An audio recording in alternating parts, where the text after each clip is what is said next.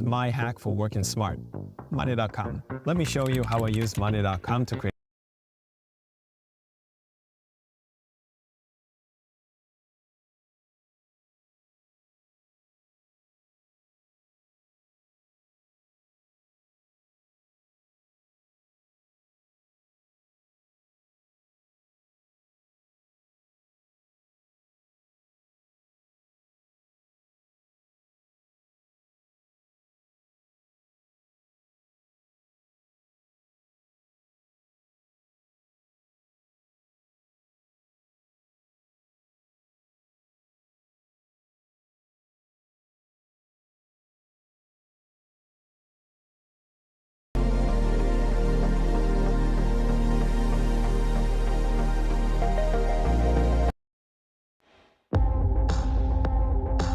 I know a lot of people will be excited when they hear the sonic boom.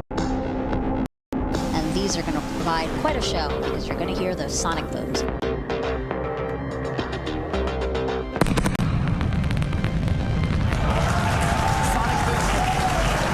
Booster landing leg deployed.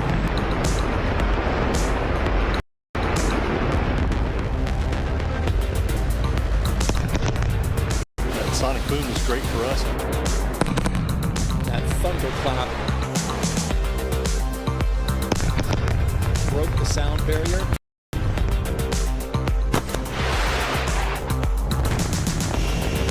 Side booster separation confirmed.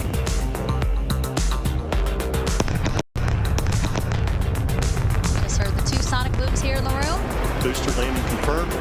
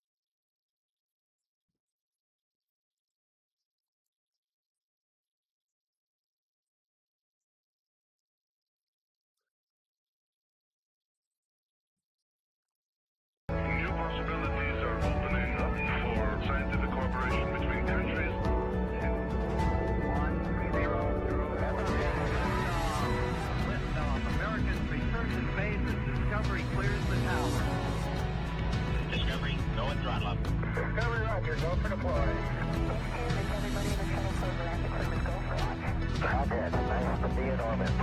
We have followed in their footsteps to get us where we are today.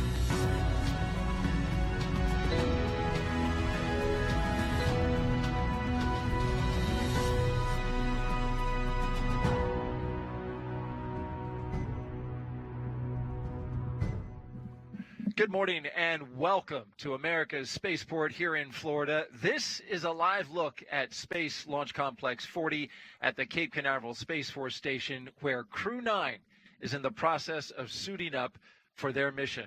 Today's T0 is 1:17 and 21 seconds p.m. Eastern Time. That's when a Dragon spacecraft sitting on top of a SpaceX Falcon 9 rocket that you can see right there will launch to the International Space Station. Crew-9 is a continuation of regular crewed flights from U.S. soil to station as part of NASA's Commercial Crew program. What a beautiful shot outside as we circle Launch Complex 40. I'm NASA's Daryl Nail, and this is the official launch broadcast of Crew-9. With me to help commentate to what's happening this morning is our special guest, NASA astronaut Zena Cardman. Zena, so good to have you here with us for what is hopefully going to be a great launch today. Thank you, Daryl. Good morning, and good morning, everyone tuning in with us. I'm so grateful to be here. And we are very grateful to have you here as you look at the launch pad now. Such a great shot by our flight operations team here at Kennedy. The mission today is a new configuration for NASA's Commercial Crew program as we go back into the suit-up room. We are flying one commander and one mission specialist, a crew of 2 instead of a crew of 4 as originally planned. Now, the reason is to use those 2 empty seats to return astronauts Butch Wilmore and Sonny Williams. They flew up to the ISS in June, but remained on the International Space Station to prioritize their safe return. Meanwhile, their Starliner spacecraft, which had technical issues during a test flight, returned to Earth uncrewed earlier this month and returned successfully. And we'll have more on that in just a bit. Today, the crew's ride to space is the Dragon Freedom spacecraft, its 4th flight to space. As we look inside the suit-up room at the operations and checkout facility here at the Kennedy Space Center, we see both the astronaut and the cosmonaut sitting in their seats inside the suit-up facility. They've got their suits on, and now, Zena, of course, it's time to check them out. That's right, Daryl. This is the first time that the crew have gotten in their suits on launch day. Of course, this is not the first time they've been in their suits. We spend a lot of time training and practicing in these suits so that we are ready to go on launch day. But this is the first of multiple checkouts of the suits that will actually take them to the International Space Station. It's great to see. You can tell they're a little puffed up. When the helmet goes above the chin and the mouth area, you know that they're being pressurized, right? That's exactly right. Yeah, we're doing leak checks in these seats, and so it's great to see Nick Hague and Alexander Gorbanov here in suits that are looking good. When they pressurize, they get a little bit stiffer. They're actually about the same pressure as a volleyball. Oh, interesting. I Fun didn't know fact, that. yeah. Oh, that's a nice little factoid. Yeah. Well, over the next 4.5 hours, we will walk you through this detailed process and show you all the action live as it's happening from suit-up room all the way to liftoff and then in orbit. But first, I want to tell you a little background information about Zena Cardman, our co-host today. Zena was selected by NASA as a member of the 2017 Turtle astronaut class. She completed 2 years of training as an astronaut candidate. Leading up to today's mission, she was part of Crew-9 and trained extensively with the team before the flight was adjusted to 2 crew members. As you can see, this is video of her doing that training. Zena is also a geobiologist. She earned her bachelor's degree in biology and her master's degree in marine sciences, both from the University of North Carolina. There, she also researched geobiology and geochemical cycling in subsurface environments such as caves.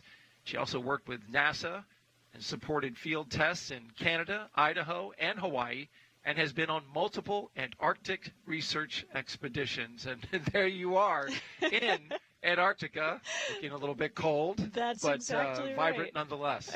Yes, in some ways a very different environment than the one that I am training to work in now, but it's also, I think, really exciting to see a continuation of scientific research in remote environments and research that is collaborative and uses people who are not necessarily the scientists themselves actually doing the research, just like Nick and Alex are going to do on ISS.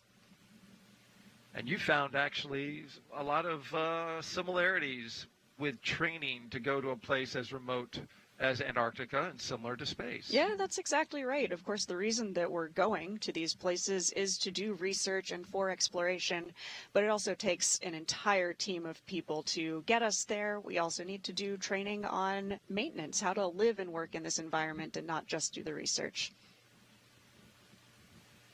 All right, as you look here at Commander Nick Hague, I want to talk a little bit about him. U.S. Space Force Colonel Nick Hague is your Crew-9 commander. He was selected by NASA as an astronaut in 2013. This will be his second space flight to the International Space Station. In 2018, he and his Soyuz crewmate experienced a catastrophic rocket booster malfunction after launch. They were forced to abort but landed safely. 5 months later, Hague launched on another Soyuz and served as flight engineer for expeditions 59 and 60, and of course, a safe mission to the ISS. He spent a total of 203 days in space and performed 3 spacewalks. The Kansas native is a test pilot and a distinguished graduate of the United States Air Force Academy. Nick spent 5 months in Iraq in support of Operation Iraqi Freedom. He voluntarily transferred from the United States Air Force to the Space Force in 2021 and is an active colonel. His wife, Katie, is a retired U.S. Air Force colonel, and they have 2 sons. Nick is certainly ready for this role, a role, Zena, that you had trained for, but a switch was made. Yeah, that's exactly right. Nick is going to be the commander of this flight today. This will be his second long-duration mission to the International Space Station, but as you just mentioned, his third launch to space. I'm really excited for him, and actually his crewmate on that Soyuz that aborted will be joining him on the International Space Station. How about that? Well, they'll be reunited after their unfortunate circumstance on that first flight, but they did make it to space, and they did do some great while they were on that particular mission. That's exactly right, and this is really a testament to these systems work when we need them to. Indeed. Well, as we mentioned, this is the suit-up room. It's one of many rooms on the 3rd floor of the Neil A. Armstrong Operations and Checkout Building that make up crew quarters. The crew has been living and working in crew quarters for more than 2 weeks now. Let's talk a little bit now about his fellow crew member, Hague's fellow crew member, talking about Alexander Gorbanov. This is Mission Specialist Alexander Gorbanov's first time going to space. He studied engineering with qualifications in spacecraft in upper stages from the Moscow Aviation Institute. Gorbanov graduated from the military department with a specialty in operation and repair of aircraft, helicopters, and aircraft engines. Before his cosmonaut selection in 2018, he worked as an engineer for a rocket space corporation and helped support cargo spacecraft launches from the Baikonur Cosmodrome. That's exactly right. It's great to see Alexander looking good in his suit today. He has been an incredible asset to the team, Crew-9. I'm so grateful that I got to spend the last 18 months training with him and with Nick. They are both flying today in roles that are slightly different than the ones they originally trained for, but they are both ready to step up. And talk a little bit about that, Zena. Initially, he was trained as pilot. Now he's in the commander position, but he also has to cover some of the responsibilities of the pilot, right? Because Gorbanov is still mission specialist, though he's also upped his level of ability for this mission as well. Yeah, certainly. It is an unusual circumstance. So the mindset for today is that Nick Hague is the commander, and we're referring to it as a single-seat commander. So he will be in charge of the vehicle, taking over the commander role it's a step up, certainly from the pilot role, but something that he's well trained to do. And the difference between transitioning from the pilot to the commander role is less of a difference than it would be to transition from mission specialist to pilot. And we simply did not have enough time to complete all of that training, although Alex is an incredible crewmate and a very capable cosmonaut. And so Alex will be flying in the seat that Nick was physically training in. Nick will be flying in the seat that I was physically training in, but they will both be sharing these duties. Alex will be backing up Nick in a lot of the duties, but Nick will be the commander of the spacecraft. And a little more insight into the decision that you touched on that was made on the crew assignments once this mission was changed from a crew of 4 to a crew of 2. NASA Chief Astronaut Joe Acaba, of course, made the call to fly Hague as the spacecraft commander. Acaba had to balance flying a NASA crew member with previous spaceflight experience to command the flight, while also making sure that the agency maintains an integrated crew with a Roscosmos cosmonaut who can operate that agency's critical systems aboard station for continued safe station operations. So a lot went into that decision, and we heard from NASA leadership in the press conference yesterday, and they said, look, you know, we had to make that call of experience in which it leaned, but they said it was a very, very close call between you and Nick. Very, very close. But it went to the experience, and you've been a professional about this. You're here on the broadcast talking about it, which, you know, I got to commend you for that as well. Thanks. But they said, look, you're going to fly. You're going to get a mission, and it'll be soon. Yeah, absolutely. I mean, this is a very privileged problem to have. If I can say, I don't know exactly when my launch to space will be, but I know that I will get there. That's a really great position to be in. I am here today to support my crewmates and to support the astronaut office and to support the International Space Station mission as a whole. As you just mentioned, it is really important to us that we maintain these international partnerships. It is an international space station, and so flying Alexander in that role enables that international partnership. It also facilitates my colleague Don Pettit and his seat launching on a Soyuz rocket just a few weeks ago. So they will all be together on the space station as an expedition crew, and I'm really proud to be supporting my crewmates here. Well said.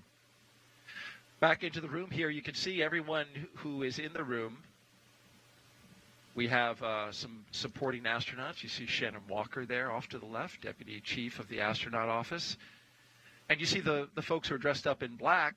Those are the SpaceX support team.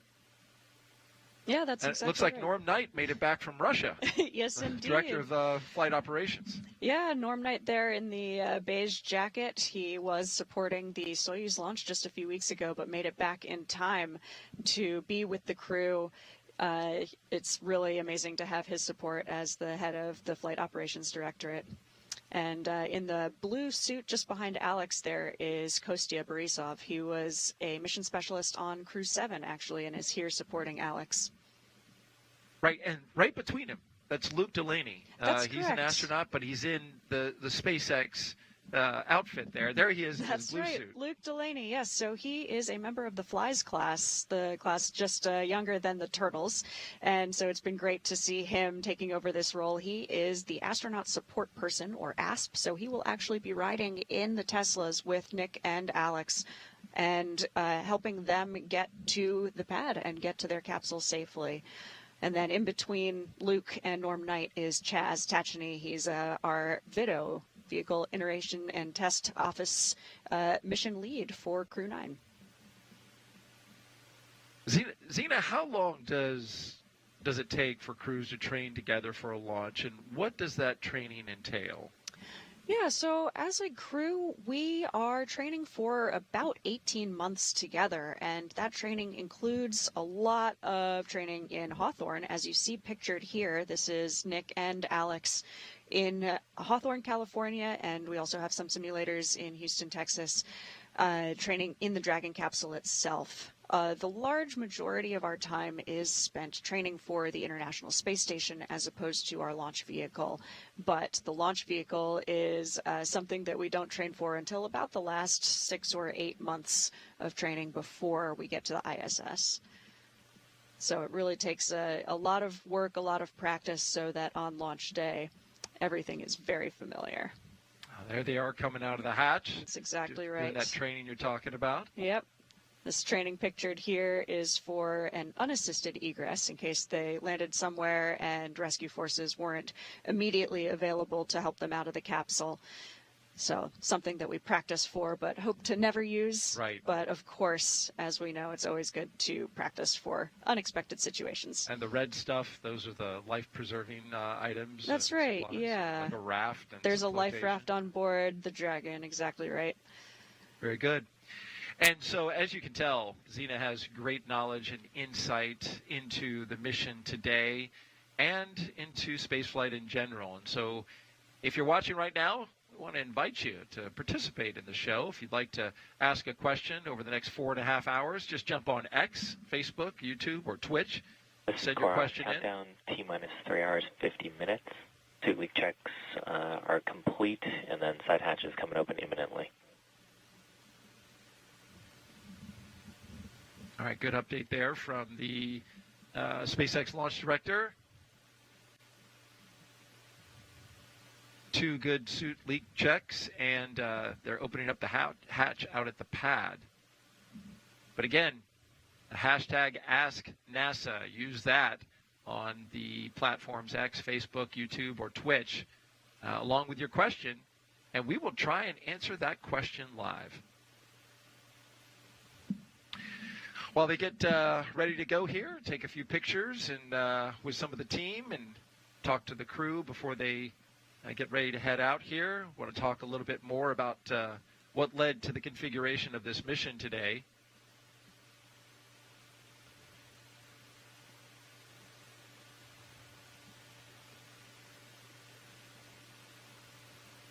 The other 2 astronauts who are not flying today but will technically become part of Crew-9 and Expedition 72 when Nick and Alexander arrive to the ISS are, of course, Butch Wilmore and Sonny Williams.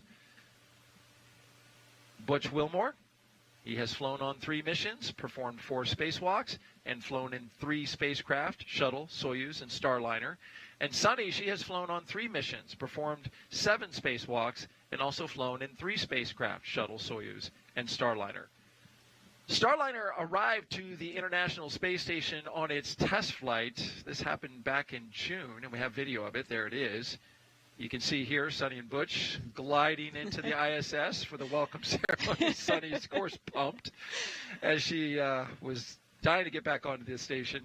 But after experiencing some technical issues with Starliner, NASA extended Butch and Sonny's stay on the ISS by weeks so teams could perform in-space and ground testing, along with holding agency meetings to review the data.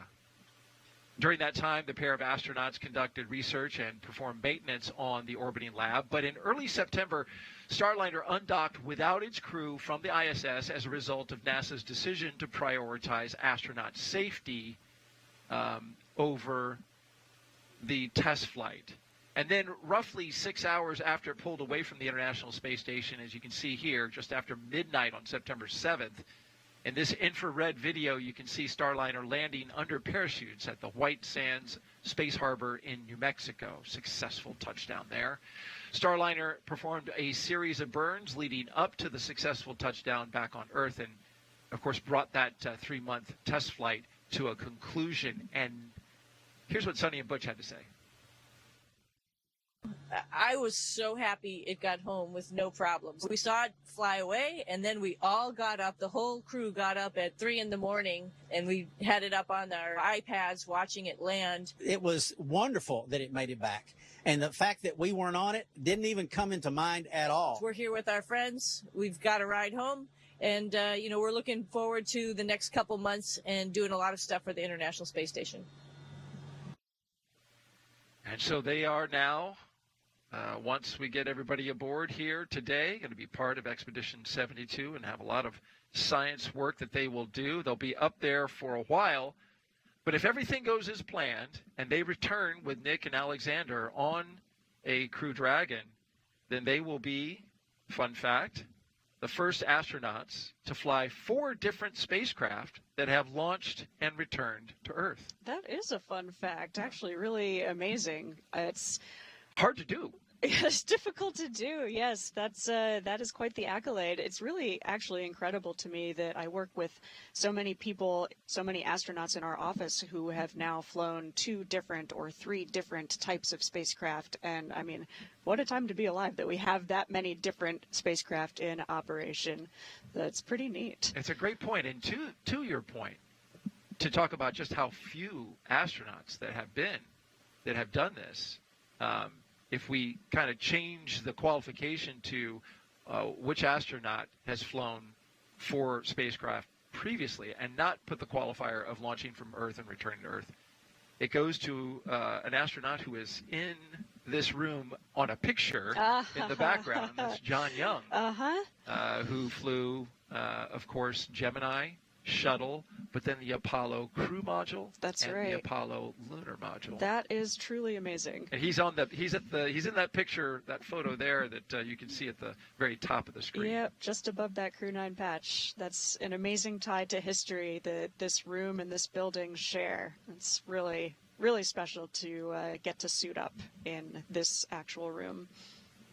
And so this is a tradition here. There's Shannon Walker with the 2 crew members laying out the rules to a card game. This is a tradition that happens before the crew can leave the suit-up room.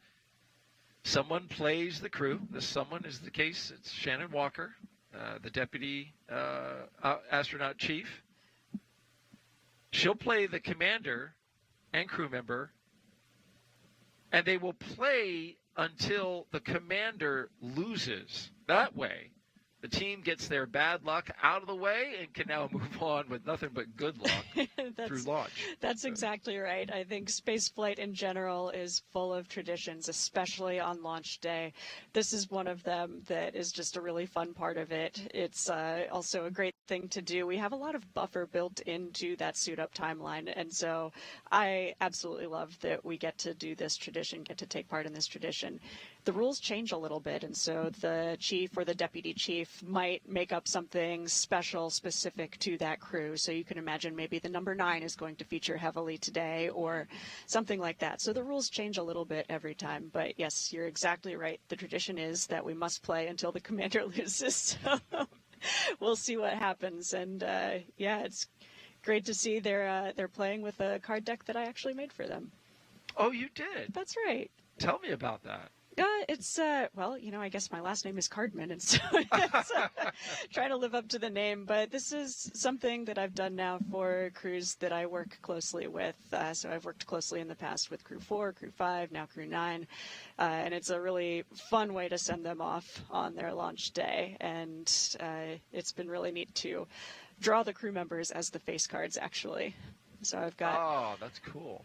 Nick Hague as the king for each suit, and Alexander Gorbanov is the jack of each suit. Any reason that you chose for those particular? Well, you know, that just happened to just work out that way. Yeah, I followed my instinct there.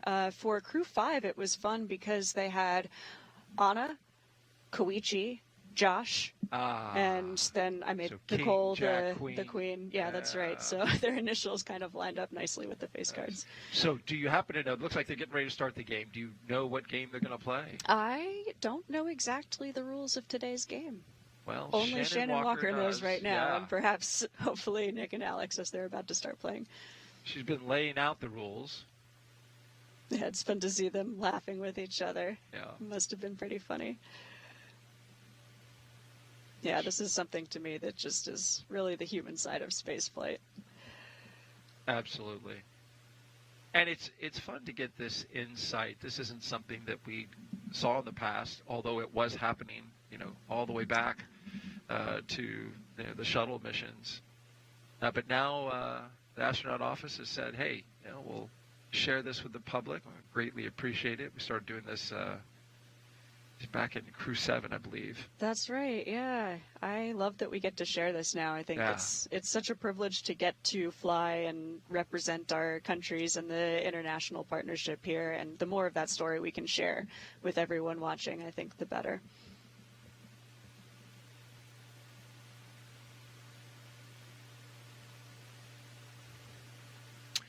Seems like Shannon's trying to stretch out the time a little bit as she checked her That's watch. a good sign, actually. I Yeah. think they must That's be right. That's doing true. well on time. We love having buffer in the timeline. It's nice to see some familiar faces in the background there. Some of the black SpaceX suits. Number 34 is Haley Esparza. She's the manager for all astronaut operations at SpaceX. And fun fact, she's been with every single crew to fly a Dragon since Bob and Doug. Oh, how about that? Some great consistency there. That's right. Yeah. I'm taking from the body language that Haig may have lost right out of the gate. Great, we're good to go. Got a good feeling for today. So that didn't fill a lot of time, but hey, But you hey, got the good result omens. that you We'll wanted, take right? it. That's Yeah. right. There you go.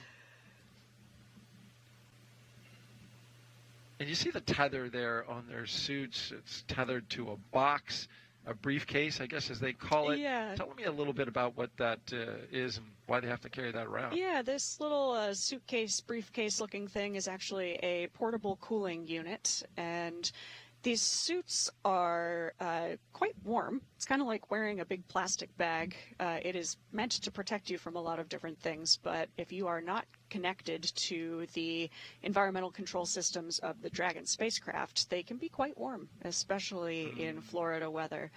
Right, And this isn't breathable fabric for good reason. that's yes, all of the right reasons.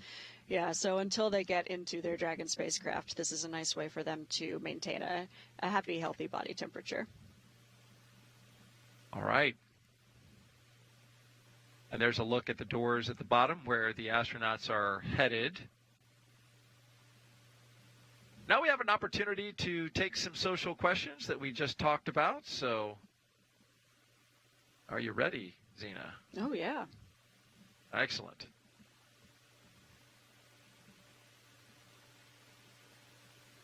All right, first up, Dustin Burnham asks on X, can you share a surprising or funny story about the preparations for this launch that highlights the human side of space exploration? Oh, that's a great question. Oh, man. As crew members training together for 18 months, we have a lot of opportunities to not only work together, but also travel together, and you get to see each other in many different circumstances. I can attest that Nick Hague is quite good at karaoke. You don't say. I do. Yeah, so that's what he can really sing. Oh, well, I would say he's very enthusiastic. Oh, okay. Absolutely. Oh, I see. Is he the guy that, he's always trying to get to the karaoke bar to sing? Or Yeah, does he kind of push it a little bit? I think it's an especially nice tradition, for example, when we are training in a place like Japan, where this is one of our international partners, and what better place to do karaoke than in Japan? No doubt. So we're looking outside the operations and checkout building at T-minus 3 hours, 38 minutes, and counting. This is where family, friends, loved ones have gathered to say goodbye to their astronaut. And let me tell you, the license plate is ready for it, as is the SpaceX Teslas that will head out to the pad. Always a great little tradition that they do with a custom plate. Yes, I love this tradition. All of the Teslas that have taken Dragon crews to their rocket have had a fun custom license from Haley Esparza, who just walked in front of the camera. She's the mastermind behind those license plates. I suspect this one is a Taylor Swift reference. Ah, I'm glad you got that. Uh-huh. Well, you see the 3 Teslas that are going out there, Teslas 1 and 2. Of course, with just 2 crew members today, they'll be in one Tesla together. That's right. It would be a lonely ride separate, so I'm glad they'll be together and listening to Pump It Up playlist on their way there. Well, you can see this is now the hallway back inside the astronaut crew quarters, and some really fantastic artwork that you can see lines the hall there. This has been a recent addition to the hallway, and it's just some beautiful stuff there. Yeah, I absolutely love this addition to such a historic place. And those doors, my goodness, it's amazing thinking how many crews, all of the people who have walked through those doors on their way to orbit.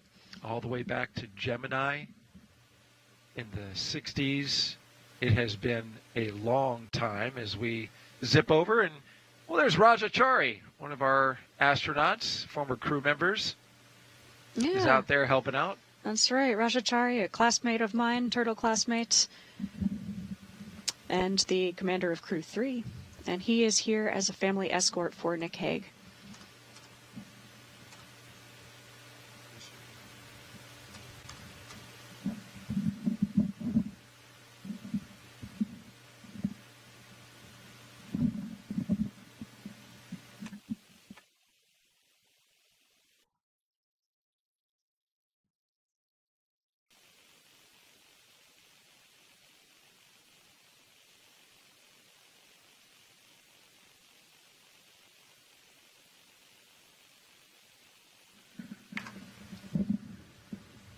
Okay, so we're looking at the doors that are at the bottom of the elevator, and still haven't had the crew walk out of crew quarters, but there's a lot of stuff to do. They have a schedule. They want to keep to it, and they're going to walk out of there right on time.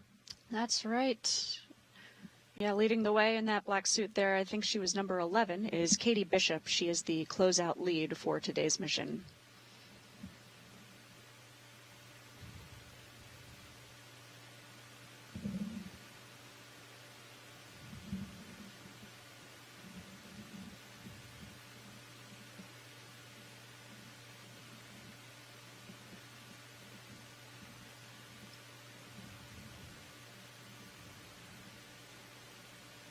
Crew quarters is a pretty big place as you look into the hallway there. Talking about 26,000 square feet, and it takes up the entire third floor. Yeah. And the west wing. That is true. That's true. Yeah, not all of that is used as crew quarters specifically. It also includes a lot of other goings on. Oh, here we see the crew coming down the hallway. Oh my goodness. Here they come. Crew-9 leaving the suit-up room and now on the move inside astronaut crew quarters. This is a big moment, and there's so many people who have supported them in quarantine who are lined up in these hallways, wishing them well on their journey. You can see them waving goodbye as they get in these elevators. Yeah, Alexander Gorbunov on the right, Nick Hague on the left, stepping into the elevator with Shannon Walker. That's right, and that poster that you see lining the walls of the elevator are signed by so many of the people who have supported this mission here at KSC. It's really humbling to see those posters as you step into those elevators. A very nice touch and a thumbs up as the elevator doors close. Now they're headed down to the first floor, and as they do so, since we're talking pre-launch traditions, and we had a few of them, here's another one. Both Nick and Alexander signing their mission patch inside crew quarters. The patch shows, of course, the trail of a rocket launching. And you can see a Falcon 9 in there with the number 9 on its beak, along with a crescent moon as its eye. That's a nod to the Falcon 9 rocket in the patch. And we'll have much more on this mission patch with a deeper dive into the design coming up later in the broadcast, which, you know, Zena, your team, when it was your team, all contributed to the design of this That's patch. right, yes. So this is a patch that I have so much affinity for, and I love the design. Nick and Alex will represent it well today.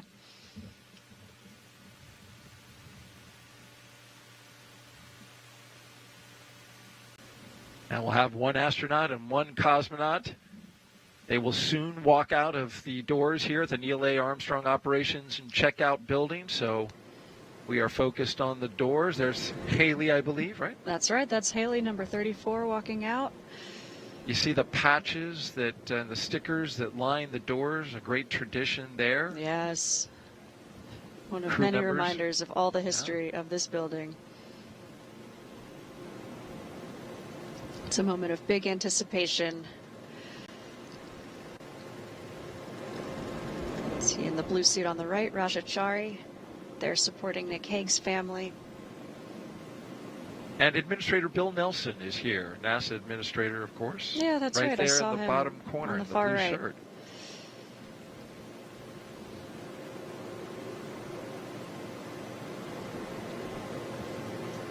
The doors are open on the Teslas.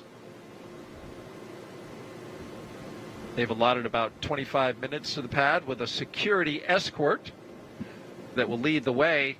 We've got a on-car camera. We'll follow them as they go out there, so we'll get to see the same things that the astronauts see on their first ride ever out to Launch Complex 40 this time, which has been certified for human space flight, a recent addition to the capability of that launch complex out there at the Space Force, the 45th Space Force Wing, the Cape Canaveral Space Force Station. Yeah, that's right. This is one of many historic aspects to this Crew-9 mission, and it's neat to have Nick Hague, who is the first person to launch as a Space Force member. Ah, yes. Of course, Mike Hopkins transitioned over to the Space Force while he was already on orbit. So he launched as Air Force, landed as Space Force. An important distinction there, and I believe Nick said in his little crew pack, he's taking the Space Force flag. Yeah, we get a really small volume of personal items, much of which we tend to take up with gifts. Oh, here they come. There they are. Nick Hague, commander of Crew-9, with his crewmate, Alexander Gorbanov.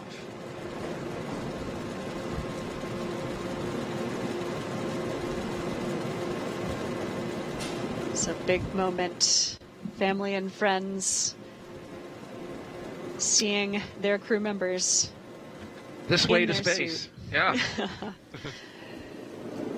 Yeah, so they'll have a chance here to say a few words with those who are closest to them. Standing at a distance, of course, because the astronauts are quarantined for 2 That's weeks right, yeah. prior to liftoff. And their closest members of the family have been quarantining with them, but as we are actually getting ready to get on the rocket, we are taking all of the precautions possible. What's this like for you, Zena, seeing your former crewmates in this moment? Oh, gosh, at the same time, it is absolutely joyful, and it is also surreal. It's really fun seeing people I know so well in their suits, ready to go. I know firsthand how well prepared they are. They've been doing not only all of the normal training for a mission like this, but additionally working really hard to make that final transition into these roles that they weren't originally planned for. I know that they're ready, and gosh, it's amazing. I know how many people have put a ton of work into this. I'm ready to see them get to the International Space Station and get going on a long expedition.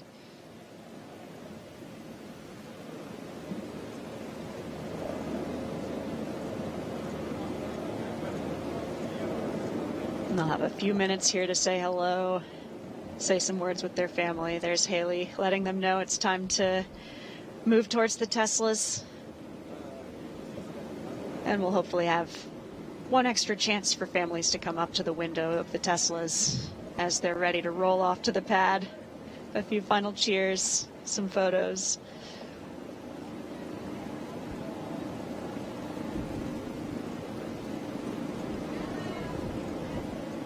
And now they are getting into the Tesla.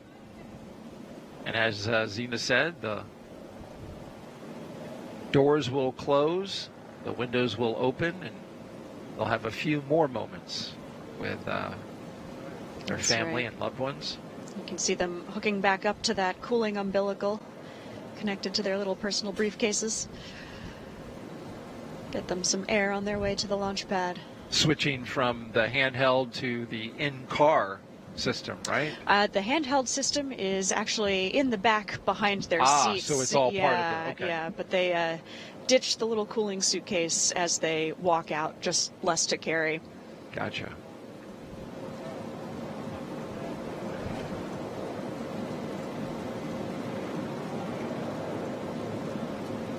This moment is such a mix of emotions.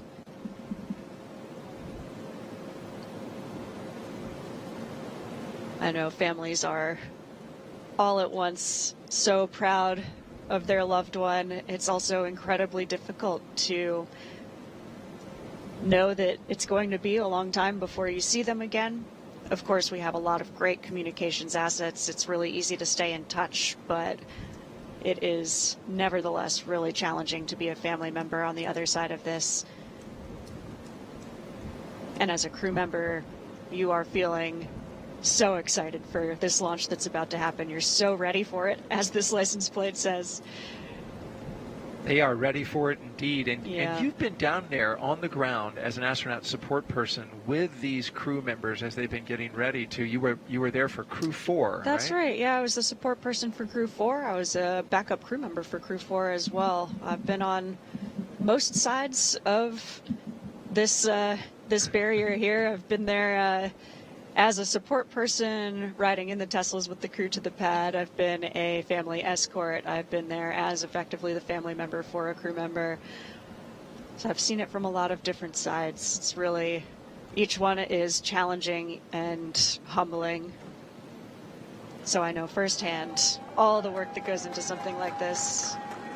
And they are off on their way to Space Launch Complex 40 at Cape Canaveral Space Force Station.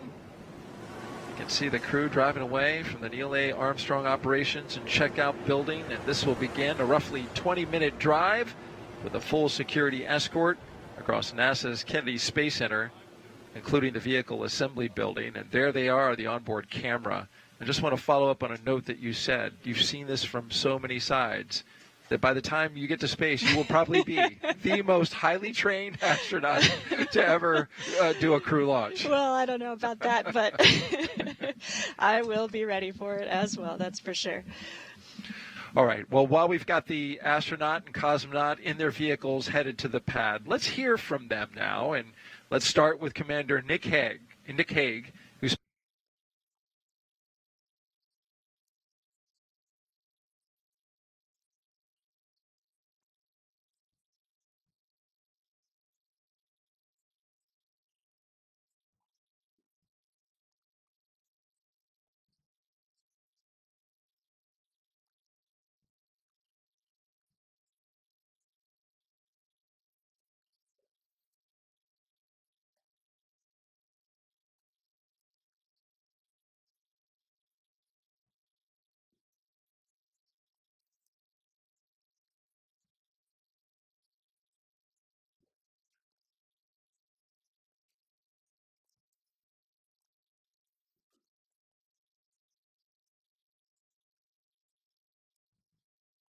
everyone on Earth. I'm Nick Hague, and I'm the commander for NASA's SpaceX Crew-9 mission to the International Space Station. Space is really hard. It's dynamic, it's unpredictable, and we've seen that play out over the last several months. But that's no different than the way it's always been. And so it's phenomenal to be part of a team that you see them respond to that and throw themselves at these new challenges and figure out ways to make it happen. It just makes you really proud to be part of the NASA team. I grew up on a farm out in western Kansas, looking up at the night sky, staring at the stars, dreaming about exploring space. At some point when you're growing up, the childhood dream of going to space transitions to a professional ambition. And for me, that time was at the test pilot school at Edwards Air Force Base. I've been to the space station before. My first launch was not quite successful, and we aborted about 2 minutes into the flight.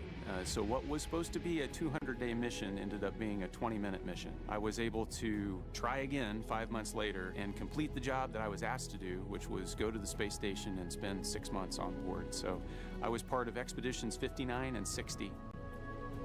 Our mission hasn't changed. It's to get to the space station, conduct research, and come home. How we're going to do that is going to look a little bit different. This time, we're going to launch with just 2 crew. We're going to have 2 empty seats for Butch and Sonny, so that at the end of our mission, we're going to be able to bring them home.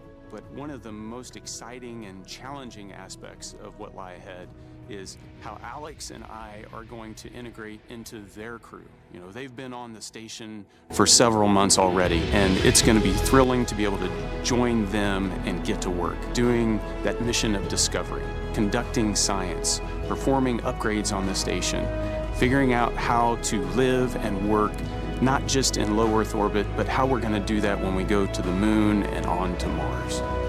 Safety culture at NASA is so critical. We manage risk every day. Just being able to watch the agency navigate those decisions over the last several months and balance the risk and the safety of the crew and the well-being of the crew and the vehicle and the mission has been phenomenal.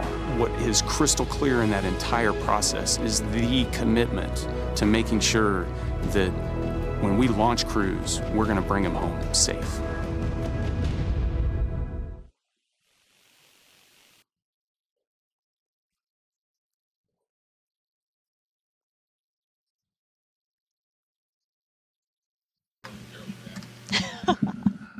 And we are on the road after hearing some really wonderful words from Commander Nick Hague.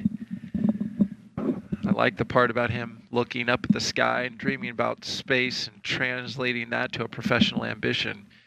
And here he goes. We also want to invite you to jump in to the conversation we're having right here on air. Send us your questions with the hashtag AskNASA on the platforms Facebook, X, YouTube, and Twitch. Astronaut Zena Cardman is here, and she is answering your questions and doing a great job of it. And so our next question is, well, Luke, who is just 8 years old, asks on Facebook, how tall is the rocket? Oh, the Falcon 9 rocket is a little over 200 feet tall. So that's roughly 20 stories if you think of a 20-story building, you know, a hotel or a condominium. Right. That's right. I mean, it is a really tall rocket. That's exactly right. Yeah, so the crew will be taking a long elevator ride up to the top of the launch tower before they can walk across the crew access arm. And at the bottom of the rocket, they'll have a chance to peer up at it from below. And at the top, they'll have a chance to peer over the rail and gaze out at the view. It is really actually amazing to stand on top of one of these launch towers and look out at Kennedy Space Center, many different launch towers here. But today, this one on Launch Pad 40, Launch Complex 40, is going to take Nick Hague and Alexander Gorbanov to the International Space Station. Another question on social now coming from Nico Fuentes. He asks on X, why is Crew-9 launching from a different launch pad? This is a launch pad that SpaceX has used to launch Falcon rockets from before. This is the first time that we will have actually crew, so people, launching on a rocket from this launch pad. And I think it's great. Now we have more options available. This adds some flexibility to the launch schedule. We have more and more rockets launching every week, and things can get a little complex. We have to not only abide by traffic laws, so if one rocket is launching, another one is not able to launch nearby, but we also have to dodge weather, as we are keeping an eye on today. And so having more than one launch pad is really helpful in maintaining some flexibility. Initially, Crew-9 was supposed to launch on 39A, but they made the switch due to a number of factors to 40 and did a lot of work to get it ready. Exactly right. Yeah, actually, this launch pad was not yet even human rated for their original launch date in mid-August. 2 years later, and they are ready for this day. We are now passing Kennedy's iconic vehicle assembly building. As you see, as we pull out the shot here, this is where NASA will stack its Space Launch System rocket and Orion spacecraft for Artemis 2, sending 4 astronauts around the moon. It'll be the first crewed mission of NASA's Artemis campaign to establish a long-term presence on the lunar surface for science. And there you see it. What a beautiful shot of the VAB, and there you see at the bottom right the crew on their way. Fabulous. My goodness, what perspective. Wow. Well, speaking of Artemis 2, the Space Launch System core stage rocket, well, Zenit made its final stop to Kennedy Space Center in Florida before it's going to get ready for launch. The commander of the Artemis II mission was in New Orleans back in July for the big move to KSC. And let's listen in to him now with a closer look at what's next for the SLS.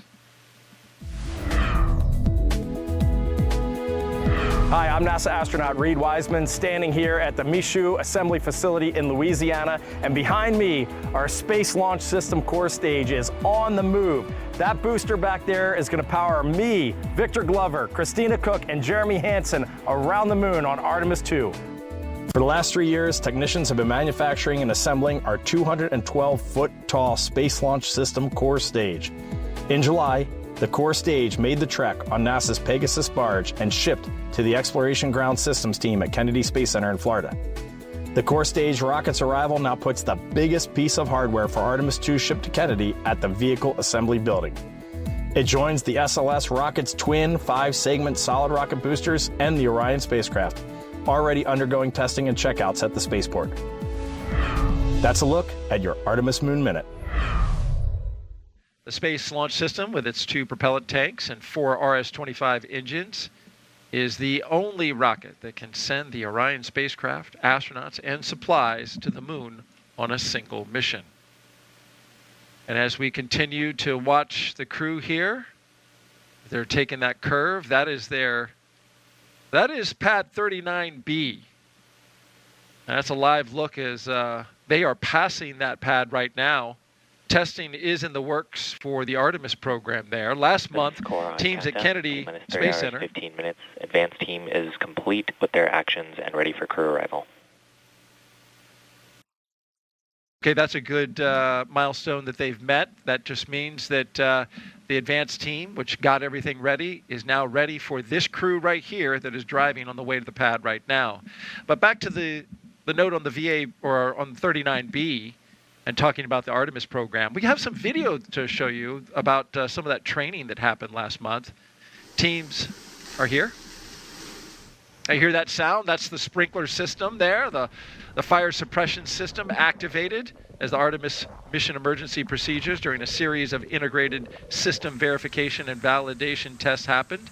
Members of several teams practiced the process of getting inside and out of the emergency egress baskets and then exiting at the terminus area, and then once there, they got into an armored emergency response vehicle and then drove away from the pad to one of the designated safe site locations at Kennedy. Critical training for them that all astronauts do before they go on a mission. For more Artemis updates, you can scan the QR code on your screen that's coming up right there.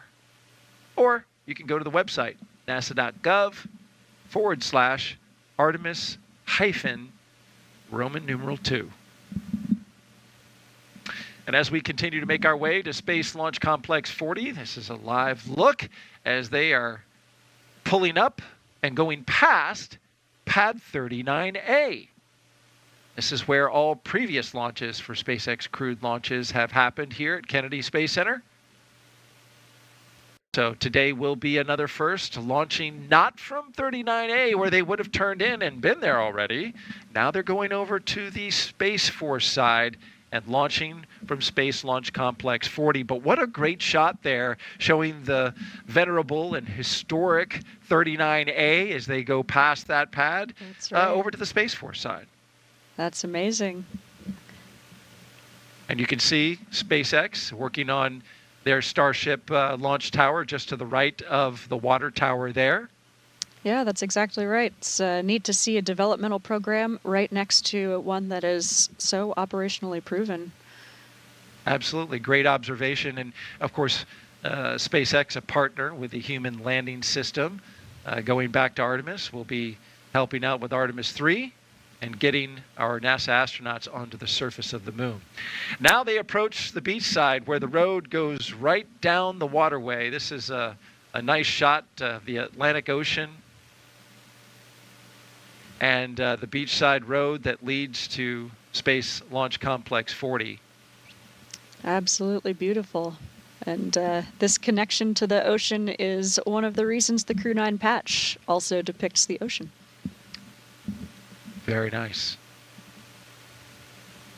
As we take in this lovely view, we also want to give a chance for, oh, nice wave. Oh, wow. That's awesome. For the surfers out there, boy, that was a sweet one.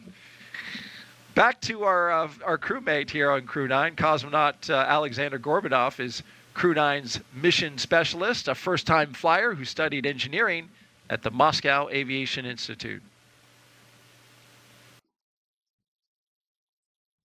Практически самое неизвестное, что сейчас у нас есть. Поэтому мы все время стараемся изучить этот космос как можно больше, изучить, как устроена Вселенная. Исходя из этих знаний, этих фундаментальных знаний, мы, может быть, получим в дальнейшем какие-то новые технологии. My name is Alexander Gorbanov, and I'm the mission specialist for NASA's SpaceX Crew-9 mission to the International Space Station. Я родился в городе Железногорске, Курской области. Это примерно в 500 километрах на юг от Москвы. Мне нравилась, например, биология. И когда я был совсем маленьким ребенком, я хотел быть биологом.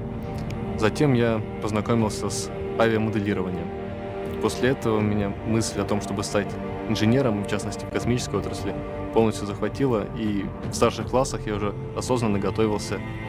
Я закончил Московский авиационный институт по направлению космические летательные аппараты и разгонные блоки. По образованию я инженер. Учась в институте, я также параллельно работал. И после этого я поставил себе цель попасть в отряд космонавтов. На это ушло примерно 10 лет. В 2018 году я был отобран в отряд космонавтов. Международная кооперация — это одна из самых важнейших частей при исследовании космоса.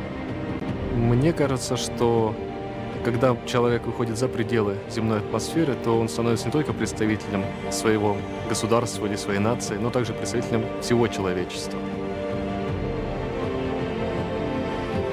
Когда я учился в институте, то ходил в горные походы, в зимние походы, научился нырять с аквалангом. Но самое вдохновляющее увлечение, которое у меня сохранилось до сих пор, это парапланеризм. Это невероятное, непредаваемое ощущение, когда ты летишь, и тебя сопровождает только звук ветра. Ну, я думаю, это похожее увлечение. С каждым годом все выше и выше. Чем больше занимаешься парапланеризмом, тем выше получается подняться на параплане. Соответственно, следующая ступень — космос, но без параплана. Minus the paraglider. Well, we saw some beautiful waves for surfing, and then there were some beautiful views of paragliding. I haven't been, but that looks amazing. Yeah, absolutely. I know that's something that Alexander is very passionate about. Hopefully I get to give that a try with him someday. T-minus 3 hours and 9 minutes, and there you see the access road as we're going towards Launch Complex 40. The lead vehicle, part of the security team that's leading the caravan. That's right. A little bit longer of a drive than it is to 39A. Gives you extra time for your launch playlist. There you go. And I don't know what the playlist is for the car this time around. Sometimes the astronauts, as you know, post it on social media. We didn't get one for Nick, but you know, it got me to thinking. Sometimes it's just nice to just drive and just have the sound of the tires underneath you, you know? That is true, though I don't know if that's the case, but, yeah. Today I know that they are listening to some tunes. Okay, so it is a good thing to rock out and get the adrenaline going. That's certainly what the astronauts did on Demo 2 and many missions afterwards. Oh, for sure. Yeah, it's interesting. Some people choose to have some pump it up jams. Others really want to relax and just get in a calm mindset. And it's really up to the crew members. So this is pretty cool, Zena, as you're driving up and seeing the rocket in through the front windshield. Oh, yeah. There you saw the MRAPs just off to the side. Those are the vehicles. In case there were an emergency egress, they would use the emergency slide wire chute to get down there and get in those vehicles. But this is a wider shot of Slick 40. It's a beautiful shot. It is a smaller footprint than 39A. Of course, 39A, a very large NASA facility. that has a very long flame trench. This one, a little shorter, a little smaller footprint, about the third of the total footprint, but all the hardware is there that's necessary for successful spaceflight. And today, the first time that we'll have a crew launch from this launch pad. And a lot of work, about 2 years worth of work, went into getting this pad configured and outfitted with hardware that can support a crewed launch. And you need a tower, you need an access arm. So I want to give you a little closer look at what we're dealing with. You can see there's the entire complex. And if you look to the right of the screen, that's the launch tower. You see the elevators. Astronauts will be going into those elevator doors. They'll then go up to the top and pop out right here at the top of the, not the very top, but the launch tower level that leads them to the spacecraft. They'll walk in the direction of those chevrons into this crew access arm, where you see a couple of the advanced team members from SpaceX looking out the window, and what incredible views they have there as well. And then that crew access arm leads to this, the spacecraft Freedom. It is a larger white room than we are accustomed to seeing over at Pad 39A, but it is very capable with numerous improvements to the current system. And there it is, a look from the outside. Outside the crew access arm and the Crew Dragon that is atop the Falcon 9 rocket. A little wider look, and you can see all around the Space Coast as we have a beautiful day forming up.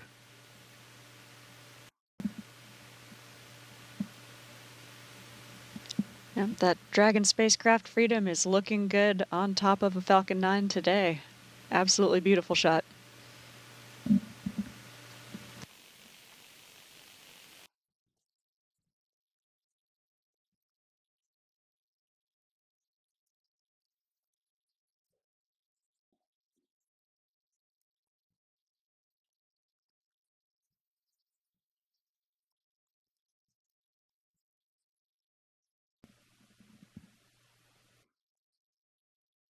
T-minus 3 hours and 4 minutes and counting. At T-minus 4.5 hours, we got a weather brief from the launch weather officer with the 45th Space Wing today. And though that shot looks beautiful there, we got a little blue sky mixed in there, there are some weather matters to talk about that the team is tracking. If you look here at the satellite view from the GOES satellite of Florida, you can see we've got there in the lower half of the screen, you can see the clouds developing and starting to push from the west towards the east. That is coming in our direction. That was expected, streaming some moisture over our area, according to the launch weather officer. It's all because of a trailing boundary in the wake of what was Hurricane Helene. It stalled out over top of us and has kind of concentrated that moisture over the launch site and staging areas. So here at the launch site, where the forecast is calling for scattered showers forming and pushing towards the Florida East Coast in the afternoon. Fortunately, our launch time of 1:17 p.m. Eastern Time is early in the afternoon, hopefully before those storms start popping up and developing. But they are keeping a close eye on it. And as a result, our probability of violation at the launch site for today is 45%. That would mean a 55% go if you're a person who likes your glass half full. I do. that's Cena. So we'll take that as a 55% go, and hopefully we end up on the good side of that. We're also watching the weather along the ascent corridor. That's a little more iffy even than the launch site weather, where the remnants of Helene have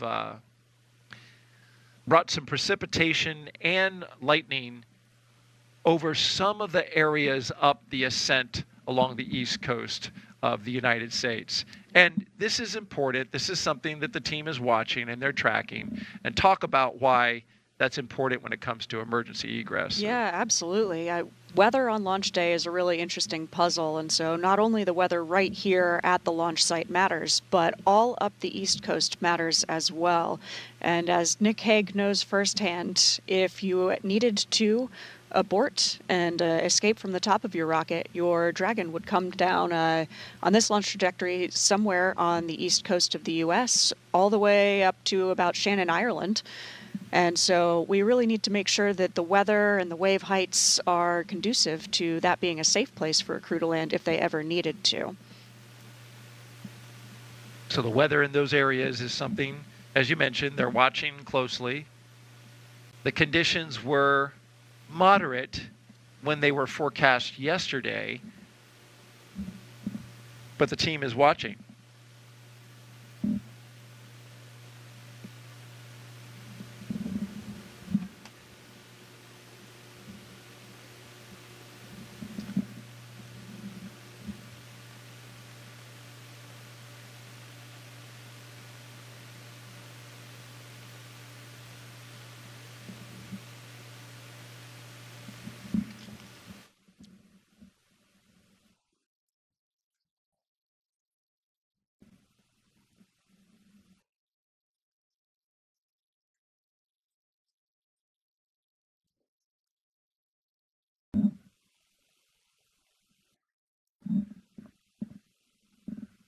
A quick note, Zena and I are listening into the weather brief that's happening right now, and we're going to update you once that's complete.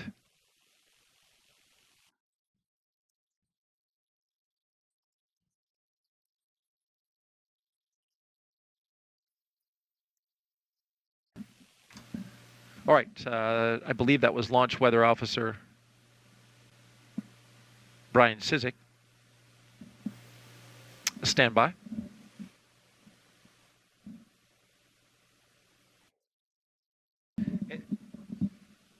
In the meantime, while discussing the weather, our crew, or Crew-9, is headed towards that elevator at the base of the launch tower. Yeah, you can see them walking towards that elevator right now. I am sure they will take a moment to look up and really take in their rocket from the foot of that 200 and change foot tall rocket.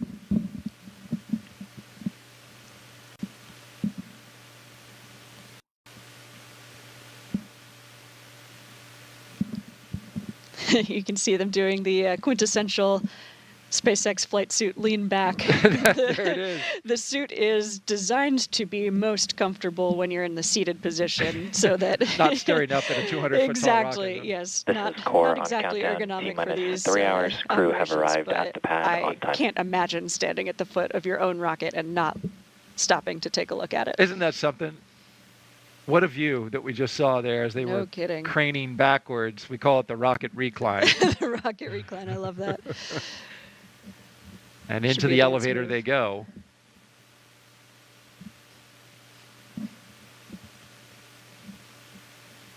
I have not been inside this elevator, but I suspect they designed it similarly to the one at 39A. There is actually a button for space. There it is. There it is, right on cue. Yeah, I know which one I would choose. Absolutely. Well, it's, why go to the 230-foot level when you can go to space? Send it. Send it, indeed. And there's the top, and that's where they'll pop out. And the crew, as we showed you in our little mini tour, will follow those chevrons on the ground, which are also there in white, high contrast with the black paint, so they can be seen in the case of an emergency egress. Yep, that's exactly right. This launch tower is well designed for humans. It's part of the long process to get it rated for these crew members, Nick and Alex, today. And there's Luke Delaney, number 43. You can tell by his red name tag, a little bit different than the SpaceX ninjas. Yeah. And there's some important differences between this crew tower. This elevator takes the crew all the way up to the level of the crew access arm, as opposed to at 39A, they have to actually go up a few flight of stairs. That's exactly right, which is no easy feat when you're in a suit like this. So quite nice to just go all the way direct in your elevator. Yeah. Direct flight. Mm-hmm. And the crew access arm at 39A actually, I understand, has an incline, so there's a little kind of coming up. Yeah, that's right. It's a little bit different than 39A. And here they come. Commander Nick Hague and Mission Specialist Alexander Gorbunov walking the crew access arm towards their Dragon Freedom capsule. They are all smiles, and I can understand why. With phenomenal views to either side of them, walking confidently and certainly anticipating these next few moments where they'll get into the spacecraft and get seated and strapped in. There's Katie Bishop, who is in charge of today's operations here at the Cape as the closeout lead for the SpaceX team. She handed a Sharpie to Alexander This Gorbunov. is core on countdown T-minus 2 hours, 56 minutes. Crew Another one of have those arrived many at the White spaceflight Room. traditions, signing the wall of the White Room before you get in your Dragon capsule. And these will be the first signatures on the wall, unlike 39A, Yeah, which is here actually we go. full They of get signatures. to be the first. Isn't that something? Choose a good spot, Alex. Yeah. No pressure. Oh, yeah. Very nice. Good. Boy, yeah. He went big, too. There's only two of them. They can take up twice as much space as they would. That's right. Nick is a lefty, apparently. That's true. Strangely, the astronaut office has, I think, a higher percentage of lefties than most of the U.S. population. How about that? Wonder why Random that is. fact. I don't know. Who knows? I Don try to Pettit. make some kind of observation of left hand, right brain, but Yeah. I don't know if that would work. But look at this. What a Taking in that view. Yeah, absolutely. I love nighttime launches. Looks really spectacular as the rocket lifts off, but getting to see this view, taking in some final scenes of my favorite planet before getting in your rocket. That's a great point. You walk down that crew access arm at night and it's just black, but during a day launch like we have today, I get beautiful vistas the entire way. Absolutely. But night is fun for people who watch launches. Yes, And yes. it lights up the sky. Yep. We've got a split screen now showing you the crew access arm, exactly where those astronauts are inside, and then our look inside it on the right-hand side. Nick Hague and Alexander Gorbunov having a little chat there about their final instructions to ingress, which means just get inside of the capsule. And their signatures, the first two signatures on this wall that no doubt will be filled with signatures over the coming years as crews continue to launch from this now human-certified launch pad. That's right, the first two of many.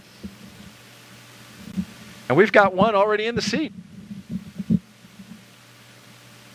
There Alexander we go. Gorbunov taking his spot in what is typically the pilot's seat, but as the mission specialist in a crew of two, he'll be sitting there right next to Nick Hague, who now takes his or kind of falls into it. Yeah, so this is that was really funny to watch actually, Core Nick, on because countdown he is T-minus 2 hours, used to 53. training. Crew have ingressed the capsule. Yep. Used to training in seat number 3, so the seat that Alex is sitting in. You saw Nick lean to the right. He's used to dodging location 8 where the displays are to the right to get around it. Ah. It's one of the many human aspects of training for something like this. Yes.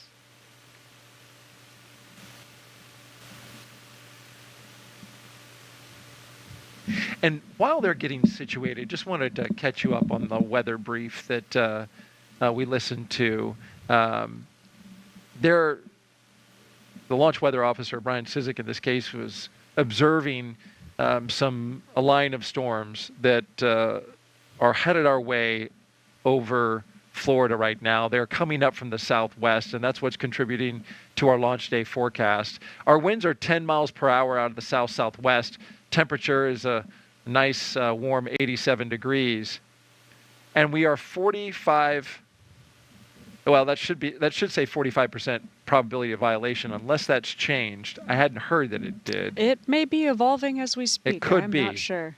But the concerns that they have are cumulus clouds, flight through precipitation, and surface field electric rules. And so as you're looking now, you can see this is our satellite imagery updated from the GOES satellite live. And you can see from the southwest portion of the state of Florida coming up from the Naples area, that streaming moisture from a stalled boundary that's coming in our direction. Of course, the Cape is indicated by the little point that you see there, the little protrusion along the coast of Florida right there in the center. And so that is heading our way. And he is forecasting that to arrive in about an hour, and says from there, we're going to have spotty storms off and on.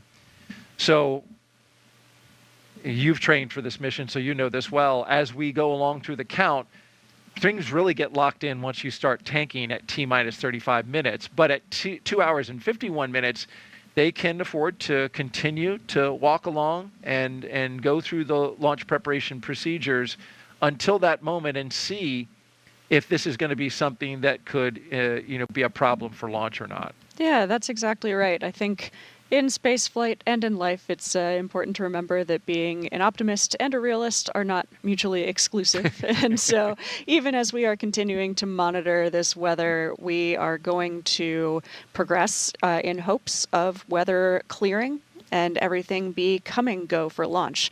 Of course, once we get to that launch minus 35-minute time frame as we are making the decision whether to put fuel on board or not, that is a really important decision point.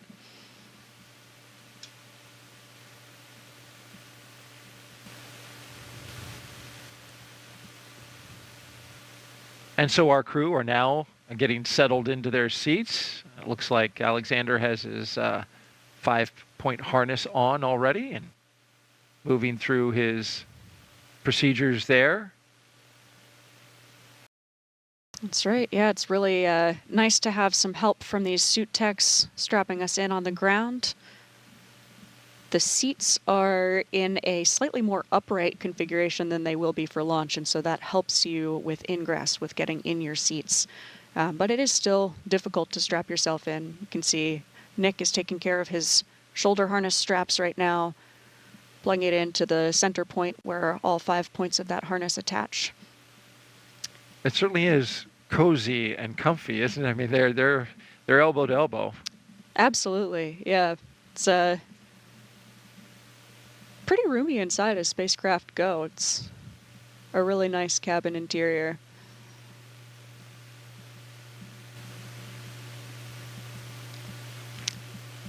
And both Alex and Nick, because they are in the center seats here, can have a longer footrest. The two seats on the exterior can only have a short footrest if you have a large seat bucket. So I'm sure they're grateful for the extra leg room. Absolutely, because they're going to be there a while. We got a 28-hour transit to the International Space Station once they lift off, and we've got another just a little under 3 hours in this position now. So absolutely, yeah. And of course, once they get on orbit, they can get out of their seats and out of their suits as well. But they've got a few more hours to go. And here, where you are not weightless, it's important to be not only safe, but also comfortable. And I did double check the probability of violation. We still are at 45% probability of violation, so 55% go with the weather, and that hasn't changed.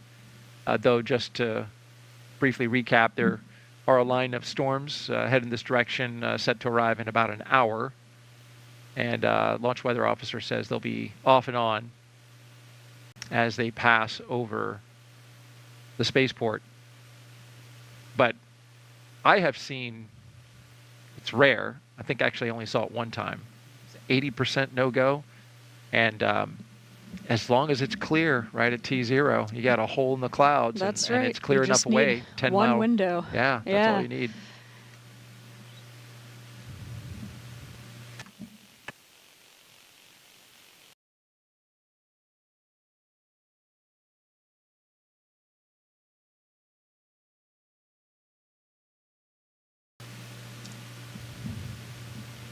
Throughout the program, we've been taking your questions from our hashtag AskNASA sites, which include Facebook, X, YouTube, and Twitch. Zena Cardman, NASA astronaut, has been taking those questions and enlightening those who are curious enough to ask, and we appreciate you sending those questions in. And next up, Zena, Craggy Williams asks, where was your favorite place to train? Oh my goodness. You know, I love that we have so many different training centers. A lot of the training that we do is for the International Space Station, and we train all over the world, in Japan, in Star City, Russia, and at the European Space Agency in Germany. Most of my training happens at Johnson Space Center in Houston, Texas, and same for Nick Hague, my crewmate there. I love the facilities that we have at JSC. Yeah. One of my favorites maybe would be the Neutral Buoyancy Laboratory, NASA's NBL. This is an amazing million-gallon swimming pool where there is a 1-to-1 scale mock-up of the exterior of the space station, and this is where we train for spacewalks in the EMU, the Extravehicular Mobility Unit. So it's a spacesuit, but different than the spacesuits that you see the crew wearing today. You can't understate the size of that pool. You mentioned 1 million gallons. This is like a gigantic indoor lake. It's humongous. It's about 40 feet deep, but it's such clear water. You can see all the way to the bottom. It's really hard to judge the scale of it. But I still remember the first time that I was submerged underwater in the NBL. You look down and your hands are in spacesuit gloves. And that was one of the first moments where things felt really real. As a newly hired astronaut. Right. Another one of my favorite places. Did you pinch yourself like in that moment? Absolutely, yes. Absolutely surreal. But yeah, what an amazing place to train.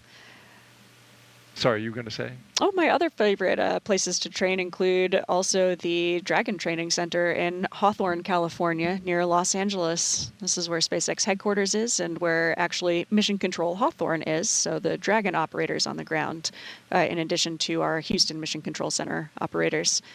And there in Hawthorne, they have a capsule simulator that is a perfect mock-up of this Dragon spacecraft. It's so real that I've heard crews say they are convinced that the side hatch is going to open, and their lead trainer, in this case, a person named Paul Weiss was our lead trainer for Crew-9. We're just convinced that Paul is going to pop his head through and say, okay, good job on the sim today. I have heard other astronauts say the same thing. Absolutely. When they get in, this moment we're seeing right now with Nick Hague and Alexander Gorbanov is so familiar because of all that training. Absolutely. That even the day of launch, that familiarity just takes over and says, oh, this is just the way we train. Absolutely. It's so important to train in as high fidelity an environment as possible. And of course, there are some aspects of space, for example, the weightlessness, that are very challenging to simulate on the ground.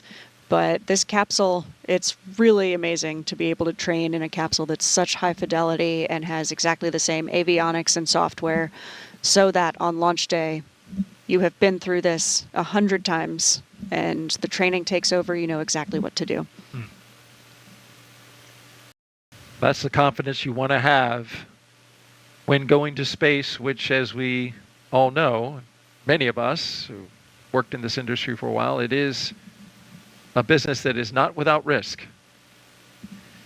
Our next question is coming from Kyla Ramsey. Kyla Ramsey Garza, I should say. She asks on X, my 6-year-old wants to know, what will Expedition 72 do for their research at the ISS? What kind of science? Oh, there's so many different experiments that are on board or going to be on board. One of my favorites, I think, is actually ourselves, the human subjects. A lot of the research that we do on the space station is understanding what happens to people when you're in space for a long time. And that's because we're getting ready to go farther afield to places like the moon and eventually to Mars, where we will be spending longer and longer duration.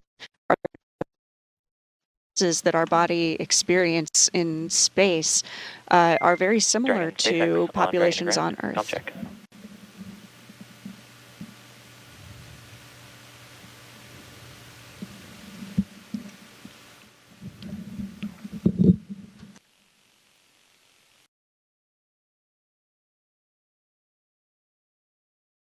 Freedom, I'm with you. Got you loud and clear.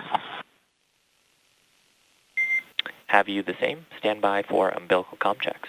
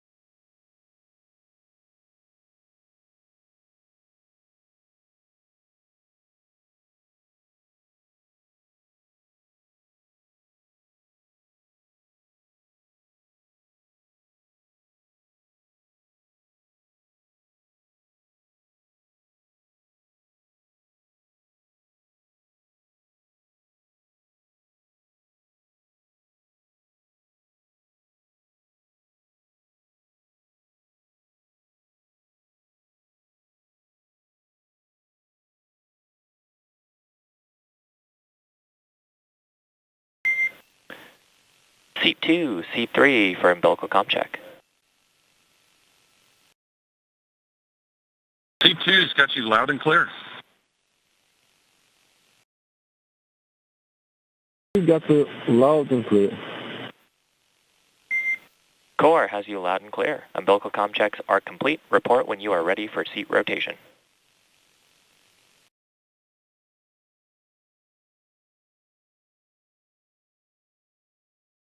Freedom's ready for seat rotation.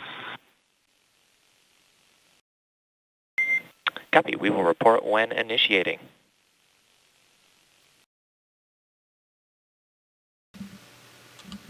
Starting off with some comm checks there, which is a routine part of this procedure. That's right. That was the core. His name's Shiva in Hawthorne, California, talking to the crew just before seat rotation here. Well, Shiva is a former SpaceX broadcaster. Yes, Dragon, we are initiating seat rotation. A good communicator. Yeah, good to hear his ready. voice.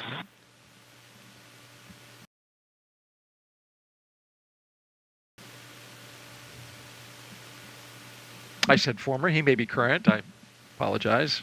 But he has done launch broadcasts, so I recognize his voice. Absolutely. And this is someone that Nick and Alex have had the chance to do simulations with in Hawthorne before. So it's nice to have a familiar person on the team. And there they go, articulating the seats into launch position.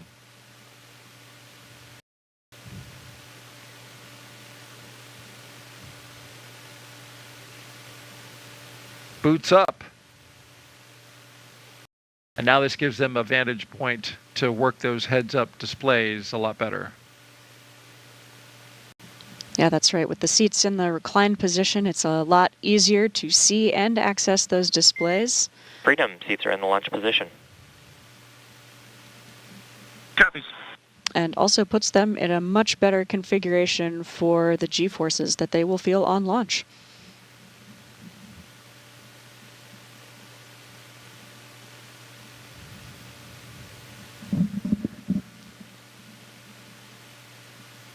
If you're just joining us, welcome to our coverage of NASA's and SpaceX's Crew-9 mission, launching from Launch Complex 40. On the left, our flight operations team from the Kennedy Space Center is orbiting Space Launch Complex 40. Dragon SpaceX, you are go for 4.100, Section 2, suit leak check prep. Freedom copies. Go in Section 2 of 4.100, suit leak check.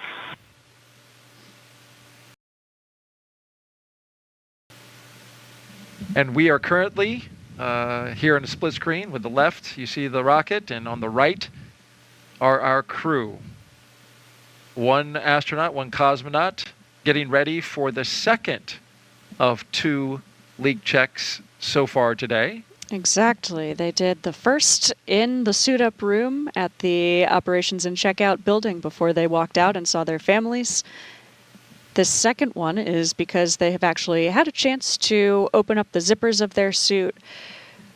And we are now also zipped back up and connected to all of the systems of the Dragon. So their actual umbilicals connecting to the Dragon vehicle itself is one place where you might have a leak. So in the suit-up room, we've eliminated the variable of the suits themselves, and now we're just making sure that Tear complete, ready for leak checks. all of those interfaces with the vehicle itself are going to be good to go.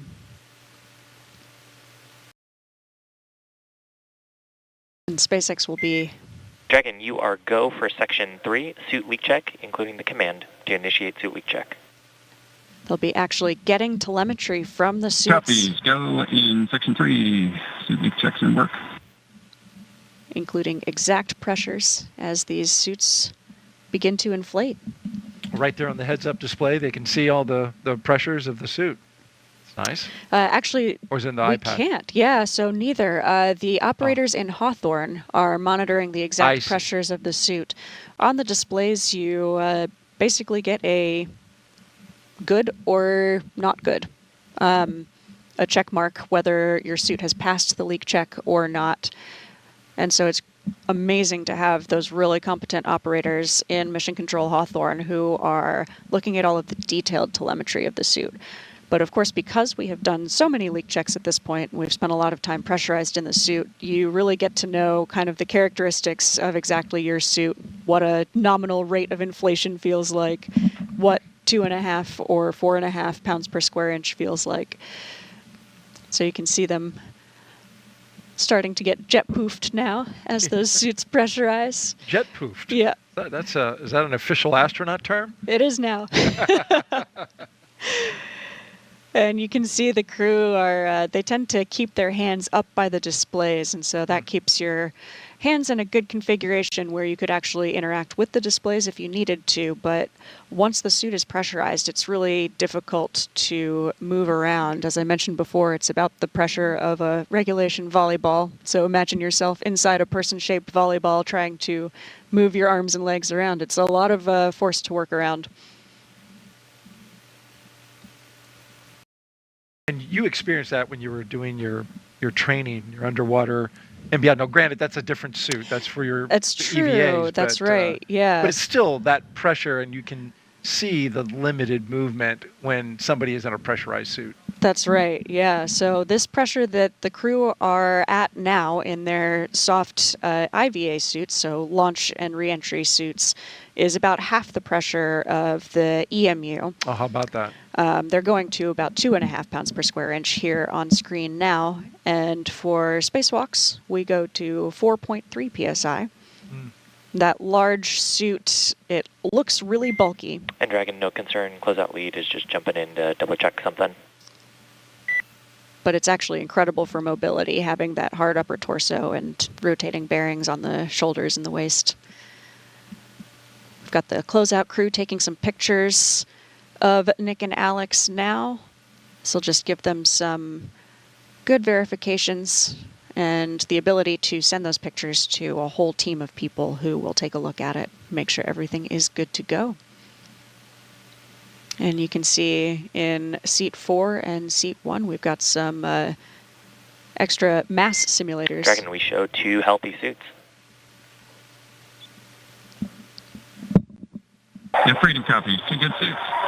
And there's that core Shiva who is confirming 2 good leak checks. And there they go, deflating. Dragon, with that, closeout team is going to be performing their final closeout steps and exiting the capsule. Please proceed to Section 4 for side hatch close and report when you are ready for hatch closure. Copies. So at this point, we are preparing to close that side hatch where the closeout crew have been coming in and out of the Dragon capsule. Of course, we want to make sure that you have a good suit and a good leak check before you close that hatch, just in case somebody needed to help with your suit. Make sure all that's in order, because when you close that side hatch, that is another big milestone in the march towards liftoff. Freedom, we're ready for side hatch closure. That's right. SpaceX copies. Currently scheduled.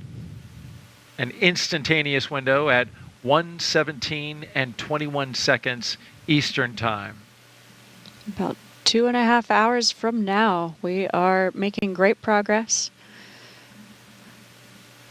And there's a bit of buffer built into this timeline, especially for side hatch closure, because something even as small as a human hair can actually cause a slight leak when you do a pressure check on that hatch seal. And so we really want to take our time and get it right. But if we do see anything, there is still the chance to open the hatch back up, inspect it, remove whatever tiny thing might have been in the way, reclose it, do another leak check, and still launch on time. And we've had that happen. Exactly, that's exactly right. Yeah. Yep. You want a really good seal between you and space. Yes, indeed, yes.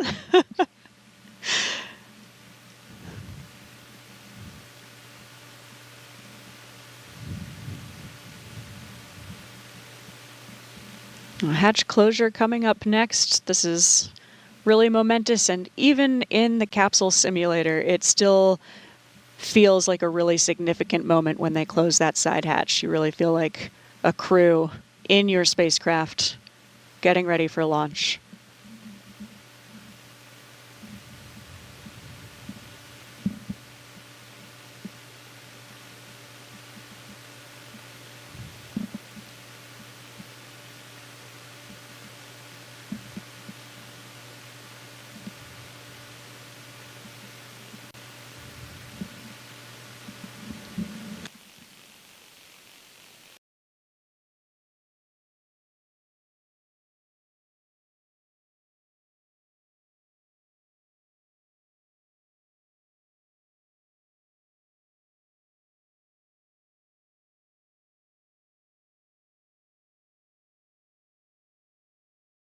Dragon, SpaceX for a TDRS comm check.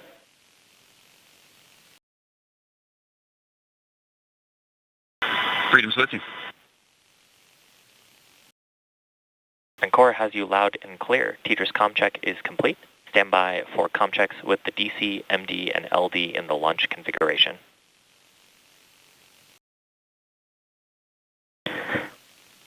SpaceX Freedom, DC on countdown 1, comm check. DC Freedom, I've got you loud and clear. DC loud and clear. Stand by for comm checks with MD. Dragon, MD on countdown 1, comm check. MD Freedom, I've got you loud and clear. MD, loud and clear. Stand by for comm check over Dragon to ground.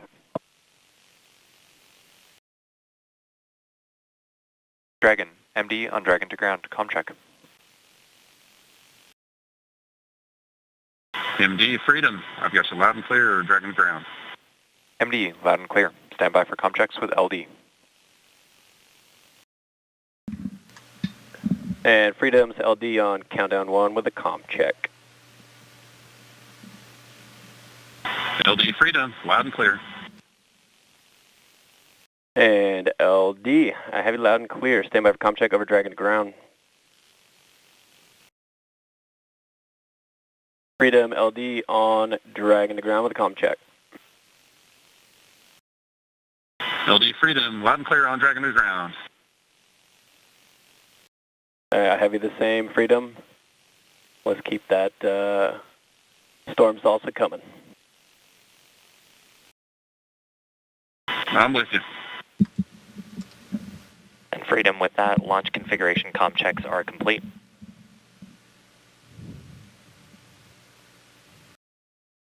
Copy all, Zulu. So, Zena, they just completed a number of communication checks with the crew, and there are a number of paths, right, that the launch team has in order to communicate with the crew. Absolutely. There are multiple different communication loops to the Dragon capsule, and with multiple different ground operators. We have some people actually here in Florida with us. So that's the launch director, the mission director in Hawthorne, the core, who is like the Houston Capcom. And so we want to check all of these different communications loops with the crew before we close that hatch and lift off.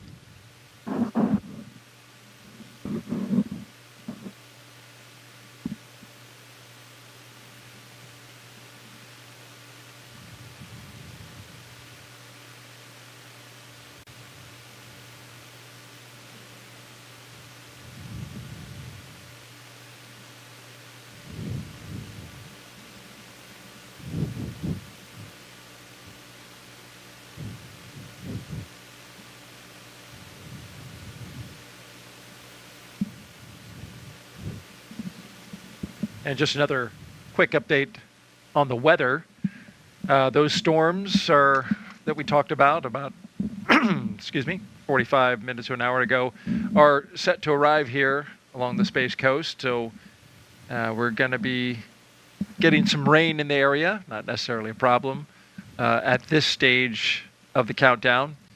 But you can see it's all coming from the southwest. You can see the bubbling up of the storms there in the southwest portion of Florida, then moving across the state towards the east and towards the spaceport. So if you're in the area and you are camping out or getting ready to watch the launch, be aware that we got some storms in the area. Definitely lots to keep an eye on. Any launch is a complex puzzle of many components, so this one will be interesting as it unfolds today. T-minus 2 hours and 25 minutes and counting. I'm Daryl Nail with NASA, joined by NASA astronaut Zena Cardman, as we are walking you through the milestones as Crew-9 is prepared to lift off today at 1:17 p.m. Eastern Time. We are split screen on the right, Crew-9, a crew of 2 Dragon, for this launch. The closeout team is in their final steps in preparation for side hatch closure. Please stand by for that and the state machine transition to pad hatch closed, and ensure all items are secure from now through launch. So as you heard, the Freedom copies all. core, a man named Shiva, coming to you from Hawthorne, is letting the crew know we're getting ready for those final steps before side hatch closure. And he let the crew know to keep all of their articles attached to them. That's because now, at this point, once the side hatch is closed, if you were to drop anything in the capsule, we would need to open that side hatch back up in order to retrieve it. So all of their tablets and stylus and their knee boards are going to stay attached to their legs there.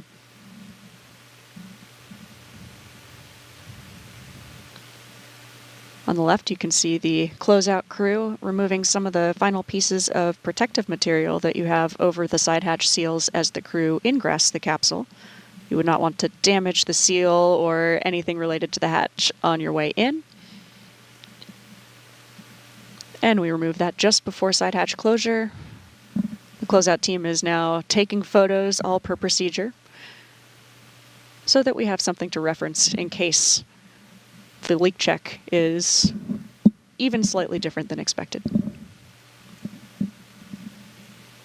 And we saw just earlier on the left-hand side of the screen the flashlight, bright light, shining, taking That's a close right. look at that seal. Exactly, doing some really thorough inspections here and photo documenting as we go.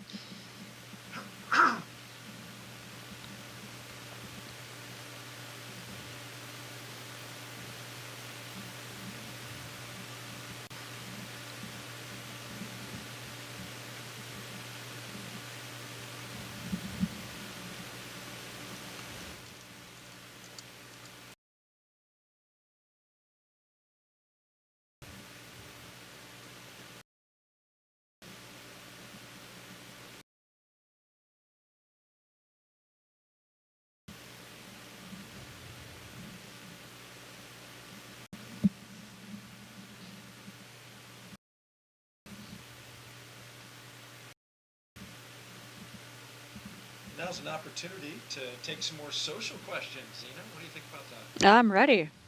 All right. If you want to submit a question, we are taking your questions throughout the broadcast. Just punch in hashtag AskNASA to following platforms, Facebook.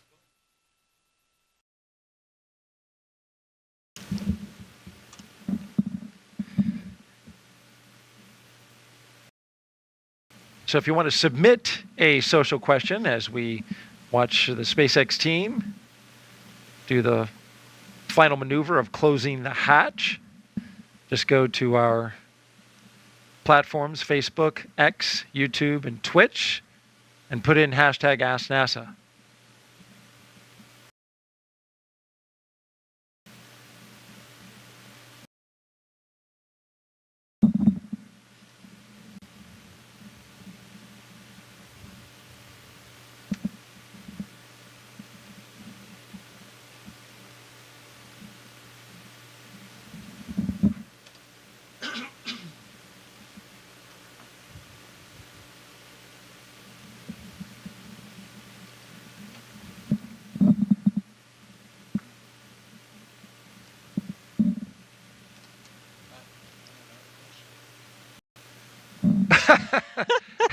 This question coming in from SpaceX's Haley Esparza.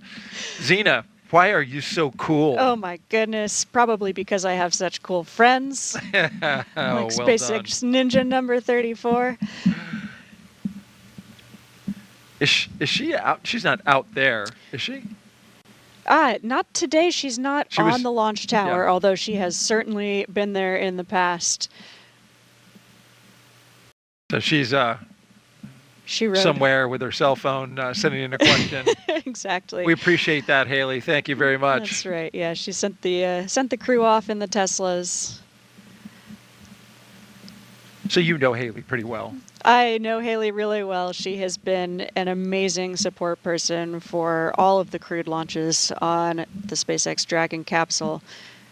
Really from the very start. I actually first met her at Bob and Doug's Launch 4 Demo 2. Ah, yes. Back in 2000, the first test flight of NASA astronauts on a SpaceX Falcon 9 and Dragon. Yeah. And it was the return, of course, of the ability for NASA to fly to the International Space Station from American soil. Absolutely. Historic first in 2020. Doesn't feel like that long ago, but so much has happened since then when it comes to crew launches from Florida. When you count Demo 2, 9 total at roughly 2 a year. 9 NASA missions, and SpaceX has also launched multiple non-NASA missions.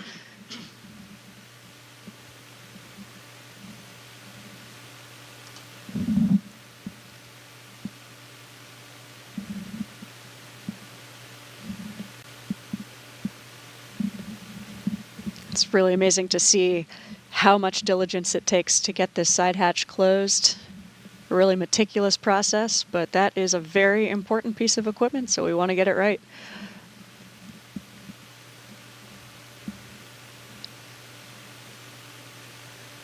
And that side hatch needs to stay closed throughout the space flight for the 6-month increment. It sure does. All the way until, and it won't open again until they splash down in the ocean. That's right. Yeah, its current planned next reopening would not be until February 2025. So close her up good. Yes, indeed.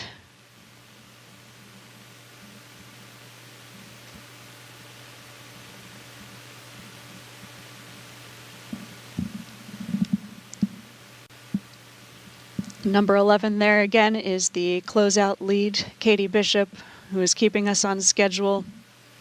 She's got a play-by-play of every minute of this launch countdown.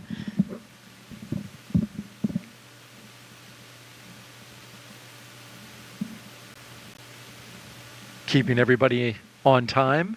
Yes, indeed. Integrating many teams who are working together to make this launch happen today, including the crew inside the Dragon capsule, the closeout team in the white room there, as well as teams on the ground. Which is quite the coordination because there are so many people Yeah, supporting this launch today. So. really is, absolutely. I think that's one of the most humbling aspects of being an astronaut is realizing how many people support an endeavor like this.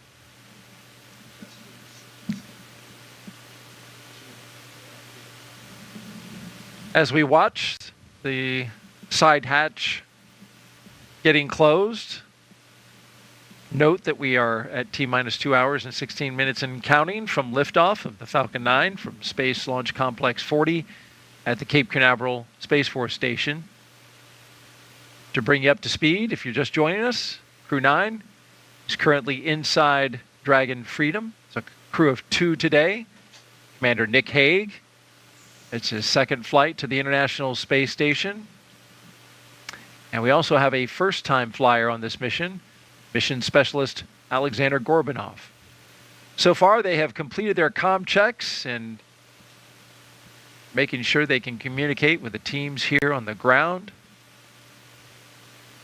You see the technicians on the outside on the left screen working to close the hatch, but they got to make sure that seal is clean first and documented. And on the right-hand side, we see our 2 crew members. Their seats have rotated from upright to their reclined launch position, which allows them to see and access their display panels. They have also completed their suit leak checks to make sure their spacesuits are working properly, and we got a good confirmation of that. The closeout lead verified the cabin environment was good, and they all exited or I should say egressed the spacecraft and began their procedures to close the side hatch of the Dragon spacecraft.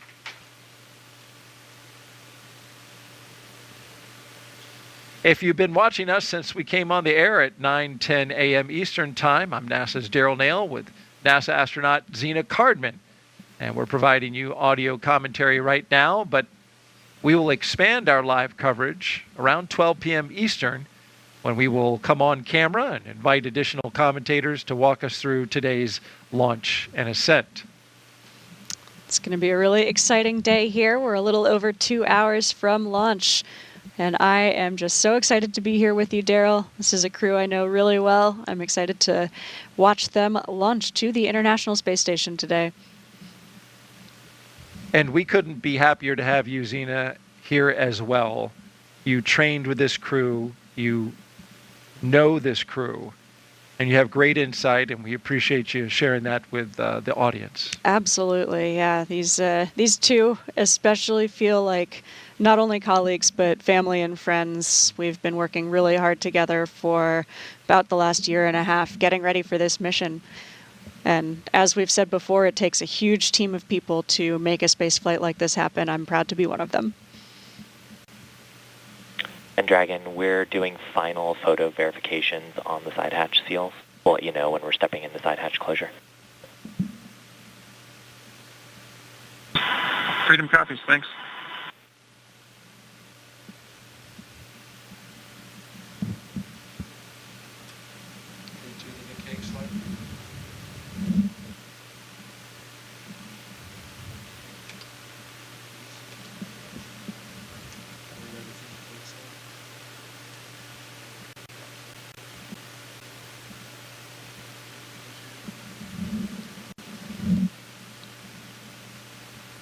I think one of the hardest parts for crew at this point in the countdown to launch is just waiting. Waiting. Yep.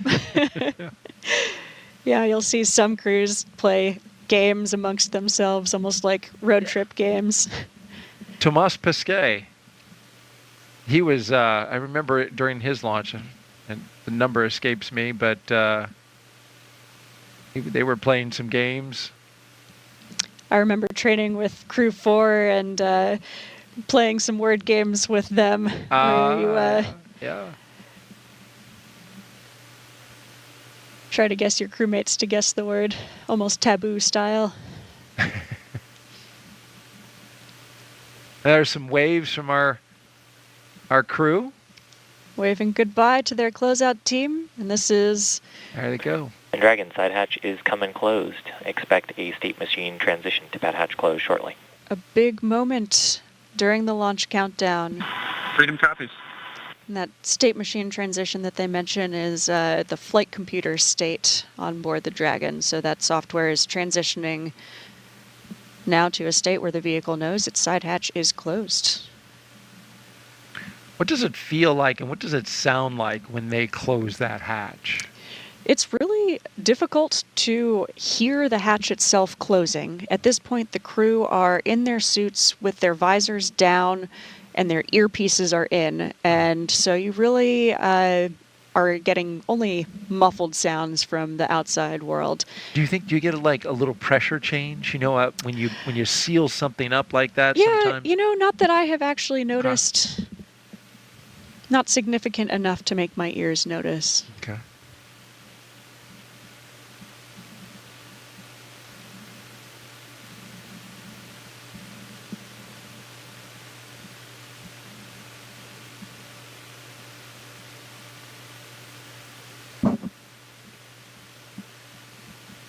As they're working to secure that hatch, let's talk a little bit about the crew. And we'll start with Nick Hague. He's a U.S. Space Force colonel, and he is the Crew-9 commander today. He was selected by NASA as an astronaut in 2013. This will be his second space flight to the International Space Station. In 2018, he and his Soyuz crewmate experienced a catastrophic rocket booster malfunction after launch. They were forced to abort, but landed safely. 5 months later, Hague launched on another Soyuz and served as flight engineer for expeditions 59 and 60. He spent a total of 203 days in space and performed 3 spacewalks. The Kansas native is a test pilot and a distinguished graduate of the United States Air Force Academy. Nick spent 5 months in Iraq in support of Operation Iraqi Freedom. He voluntarily transferred from the United States Air Force to the U.S. Space Force in 2021 and is an active colonel. His wife Katie is a retired U.S. Air Force colonel, and they have 2 sons. Absolutely. Nick is an amazingly qualified astronaut. He's brilliant. He basically taught orbital dynamics, actually, at the Academy. So he's quite smart, but he's also incredibly kind, a really thoughtful teammate. He's the kind of person when you're out doing some training in the field in a very cold winter environment who is up late boiling water so that his teammates can have a hot thermos before they go to bed. Oh, wow. Really thoughtful teammate. I absolutely loved Dragon, we are commencing health checks for the launch escape system. Expect a momentary state change followed by a transition back to pad hatch closed. Okay. Progressing along And nicely. Freedom copies. Thanks for the heads up. It's an expected call from the core, the communicator Shiva in Hawthorne. I really loved doing spacewalk training with Nick. He's a veteran of multiple spacewalks, and so for myself, a rookie of both spaceflight and spacewalks, it was incredibly valuable to get to train with him. He's the kind of person where if you have stored one of your bits for one of the tools in a difficult to reach location and you're sitting there struggling, he's just reaching over and helping you retrieve it and has put it on your tool before you can even think to complain out loud. Exactly. Wow. Great teammate. And in this configuration today, he has a lot to be thinking about, to your point there. He is commander, but he's also does not have a pilot per se. He has a fellow crewmate, mission specialist, who's sitting in the pilot seat, but he's not trained to be a pilot today. So more responsibility is on Nick in this position. Yeah, that's exactly right. He's really in a mindset today of being both spacecraft commander and pilot. Alex Gorbanov, our crewmate there, who would normally be sitting in the seat all the way to your left, is moved over. We specifically wanted him at the displays so that he can help Nick monitor and be value added as able. But it takes, as you know, many months of training to be fully qualified as a pilot. And so Nick is taking on a lot of responsibility today. He is well qualified for the job. Speaking of Gorbanov, he is our mission specialist today and a first-time flyer. So Nick will get to see his reaction as he goes into space for the first time.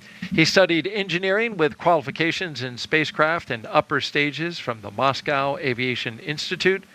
Gorbanov graduated from the military department with a specialty in operation and repair of aircraft, helicopters, and aircraft engines. Before his cosmonaut selection in 2018, he worked as an engineer for a rocket space corporation and helped support cargo spacecraft launches from the Baikonur Cosmodrome.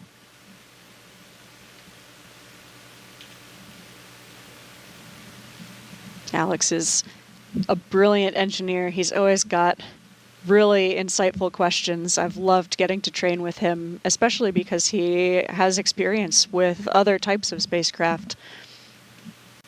And knows a lot about it. Absolutely.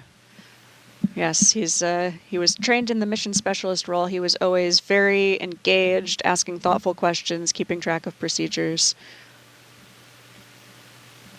One note on that storm that we were telling you about that is now here. You can see it on your screen there, and the raindrops hitting the lens.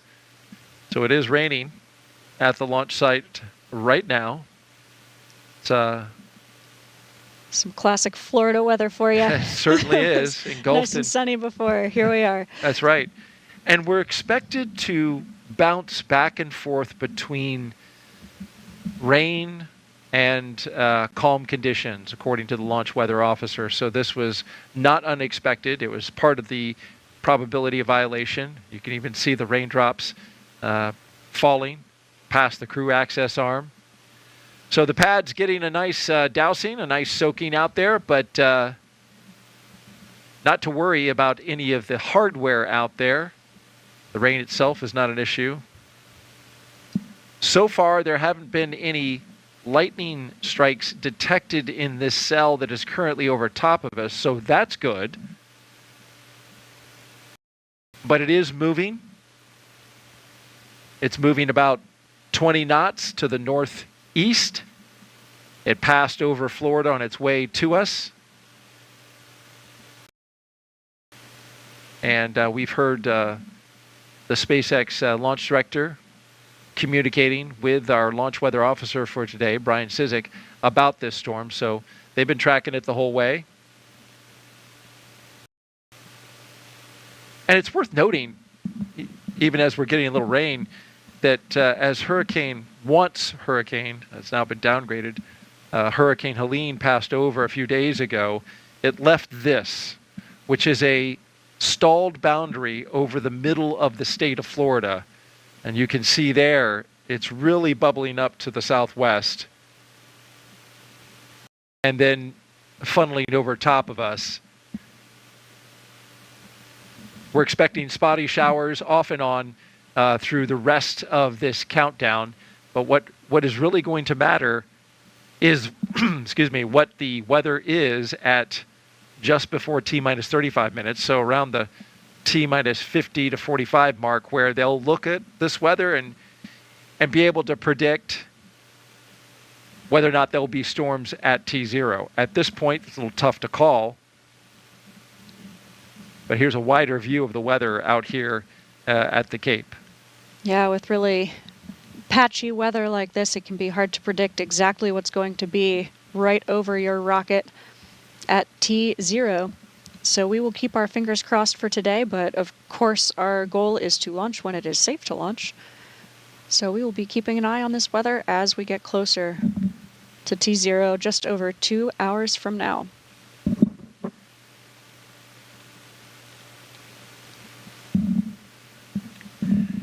We're currently at T-minus 2 hours and 2 minutes and counting until the liftoff of NASA's SpaceX Crew-9 mission. We have one astronaut and one cosmonaut inside of Dragon Freedom, atop a Falcon 9 rocket from Space Launch Complex 40 at the Cape Canaveral Space Force Station. They are headed to the International Space Station to help maintain the orbiting lab as well as conduct science, critical science that benefits all of us. Both Nick Hague and Alexander Gorbanov will launch as Crew-9 and then join flight engineers Butch Wilmore and Sonny Williams and others to become members of Expedition 72 once on board the International Space Station. There you can see the complete Crew-9 crew. Again, once on board the International Space Station, they will conduct plenty of science experiments, research, technology demonstrations, and perform maintenance activities.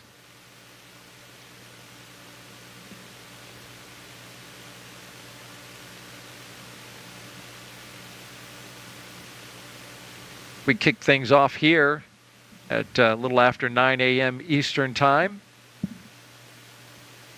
Just a couple hours ago. And we've had a real smooth countdown so far. The astronauts woke up. They were treated to a light breakfast. And they got their weather brief, understood the conditions. Were 45% probability of violation for liftoff. Moderate conditions along the ascent corridor. After the weather brief, they proceeded to get suited up. And then they jumped into their Teslas, drove out to the pad, ascended the launch tower. Dragon SpaceX, we had a good side hatch leak check. Climbed into their capsule, climbed into Dragon Freedom. Copies, good side hatch leak check. Good news on that leak check. And just shut the door. That's right. So another big milestone complete. Things going really smoothly. Up next at T-minus 1 hour and 54 minutes, just about 6 minutes from now, they'll reset the crew arm, GSE, for launch. GSE. Ground support equipment. And so the crew access arm, you can see it on the left-hand side of the screen there, is kind of the breezeway going from the launch tower to the Dragon capsule, which is how the crew get inside. And before launch, of course, that crew access arm will need to be retracted so that the rocket can depart the ground. And we'll get to see that first time that crew access arm will pull away from a Dragon with 2 astronauts on board at this launch complex. The first time ever. First time launching humans from Complex 40. It's an exciting day. It is indeed a historic day. We're coming up on 1 hour and 59 minutes and counting. Definitely see some clouds rolling through on the left-hand side there, but it's definitely worth giving it a try, just in case we get that Dragon launch. SpaceX for post-ingress briefing. Good window of weather at launch time 0. Freedom's with you.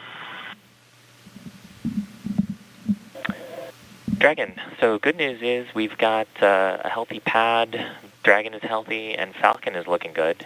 The story remains weather, as previously briefed. We're watching radar data in real time. Currently, we'd be no-go to launch, but we think there's a real shot of getting a clearing in the weather around T-minus 0, and the ascent weather continues to look good, so we've got a chance of going to space today. We'll check in as we have more updates. How copy? Freedom copies, good pad, good vehicle, and you're saying there's a chance with the weather. Outstanding.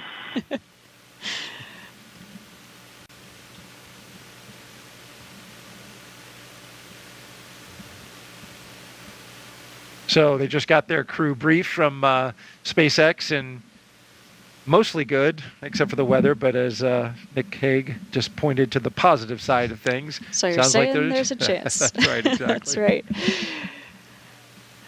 Well, from that left-hand side, you can certainly see it. It's a small storm with rain on the left part of the screen and a little more of a clearing area on the right hand. That is exactly how it is on radar. Yep, we've got some patchy weather rolling through, but it sounds like the vehicle itself is in great shape. That launch countdown going really smoothly. Hatch closure right on time with a good leak check. The suits are in a good configuration. Crew members are doing well. So we'll just keep hoping for a good weather window just under 2 hours from now. And of course, we'll have a big decision point before we start to put fuel on board the rocket, because that's something that's harder to back away from once we start that process. So we really want to commit thinking that there is a very good positive shot of launching today before we start fueling the rocket. That's right, because when that fueling operation begins, it's all very tightly choreographed. It's autonomous. All of the procedures, the flowing of the propellants, they're automated. It all happens. So it kicks off at T-minus 35 minutes and rolls all the way to that T0, locking in that exact second for launch. Absolutely. And for the crew, it's a little bit different for every rocket, but for Falcon, the way we would do that is we would actually take all of that fuel that we've loaded onto the vehicle and take it off of the vehicle before the crew themselves would get out of their Dragon capsule. But weather scrubs certainly happen. Of course, we don't want to launch if the weather doesn't say it's a good day to launch. Throughout the broadcast, we've been engaging you, the viewer, handing off your questions to Zena Cardman, NASA astronaut, through the hashtag AskNASA on Facebook, X, YouTube, and Twitch. And so we've got another question now from Santosh. See, want to be accurate with the pronunciation. Santosh on X asks, do they, astronauts, eat something before liftoff to space? Yeah, absolutely. It's a long journey. These astronauts will be on a roughly 28-hour ride from the ground here to the International Space Station. Of course, they can eat while they're on board the Dragon spacecraft, but today is a long day, so they do have some breakfast. But their bigger meal was dinner last night, and we have an amazing support staff in crew quarters where these crew have been quarantining for the last week. And you actually get to put in some requests for a special meal of your choosing for that. We call it the ultimate meal. And the chefs here are amazing. I hear they can make just about anything. Absolutely. Yeah. They are incredibly talented. And we have those people in place because the crew are in quarantine. And so we really want to keep them healthy and make sure that all of the food that they're eating is not going to be one barrier of many little puzzle pieces that all have to come together on this launch day. Right. You wouldn't want any food poisoning happening, any kind of taking any kind of chance with the food. No, indeed. Not on this day. Absolutely. And probably good to get a really good meal as your last meal on Earth, because space food is different. Yeah, it's different. It's actually, in my opinion, really quite good. I've had a chance to try a lot of it. Of course, everybody's different. Some people are more food motivated than others. And for crew members like Butch Wilmore and Sonny Williams, they didn't necessarily have exactly the menu that they would have chosen for this longer than expected mission. And so we all have to learn to be flexible and share our food with each other. But the ability to have a hot meal that you can share with your friends and colleagues is still really, really amazing for morale when you're in space. For their free flight on the way to the space station, they will, of course, have food in their Dragon capsule, but they don't have a way to heat it up. And so they'll be eating room temperature food, which is better than nothing. So if you're a severe foodie, space food will be an adjustment. I can imagine. Yes. That's something you can live with for 6 months. Absolutely. I certainly would. Yes. We've got another question now. K Aerospace asks on X, how does the astronaut underwater training significantly simulate in-space conditions and microgravity? Yeah, so being weightless is actually pretty similar in some ways to floating underwater. And it's really difficult to find an environment here on Earth where you could be weightless, but floating in a pool is a great way to practice. One difference is that, unlike in space, underwater in a swimming pool, you experience water drag. And so that can be both a blessing and a curse. In the swimming pool, it is really difficult to get moving, but it's pretty easy to slow down. Whereas if you're doing a spacewalk on the International Space Station, it's pretty easy to get going, but it can be harder to stop. So you have to really think ahead and remember to decelerate yourself. The spacesuits that we use for doing spacewalks, unlike these launch and landing suits that you see Nick and Alexander wearing today, they weigh about 350 pounds. So, and of course that's on Earth. They're weightless in space, but they still have mass, and so they still have inertia. So it's really, really valuable to get to train for those spacewalks here on Earth. Getting to know all of the procedures, all of the equipment, and how to move in a spacesuit that doesn't necessarily move exactly like your body does.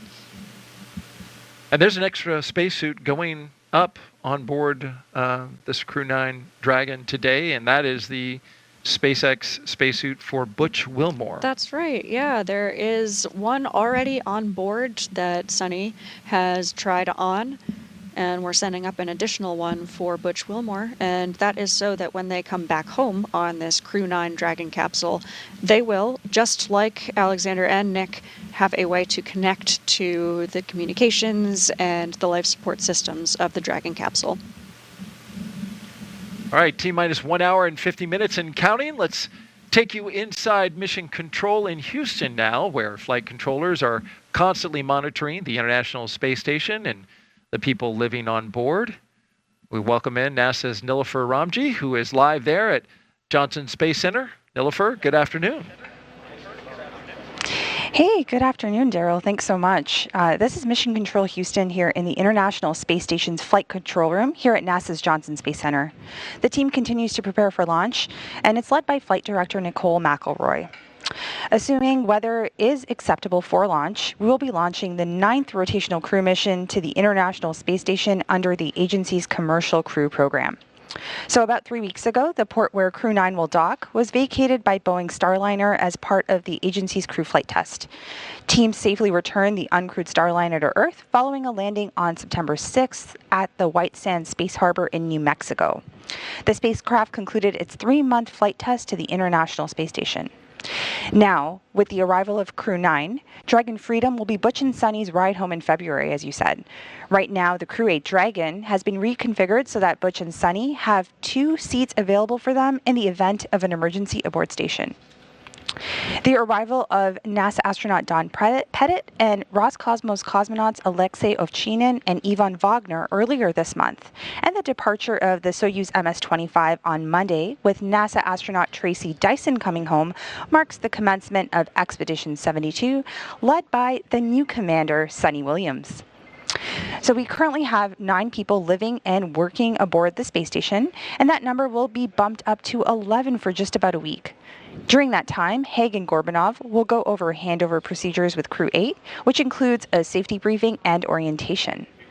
Then they're going to jump right in and help advance scientific knowledge and demonstrate new technologies supporting our efforts preparing for human missions to the moon. Following the week-long handover, the Crew-8 members, which include NASA astronauts Commander Matthew Dominic, pilot Michael Barrett, and mission specialists Jeanette Epps, alongside Roscosmos cosmonaut Alexander Grabenkin, will prepare for their undocking no earlier than October 7th. Direct handovers between crews allow for continuity of the activities and helps to ensure a continuous U.S. presence on the space station at 23 years and counting. And now, with under 2 hours before launch, we're going to send it back to you, Daryl, at Kennedy. Thank you very much, Nilofer.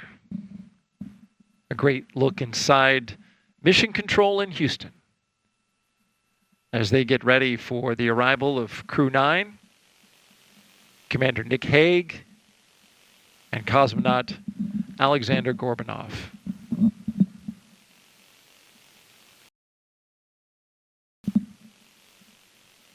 We're launching today from Space Launch Complex 40, and it's a historic day, should we and be able to get a launch off through the weather.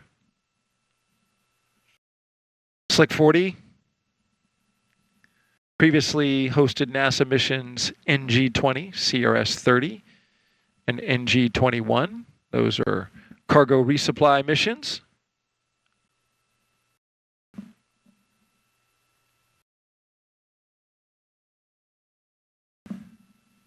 SpaceX did work for almost about 2 years to get this pad upgraded for human spaceflight.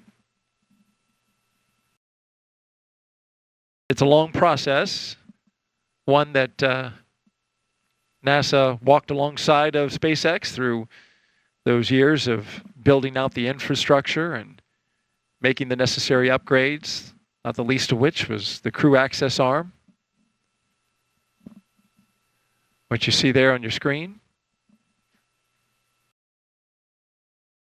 Made some upgrades to that crew access arm that has 3 hydraulic motors instead of a linkage. The arm is 7 feet longer than the one at pad 39A. Got a larger white room. It's built different, stiffened plate construction instead of truss.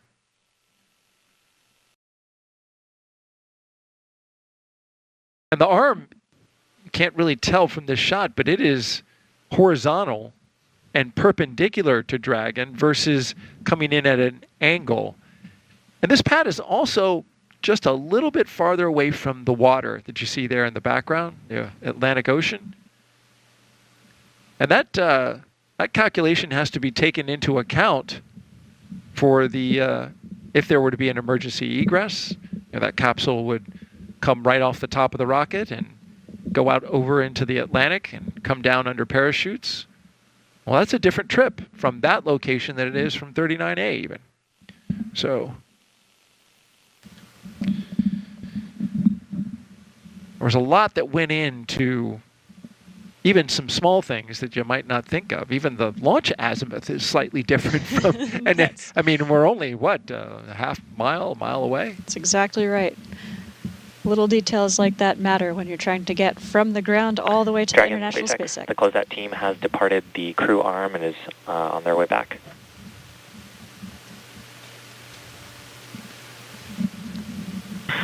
Freedom copies, and if they're listening, thank you guys. Some kind words there. We'll relay to them. Nick Hague to the closeout crew who have strapped them in to their Dragon Freedom, closed the side hatch, and now leaving these two as the only one who will be on the pad for launch.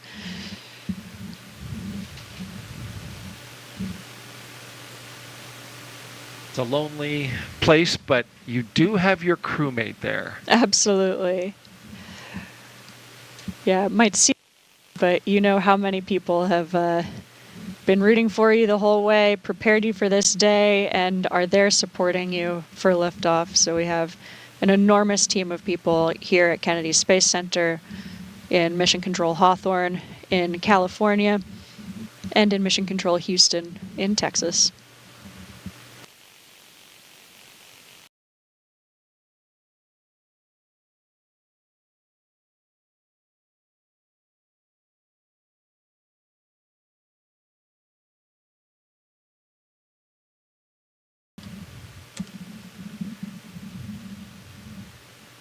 Let's talk a little bit about the patch. We mentioned that at the top of the broadcast. It's a very special patch. One of the first tasks Crew-9 did was design this patch. This is their mission patch. It has since been modified, though, due to changes in this mission. And as you're looking at it here, you can see that it shows the trail of a rocket launching to the International Space Station with the constellation Draco honoring the Dragon spacecraft that will take the crew there. Below everything are what you mentioned earlier, coastal waves representing our blue planet, the global ocean linking all continents. You also see a Falcon with a number 9 on its beak and a crescent moon as its eye, a nod to the Falcon 9 rocket. And the Delta symbol at the bottom there, used since 1961, signifies historic connections to the earliest days of space ventures. And That's you had a right. hand, you and your team, when you were part of this crew of designing it. Absolutely. One of the traditions I love in human space flight are these patches that represent the crew and the teams who prepare us for the mission, prepare us for flight.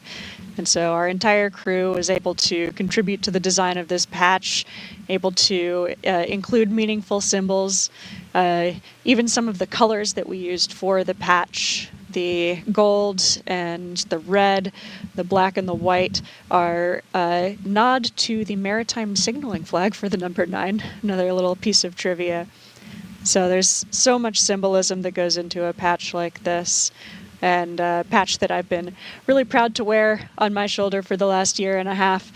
It's a little bit modified today, as you mentioned, Daryl. It's been modified to have no names on the patch. Previously, we had the names of the 4 launching crew members across the top there.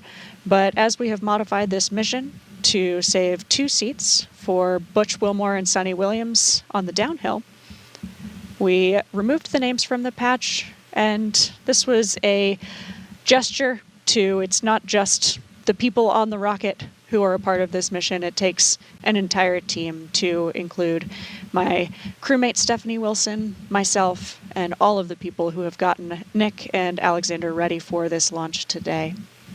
So I'm really, really honored to see that patch that they've represented. We've seen it several times here on launch day in the operations and checkout building as they were walking out to the Teslas, and we've seen it many times throughout this launch day.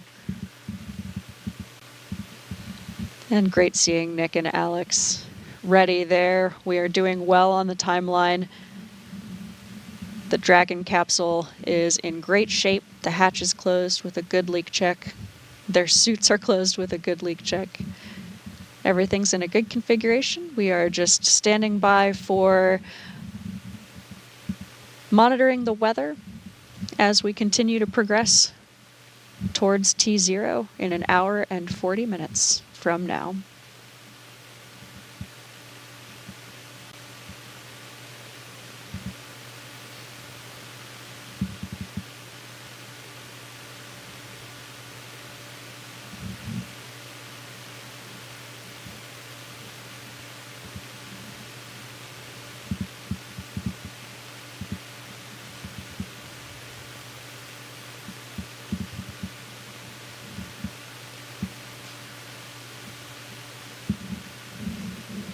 Things will get a little more dynamic in just over half an hour from now as we get ready to do final checks before we put any fuel on board the Falcon 9 rocket. But for now, because we have some extra buffer built into the timeline for things like the side hatch leak check, we're in great shape. And the number 1 job of the crew right now is to just be mellow and be ready. You might see them wiggling their toes a little bit in their boots, keeping their legs from falling asleep as they're in this position. It's a long time to be lying on your back.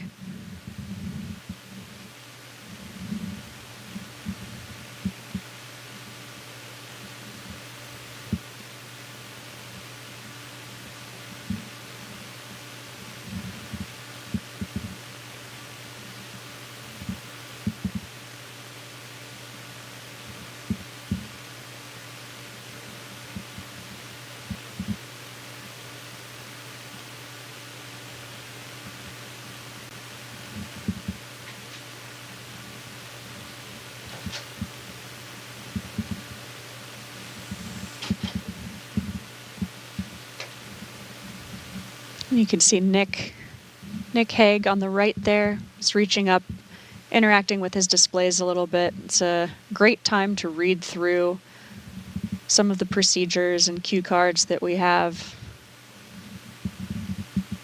These are all procedures that the crew have rehearsed many, many times before. But since they've got some extra bandwidth in the timeline right now, it's a great time to review all that material.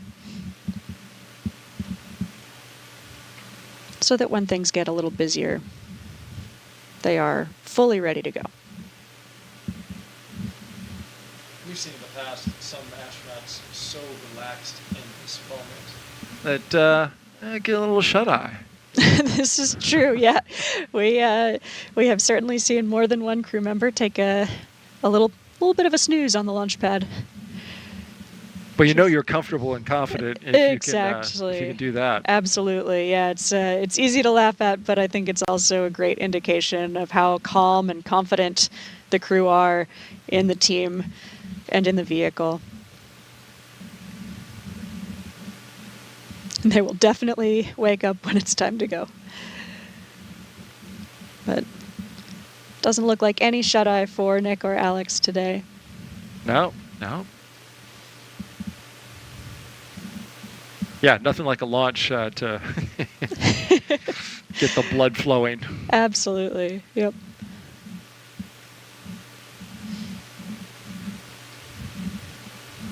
Well, this crew, they both got to bring on some special items from Earth to space. A few personal items for their roughly 5-month stay. And for this particular crew, here's a few of the items that they're taking up in space with them. Nick Hague, on the right, is taking a Space Force flag with him. It's, of course, something different than what he took the last time because Space Force, well, it didn't even exist last time he flew. Nick said it's a privilege, though, to support all Guardians, the Space Force Guardians, who support human spaceflight and keep the crew safe by watching the skies and the cosmos every day. Absolutely, and it's really exciting as well because Nick and Alex, as Crew-9, will be taking off from Pad 40, which is actually on the Space Force base. Great note there, great tie-in. For Alexander, he has pictures of his family and friends and other personal items. Excuse me, that represent different milestones of his life. They include the patch of his 2018 class and the flag of the higher education institution where he graduated from back in 2014. And during interviews on board the ISS that we see from time to time, you will see some of the astronauts bearing the collegiate paraphernalia, maybe a sweater or a flag or something. Absolutely, yeah. I think that's a common theme. Of course, everyone feels an allegiance to their alma mater or to their hometown. It's part of what makes us who we are, which is really a huge, important part of the reason why we make it to the International Space Station. We're bringing with us not only our professional backgrounds, but this incredible personal history. T-minus 1 hour and 34 minutes and counting. We are just 4 minutes away from doing a health check on the launch escape system at T-minus 1 hour and 30 minutes. We'll hear that called out and communicated with the crew inside.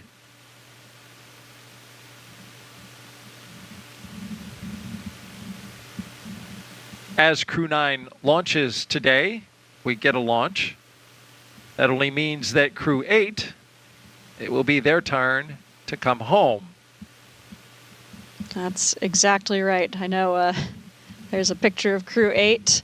Yeah, this is them as they walked out. NASA, many months ago. Yeah. Matt Dominic, Michael Barrett, Jeanette Epps, and Roscosmos cosmonaut Alexander Grebenkin. There you see them launching from the Space Center, and then, of course, they've been living and working on the space station now for 6 months.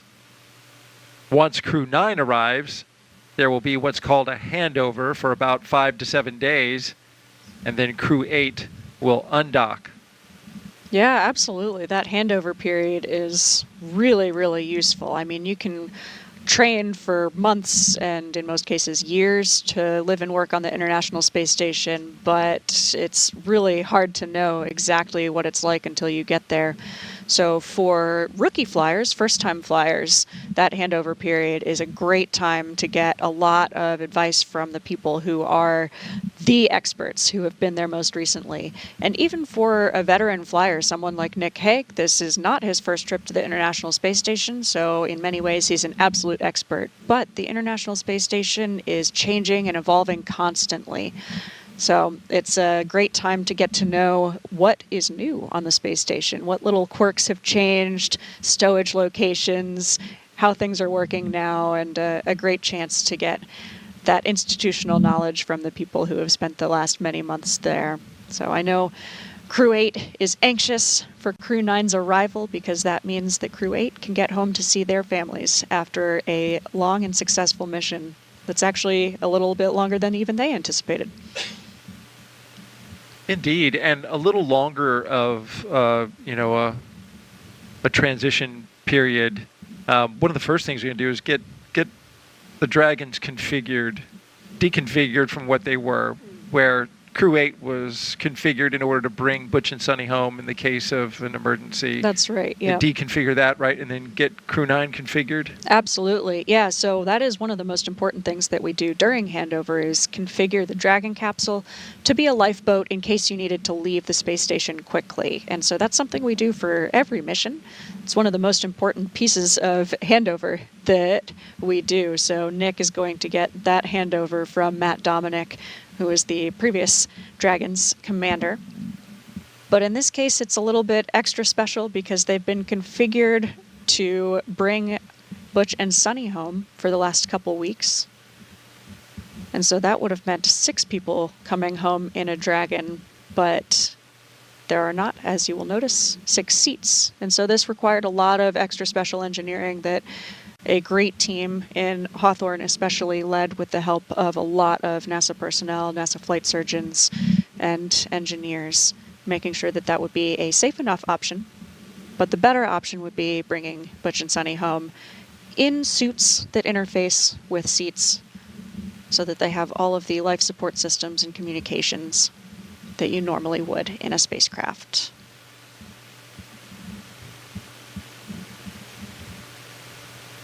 As we've been counting down, we've been paying close attention to the weather. Got another update here. Now you can see, well, there's quite a few storms in the area. We're right there at the Cape in the middle, dead middle of the screen. You see the outline of the state of Florida. We've got moisture that has been flowing over the state of Florida throughout the countdown today, and it's bringing with it some storm clouds. Our current probability of violation is at 45%, according to the launch weather officer, and that's the reason why. All of this is a remnant from Hurricane Helene's passage through and over the Gulf, which our thoughts and prayers are very much with the people who have been severely impacted by that storm, not only the Gulf of Florida, but also Georgia and North Carolina and up into Kentucky, with some of the flooding that they've been dealing with, and some of the tragic loss of life as well. The conditions aren't they were not as nearly bad here. Had some winds in the area, but we're still seeing the effects of that storm having passed through from a meteorological standpoint. And this has left us with a band stalled out with moisture over the state that's firing up some storms. But all we need is just a little gap. Storms. I just briefly stepped outside and looked out, and got a little rain coming down. So it's very spotty. And we'll see how it all plays out here. Everything else is good. We got an update from the core that said the spacecraft is healthy, the booster is healthy, the pad's good to go.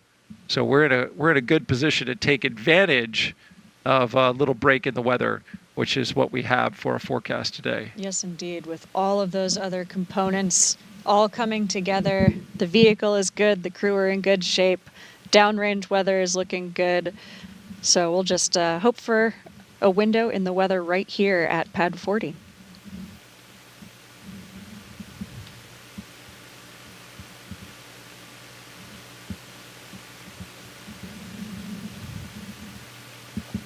You're looking inside the Dragon Freedom,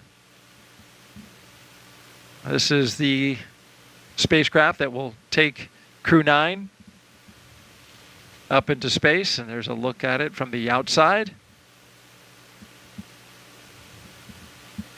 It is the capsule's 4th space flight.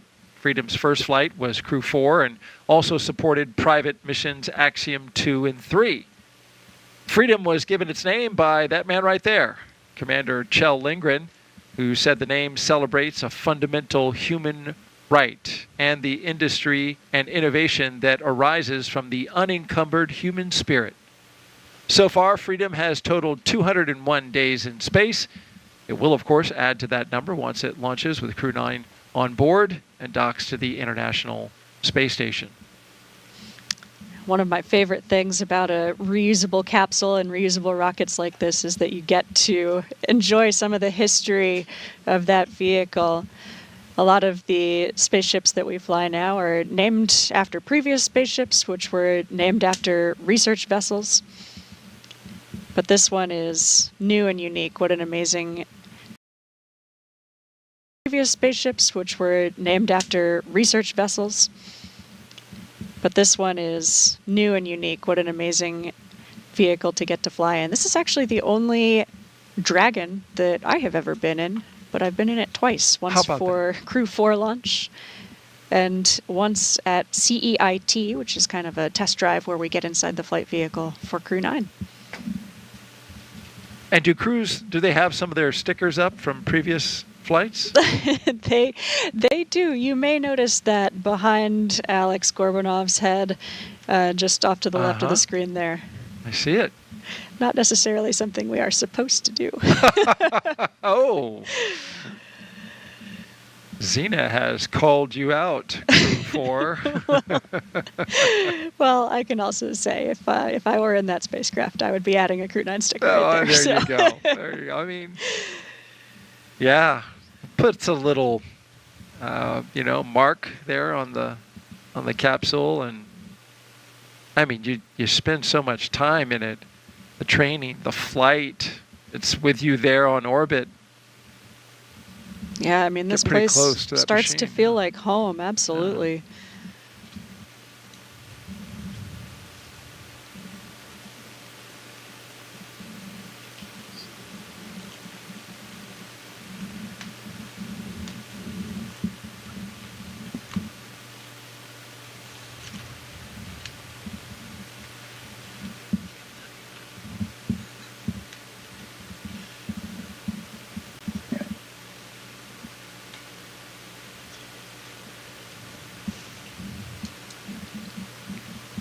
We're still about 40 minutes away from the go, no-go for propellant loading on the vehicle, which will be a big decision point for us today as we continue to watch this weather window here at the pad. Yeah, that's the big one. The storm, if you look on the screen to the left, is now out at sea. It had dumped a little rain here at the space complex, but it is now almost completely offshore. There's more behind it, but we've got a nice little gap between the storms that just passed and the ones that are coming along the way. We can see them coming. They're about halfway past the state. Halfway, I guess, passing over the state. Yes, indeed. It's actually really amazing to see the sun is starting to come out. You can see that on the left screen there, but you can actually also see it hitting Alex Gorbanov's right knee as it's coming through the Dragoncraft window. Great reminder that they are, for now, still on Earth.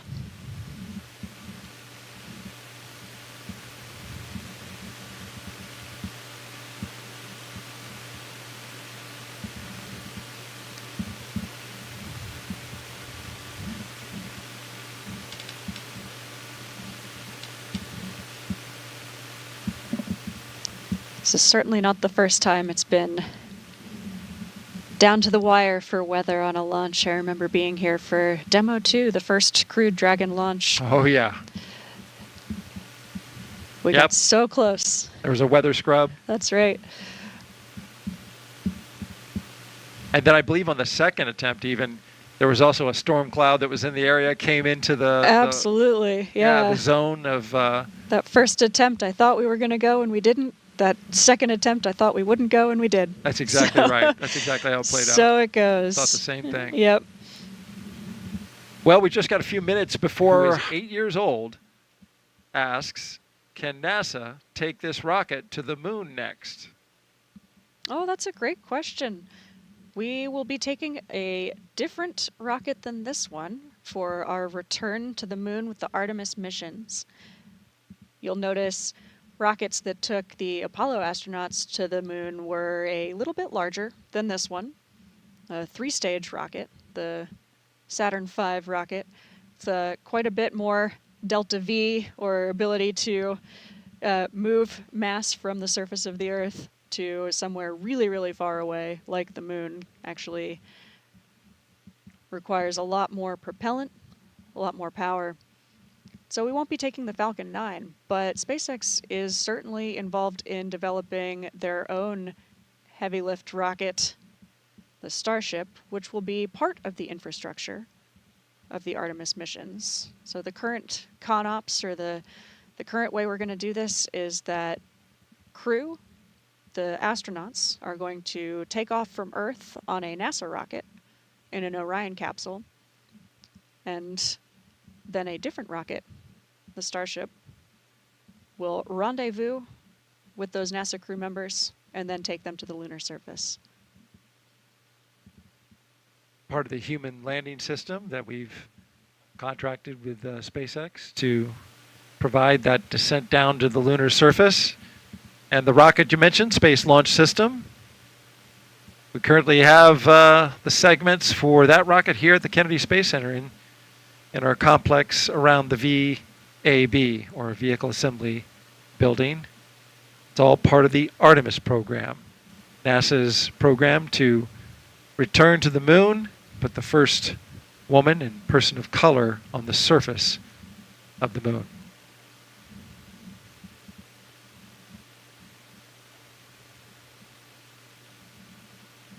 So we have time to slip in another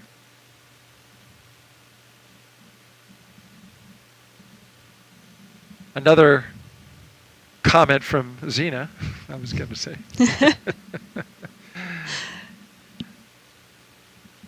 About just the history of the flight today.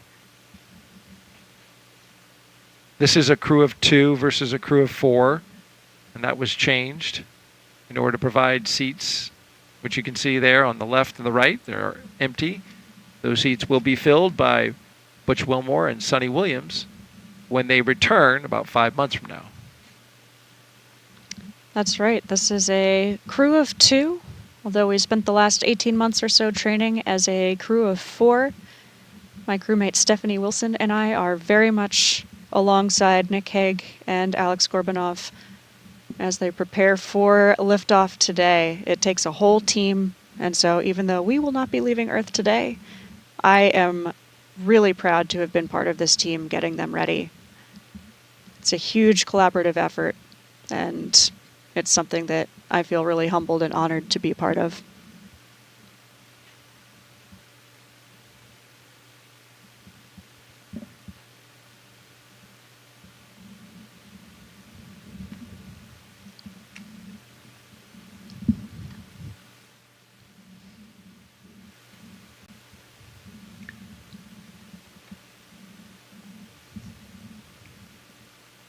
Just a few seconds away now from our joint coverage with SpaceX.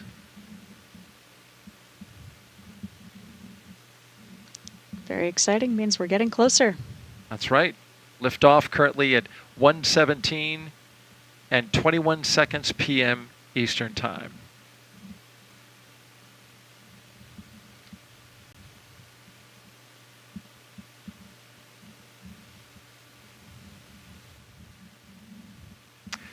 Good afternoon. I'm NASA's Daryl Nail, and I'm joining you here from the Kennedy Space Center, and this is NASA astronaut Zena Cardman, who has been gracious to spend the last 3 hours with us as we count down to the launch of Dragon spacecraft Freedom, sitting on top of a SpaceX Falcon 9 rocket. Liftoff time is still holding for 1:17 p.m. Eastern Time. You're watching live launch coverage of NASA and SpaceX's 9th rotational flight to the International Space Station. NASA astronaut Nick Hague and cosmonaut Alexander Gorbanov will be launching from Space Launch Complex 40 at the Cape Canaveral Space Force Station right here in Florida in a little over an hour.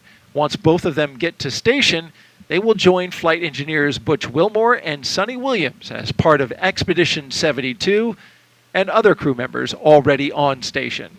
Butch and Sonny arrived to the International Space Station on a Starliner test flight back in June. But after experiencing some technical issues with Starliner, NASA extended Butch and Sonny's stay to about 8 months after prioritizing safety by including them in Crew-9 and bringing them back on a Dragon capsule. As you can imagine, they are awaiting both Nick and Alexander to join them on station. You trained with this crew.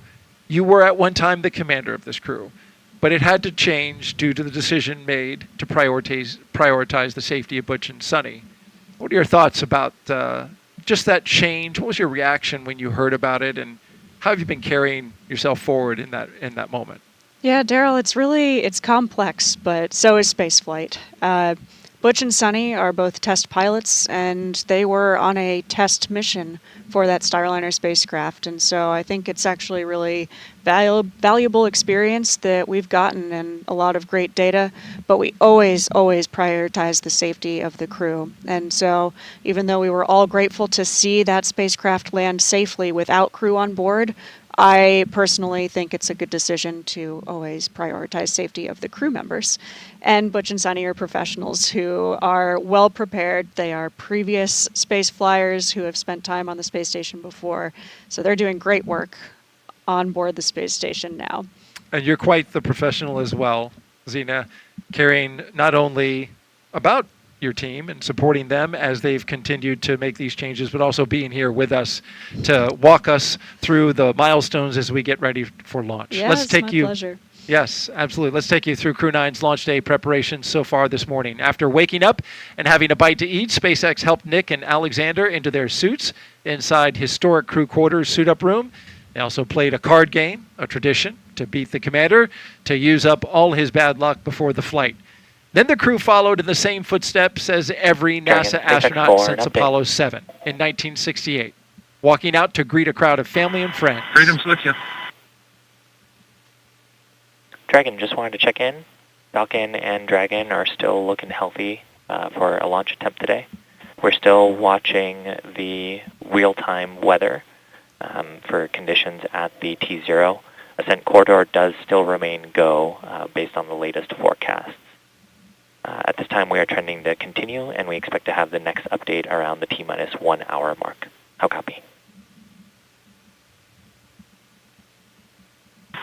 And Freedom copies. Ascent corridor is good, and we're just looking at local weather. We'll get an update at the T-minus 1 hour, and crew's doing good.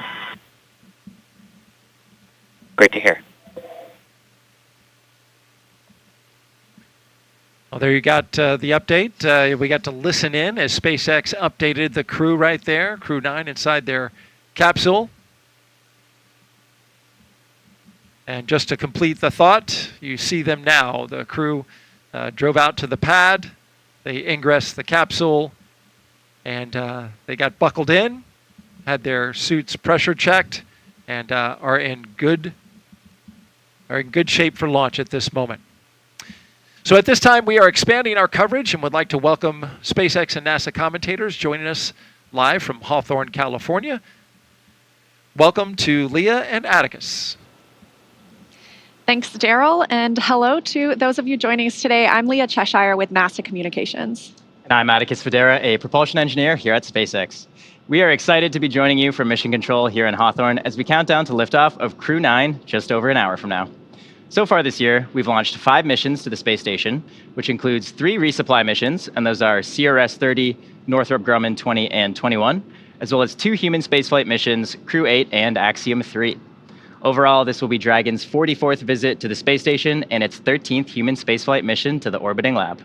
As Daryl mentioned, today's crew will fly aboard the Dragon spacecraft named Freedom, which previously flew the NASA Crew-4 mission, in addition to Axiom missions 2 and 3. Over the last 3+ hours, Crew-9 has been going through the detailed process of getting ready for their mission to the International Space Station. So let's introduce you to the crew.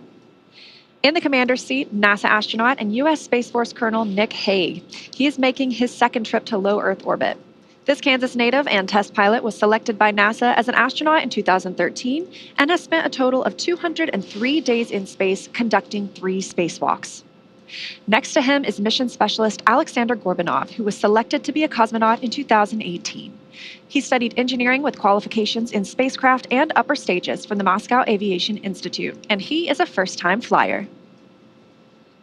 We are so excited to have Nick and Alexander on board today. To date, SpaceX has flown 54 passengers to space since the Demo 2 mission in May of 2020. And coming up here at about T-minus 45 minutes, we'll be listening to the team to report their readiness for the propellant load with a final go-no-go pull. So far, it continues to be a smooth countdown, and we're looking good for an on-time liftoff at 1:17 p.m. Eastern Time from Slick 40 in Florida. Today's launch is a big day for spaceflight. It will be the first time in history astronauts will launch from Space Launch Complex 40. So while we wait for that go pull, let's learn just a bit more about how Slick 40 was prepared for today's flight. SpaceX acquired the lease for Slick 40 back in 2007, and 3 years later, Falcon 9 made its inaugural flight from the pad.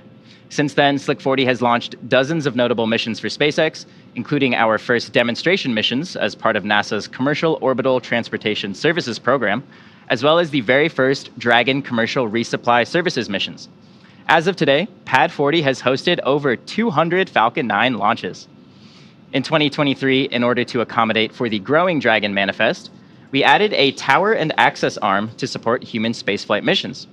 So we now have the flexibility to launch Dragon missions at either Launch Complex 39A or at Slick 40. And in March of this year, the CRS-30 mission to the space station was the very first to use this access arm for the late loading of time-sensitive cargo. And today, for the very first time, a crew boarded Dragon using this new access arm to fly to space. To help prepare Slick 40, the team also added emergency egress chutes that provide a new way to rapidly evacuate anyone off the tower to maximize human safety across a variety of scenarios. This is a bit different from the slide basket system that is used at Launch Complex 39A, where baskets are suspended from slide wires that extend from the launch tower to a landing zone. This is something that, we hope we never have to use, obviously, but it is really amazing how quickly it unfolds and how quickly it allows someone to get off of the pad or out of the kind of danger area, get into that car and move away. Yeah, certainly. So sorry about that. No worries. As a reminder, 2 of the seats will be empty for today's flight, and they will be filled during our return next February by NASA astronauts Butch Wilmore and Sonny Williams, who are currently living and working aboard the space station. Butch and Sonny launched on June 5th as part of NASA's Boeing crew flight test on the Starliner spacecraft. As Starliner approached the space station for docking, NASA and Boeing identified helium leaks and experienced issues with the spacecraft's reaction control thrusters. Following weeks of in-space and ground testing, technical interchange meetings, and agency reviews, NASA made the decision to prioritize safety and return Starliner without its crew. Starliner did safely land uncrewed on Saturday, September 7th. To prepare for those manifest changes on today's flight, Nick Hague and Alexander Gorbanov ran through a number of training exercises to allow Alexander to build his expertise on Dragon operations. They also performed emergency scenarios with stand-ins for Butch and Sonny to simulate the conditions they could face during the downhill or return portion of flight, and that is targeted for February of 2025. For each crew, SpaceX suits are custom tailored to fit each astronaut and provide oxygen, cooling, communications, and protection during the dynamic phases of flight. For Crew-9's return, there was already a reserve spacesuit on the space station that NASA astronaut Sonny Williams will wear for the journey home. In fact, Sonny helped SpaceX fit test their spacesuits a few years ago as part of the preparations for crew missions. SpaceX built a prototype of the IVA, or intravehicular activity, flight suit design for the original CCP cadre, which included Sonny, as part of the overall commercial crew development process. Butch Wilmore's suit was created using measurements provided by NASA based on his sizing for an extravehicular mobility unit, or EMU, which are the suits astronauts wear on spacewalks outside the space station, and that's being delivered on today's launch. So everything is set for Butch and Sonny to return with Nick and Alexander when Crew-9 comes home next year. Now we're just at about T-minus 1 hour and 7 minutes, counting down to today's launch. While we wait, let's check in with Nilofer at the Johnson Space Center to see how things are shaping up at Mission Control in Houston.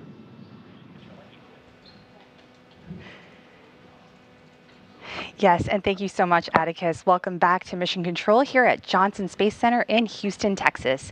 We are here in the hub of human spaceflight at NASA.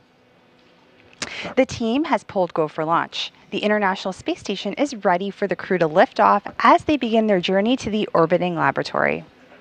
In the home of Rendezvous Tomorrow, NASA and SpaceX flight controllers will enter into integrated operations. This means that both flight control teams will conduct a series of go and no-go polls for Dragon Freedom's docking to the space station. Rotation missions like Crew-9 help NASA to continue to maximize the important research and technology demonstrations made possible only in the International Space Station's unique microgravity environment. The space station is critical for NASA to prepare for future commercial low Earth orbit destinations and to understand and overcome the challenges of long-duration spaceflight necessary for a long-term presence on the Moon and crewed missions deeper into our solar system, including Mars. So now let's take a closer look at the mission and what Crew-9 will have to look forward to during their 5-month stay aboard the International Space Station. Dragon, heads up that we are going to be cycling The mission hasn't changed in 25 years. It's to get to the space station, conduct research, and come home. How we're going to do that is going to look a little bit different. Alex and myself are going to launch with 2 empty seats, so we've got room for Butch and Sunny to join us once we get there. They've been on orbit months already, and one of the biggest challenges ahead for Alex and I, one of the most exciting aspects, is how are we going to integrate into their crew and get to work on the space station, doing the research and performing the spacewalks and the station upgrades and helping us continue that mission of discovery. The International Space Station is this unique place that we have built over the course of a decade with 100 launches and 100 spacewalks to assemble it on orbit. It lets us remove gravity from all of our science experiments. You've all seen video of balls of water floating around and morphing it, and we can do that with other materials and see what properties we aren't able to see when gravity just squashes everything flat. That knowledge helps us make life better on the ground. I've had the privilege of spending more than 200 days on the International Space Station, and what is crystal clear to me is how important the international is in the International Space Station. Together we accomplish more than we could by ourselves. Together we tackle all the problems that dynamic nature of space throws at us. The more we explore, the more we try to overcome all those challenges of living in weightlessness, in a high radiation environment, and how to counteract those things, the more we learn about how the human body works. But a long duration mission is something really to cherish because it's a unique opportunity to let your body fully adapt. And then at some point you reach this kind of steady state where you are working and living in space, and that's your normal. Spaceflight is hard. It's dynamic, it's unpredictable, but that's no different than the way it's always been. And just being able to watch the agency navigate those decisions over the last several months and balance the risk and the safety of the crew has been phenomenal. And what is crystal clear in that entire process is the commitment to making sure that when we launch crews, we're going to bring them home safe. I'm excited to get back to the space station. I'm excited to be part of Expedition 72 so we can get to work, because that's what this is all about. It's about exploration, exploring the human body, exploring Earth, exploring the universe. It's about discovery. It's about learning. It's about how do we imagine the impossible and make it possible.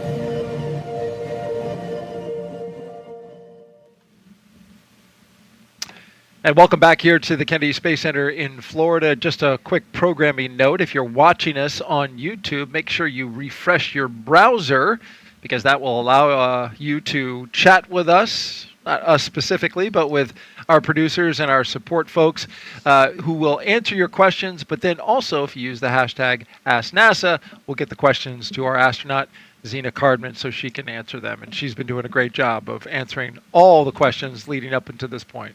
Thanks, Daryl. It's been a blast to be with you. It's been a several hours long process, actually, just part of an even longer process to get astronauts to the International Space Station. And we're just a little more than an hour away from liftoff now as we look forward to a launch from Space Launch Complex 40 here at the Cape Canaveral Space Force Station. We have been monitoring the weather. One of the factors in today's launch. We have a good spacecraft, we have a good rocket, Dragon and we have a good you pad. are go for section 5 of 4.100. Please report when you are go for launch.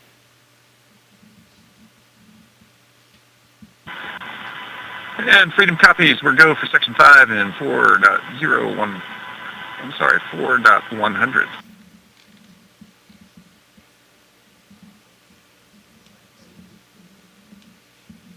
And there you heard communication between Commander Nick Hague and SpaceX Core, the Crew Operations and Resource Engineer. This is communication we're going to be hearing throughout this point leading up to liftoff. That's right. Core, that voice from Mission Control in Hawthorne, is the one voice who is communicating directly with the crew today. You'll hear a few voices, but for the most part, we really like to keep those communications to a minimum. But our core, whose name is Shiva, just told the crew that we are continuing to progress towards launch. The next big milestone coming up will be the go, no-go decision to start loading propellant onto the Falcon 9 rocket. And that's a big decision, Zena, because as you know, that is going to take the weather into account. And SpaceX Freedom, section 5, 5.4, we're go for launch. SpaceX copies, crew are ready for launch. Some very exciting words to hear from Commander Nick Hague. They are ready to go. Is the weather ready to go? We'll find that out in just a bit. They're going to make that decision, as you mentioned, about the weather before they start fueling the rocket, because once they do that, that locks it in at T-minus 35 minutes, and we're tanking the rocket at that point, and it's a pretty strong commitment at that point. As you can see on your screen, the radar is showing a storm that just moved offshore. That dumped some rain around the area, and certainly on the launch pad. It didn't cause any harm. There were no problems with that. We can handle some rain on the rocket and on the launch pad. But what is more concerning is the stuff behind it. And from the satellite view, you can see that there is a plume of moisture that's developing in the southeastern part of the state of Florida and is moving its way upwards towards the northeast, directing over top of us. The idea, though, is, and what launch managers are hoping for, and certainly what the crew is hoping for, is that in between the rain, the lightning, and those storm cells are some clear patches of sky. All they need is a 10 nautical mile stretch around the launch pad, and they can launch into space. That's what we're hoping for. We got our fingers crossed. Yes, we sure do. But weather or not, the crew themselves are ready. You see what I did there? I did. Yes, and so you can see there that is the condensing of the warm Florida air from the ground side of the liquid oxygen. We haven't started loaded yet, but certainly getting the tanks ready to start loading that up. In the meantime, let's head back out to California and join SpaceX. Thank you so much, Daryl. All types of human spaceflight missions are taking flight this year, including our recent Polaris Dawn mission. Polaris Dawn was the first of up to 3 missions in the Polaris program, which will demonstrate new technologies, conduct extensive research, and culminate in a flight of SpaceX's Starship with humans on board. After nearly 5 days in orbit, Dragon and the 4-person Polaris Dawn crew safely splashed down on September 15th off the coast of Dry Tortugas, Florida, completing the first spaceflight mission of the Polaris Dawn program. The Polaris Dawn crew, that you can see there on your screen, performed some firsts during their mission.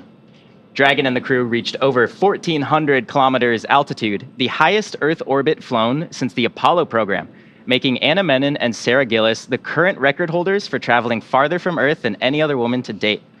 The crew also participated in the first ever commercial EVA, or extravehicular activity, wearing SpaceX's newly developed EVA suits. They also conducted about 36 research studies and experiments from 31 partner institutions, including NASA. And in addition to all of that, they also tested Starlink laser-based communications in space. That's right. As Atticus mentioned, NASA's Human Research Program flew 3 investigations on Polaris Dawn.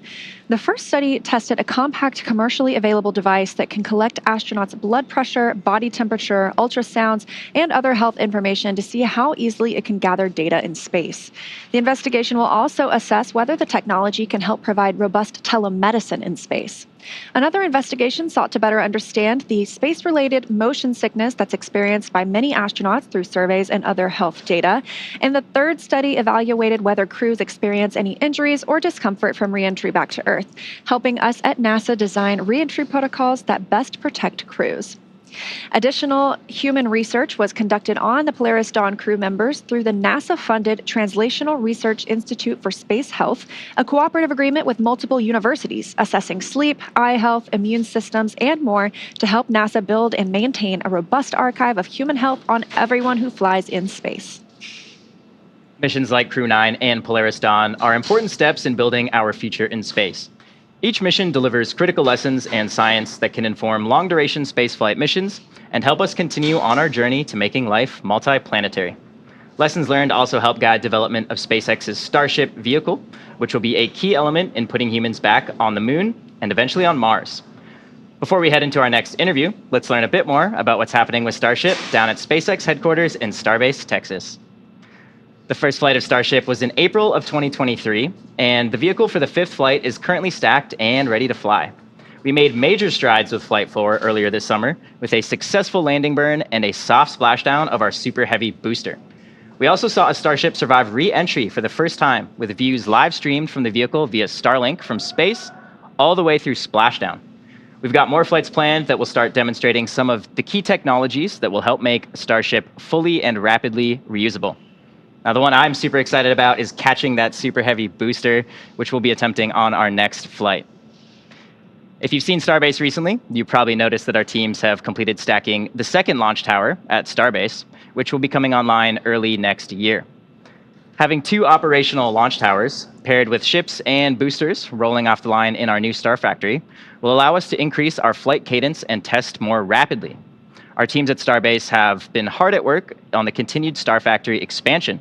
This 1 million square foot facility brings Starship and Super Heavy manufacturing closer together for more optimized production. And that will set the stage for us to rapidly produce hundreds of ships each year. And that's what it's going to take to build a self-sustaining city on Mars. Production lines are spinning up in Star Factory with multiple next-generation Starships currently in build as we get ready to ramp up our launch rate. We did recently static fire the Starship for Flight 6, producing some incredible video of its 6 Raptor engines in action. And we do have boosters already built for the next several flights. And I'm really looking forward to seeing us catch the booster on the tower. That'll be a huge milestone. So I think we're all looking forward to that.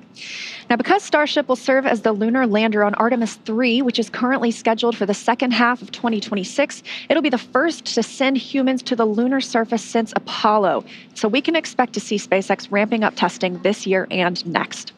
The NASA and SpaceX teams have been working through a ton of additional hardware milestones outside of the flight tests, including the recent testing conducted with Starship's airlock and the Axiom spacesuits NASA astronauts will be wearing on future moonwalks. One of the next major milestones in testing will be the first ever ship-to-ship propellant transfer, where 2 starships will rendezvous in space and transfer propellant from one to the other. Putting humans back on the moon is a major milestone. Our mission at SpaceX is to enable this type of exploration, and we can't wait to see this future unfold. For more on what else is happening in the world of exploration, we'll hand it back over to Daryl and the crew in Florida. Thank you very much, Atticus. T-minus 52 minutes and counting until liftoff. T-minus 52 minutes and counting until liftoff. As we've mentioned, today will be the first time we launch astronauts from Pad 40. For more on what was done to make that happen, we now have NASA's Megan Cruz live from a nearby launch viewing location here at Kennedy.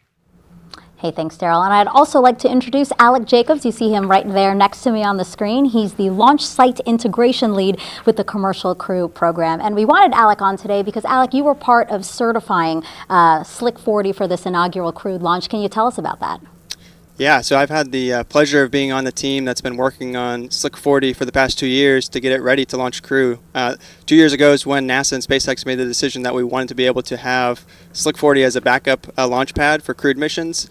So since then, the teams have been hard at work implementing all the crew systems. We've implemented the crew tower, crew access arm, the emergency egress systems, and all the Dragon systems needed to fuel and get ready the Dragon spacecraft for launching crewed from this pad. So it's been a great work over the last 2 years, and things have really come together in the last 6 weeks as we've focused our effort on Slick 40.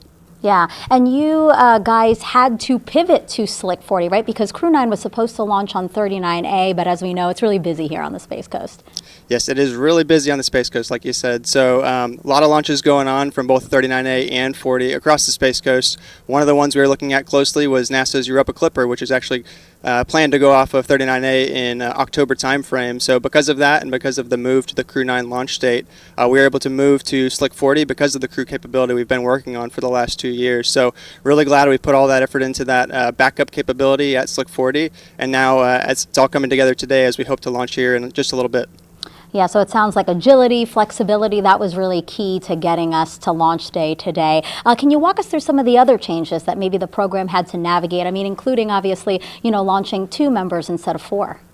Yeah, so a lot's happened in the last 6 weeks, and like you said, Megan, launching 2 crew members versus 4. Our teams have had to adjust to that, make sure we have the right training protocols and plans in place for the 2 versus 4 contingent. We were also able to let our first stage booster fly on its first mission out of Slick 40, get a flight on that booster, and now we're using it for the second time. And like you said, we're moving from 39A to Slick 40 for this launch, so a lot of flexibility among our teams and a lot of capability within our program and within NASA for our crew launch capability. So it's really great to see that we're able to accommodate all of these changes kind of at the last minute and still be able to get to launch today. Yeah, really talented people that we work with here. So thank you so much, Alec. We're now just minutes away from polling the launch team to see if we're going to load propellant into the Falcon 9. So let's introduce you now to Ronnie Foreman, live at SpaceX headquarters in Hawthorne, California. Thanks, Megan. I'm Ronnie Foreman, a senior commercial sales manager here at SpaceX, and I'm excited to be joining you all. We are coming up on just under 50 minutes to launch. Dragon SpaceX for a weather update. Call out there from our core about a weather update. Freedom's with you. Dragon, have good news that the most of the concerning weather that we saw from earlier has either cleared the pad or is trending to clear. We are still watching some precipitation, and we are expecting our next cross-check at around the T-minus 45-minute mark. We'll let you know, along with the go-no-go for a prop load, what that weather looks like. How copy? Freedom copies. Outstanding news. Thank you. Good news from our core there from Mission Control. We are coming up on just about 49 minutes to launch, and obviously our teams are carefully moving through the pre-flight process. A lot of preparations have brought us to this point, including a dry dress rehearsal and static fire on Tuesday. A dry dress rehearsal is a practice run before launch, where all of the steps are conducted except for the loading of propellants, which is why we call it dry. The integrated spacecraft and rocket are rolled out to the pad and raised vertically, and the crew and all of the support teams go through their steps exactly as they would on launch day to make sure that they're ready when we do go for launch. However, during a static fire test, which we also did earlier this week, the crew is not present. Propellants are loaded and the engines on the booster are fired for just a few seconds while the rocket is held down to the launch mount. The data from the static fire test is then reviewed and incorporated into NASA and SpaceX's decision to proceed with launch. All of that hard work brings us to today, and next up in our countdown, our launch director will check in with the team for readiness, both for prop load, as you heard earlier, and for launch. The Dragon team, as well as key NASA launch members, are currently at the Launch and Landing Control Center at SpaceX's Hangar X in Florida. The launch director will also check in with the Dragon mission director, or MD for short, and NASA launch manager to make sure they're ready to move forward. Right now, of course, our 2-person crew is on board Dragon waiting to get that green light to stow the crew arm for launch and arm the launch escape system. Once our LD gives the go-ahead, we should get a good view of the access arm moving away from the spacecraft. The range continues to be go for launch today, monitoring the clearance area surrounding our launch pad as well as the air and sea space along the flight corridor. If you're joining us on the Space Coast, you know it's about 85 degrees out with just a bit of a breeze, and we're hoping you are going to have a great view of launch today. And of course, as you heard earlier, overall weather is trending in the right direction, and we are currently tracking a 35 to 40% chance of weather violation at our target liftoff time. Our teams will continue to keep an eye on the weather. Propellant load and launch. For all operators in MCCX and Hangar X, both control rooms will go into lockdown at T-minus 45 minutes and will remain in that state until the LaunchScape system is disarmed. All operators are to remain at their console, maintain a sterile cockpit until MD confirms successful disarmament of the LaunchScape system following orbit insertion or propellant offload. In the event of a scrub, stand by for hold and LaunchScape protocols. For non-urgent no-go conditions, brief the CE or LD and they will approve aborting the countdown. For urgent issues affecting the safety of the operation, operators shall call hold on the countdown net. Launch control will abort the launch auto sequence and immediately proceed into the launch abort auto sequence. At T-minus 10 seconds, launch control will be hands-off and relying on automated abort criteria for the remainder of the count. Operators advise the launch director whether structural breakup or fire is imminent or occurring per Dragon manual escape flight rules.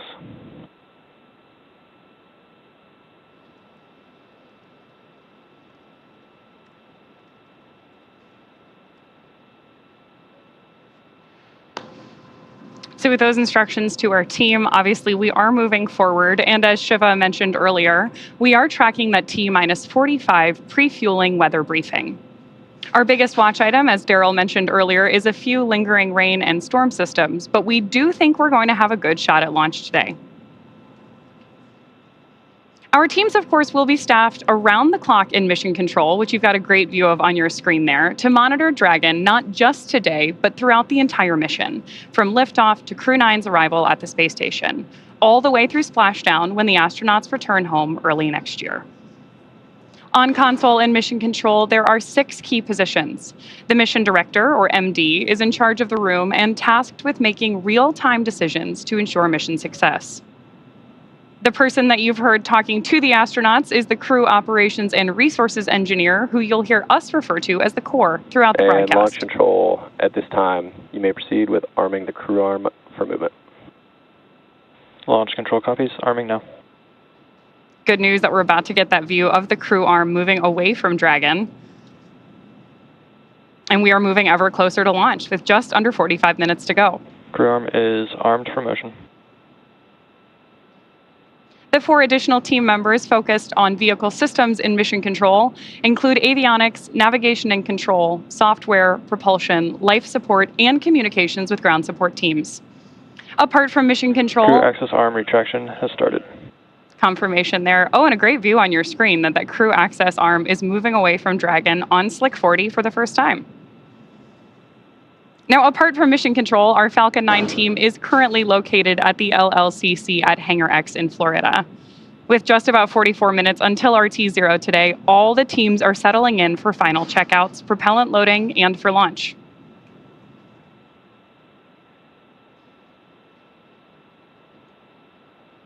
We are expecting propellant loading to begin just in about 8.5 minutes here. So in the meantime, while we enjoy these great views, let's check back in with Daryl. All right, thank you very much, Ronnie. As we've been watching the completion of that crew access arm retracting away from Dragon, big moment, big milestone.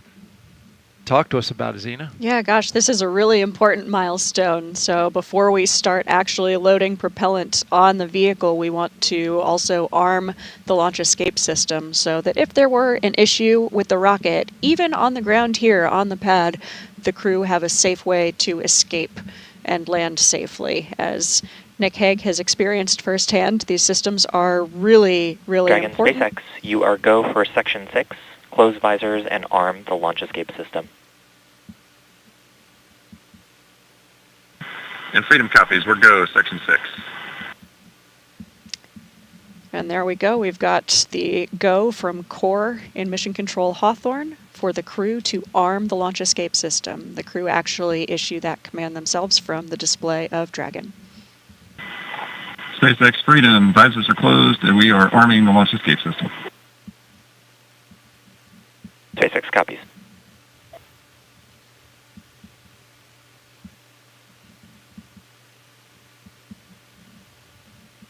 all of these milestones moving towards the big one, which is tanking Falcon 9 with propellants, which would kick off at T-minus 35 minutes. A update on the weather from Launch Weather Officer Brian Cizik, who informs me that the probability of violation has now gone to 30%, reflecting a 70% go. The launch escape system is now verified armed, which means that the astronauts would, in the case of an emergency, exit off the top of the rocket through the launch escape system, carrying Dragon out to the Atlantic Ocean. But again, the weather is something that they are watching, but has been improving. We had some storm cells pass over the launch pad earlier, dumping a fair amount of rain on the area. But as you can see now, the sun, somewhat diffused through clouds, is shining brightly on Crew Dragon Freedom on top of a Falcon 9 rocket. And there's a lovely shot as well. We're getting some sunlight poking through the clouds. There is a storm system, another group of clouds and storms that's tracking on its way here. But according to Brian Cizik, it is not going to arrive before T0. And that's a great update and a great improvement in the weather scenario.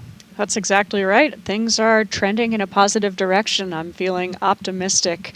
And of course, we want to make sure we have a good weather window before we give the final go to launch, but things are looking positive today. That launch escape system, of course, there for an emergency.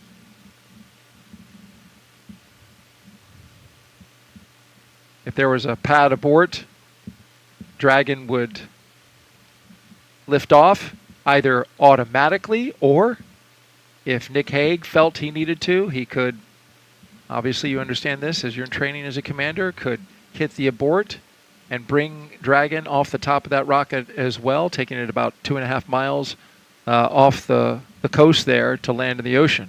Yep, that's exactly right. Dragon and Falcon are very smart vehicles with excellent automation built in, and so that is the most likely scenario that would trigger a launch escape. But of course, the crew have the ability to trigger that manually using a handle that's just below the displays of the Dragon spacecraft, and actually certain ground operators can also trigger it remotely. The launch escape system is powered by Super Draco engines capable of moving Dragon 1/2 mile in only 7.5 seconds, which is equivalent to a peak velocity of 436 miles per hour. Something the astronauts would certainly feel. Yes, absolutely. So you could expect in the case of a launch escape to experience some really high G loads. Those loads are going through the chest as opposed to vertically through your head, and so you would wind up feeling like someone extremely, extremely heavy, or 12 someone's extremely heavy, are sitting on your chest. This is something that we train for in centrifuges on the ground, and so, of course, you would be prepared if that needed to happen, but we are very grateful that these systems are there and available. Did you ever chat with Nick about his emergency abort and what that felt like? Absolutely, yeah, of course. This is something that Nick has curious. shared with Right? a lot of people. It's something that we are all curious about. It's a really unique thing. Not many people have experienced a abort like that. He said it was something that it happens before you really have a chance to think about it. The Soyuz, like Dragon, has a lot of automation built in, and so for his abort, the automated systems kicked in. But he said also your training really kicks in, and that's something that they train for in Soyuz as well. And so he felt well prepared to respond to that. All of the teams were in place, and he was collected safely after landing, brought back, and had the chance to launch again, actually not too much later. So this will be Nick Hague's second mission to the space station, but his third launch. His third launch, indeed. As we watch now inside, looking at the Dragon Freedom, Nick Hague, Alexander Gorbanov in their seats, configured for launch, ready to go. Another interesting note about this flight, we were talking about the launch escape system, is this new capability that SpaceX has for emergency propulsive splashdown. It's the same system that we're talking about for launch escape system, but for prop splash, as they call it.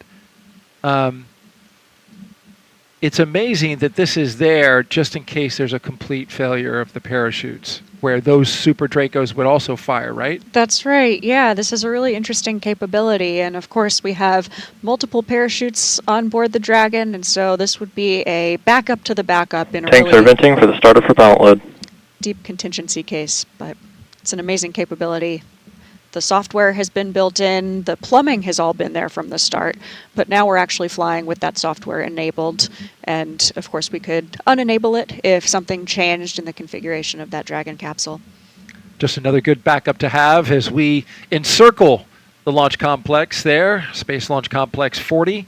A historic first today, launching astronauts from this launch pad for the first time ever. T-minus 36 minutes and 20 seconds and counting. Just a little over a minute away from propellant load.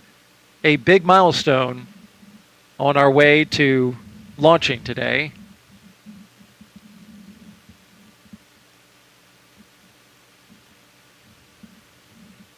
T0 is 1:17 and 21 seconds p.m. Eastern Time. It is an instantaneous window. We have to go at that second or we don't go at all. And that's all because of the timing necessary to catch up to the International Space Station. It's the most efficient time of this day to launch there, using the least amount of propellant that you would have to otherwise. And propellant is needed for a lot of things. Get the astronauts up, and of course we're bringing this booster back as well. Absolutely. Although we would like to think we are in charge, it's actually physics is the boss today. Absolutely. Let's listen in now as they start up propellant load.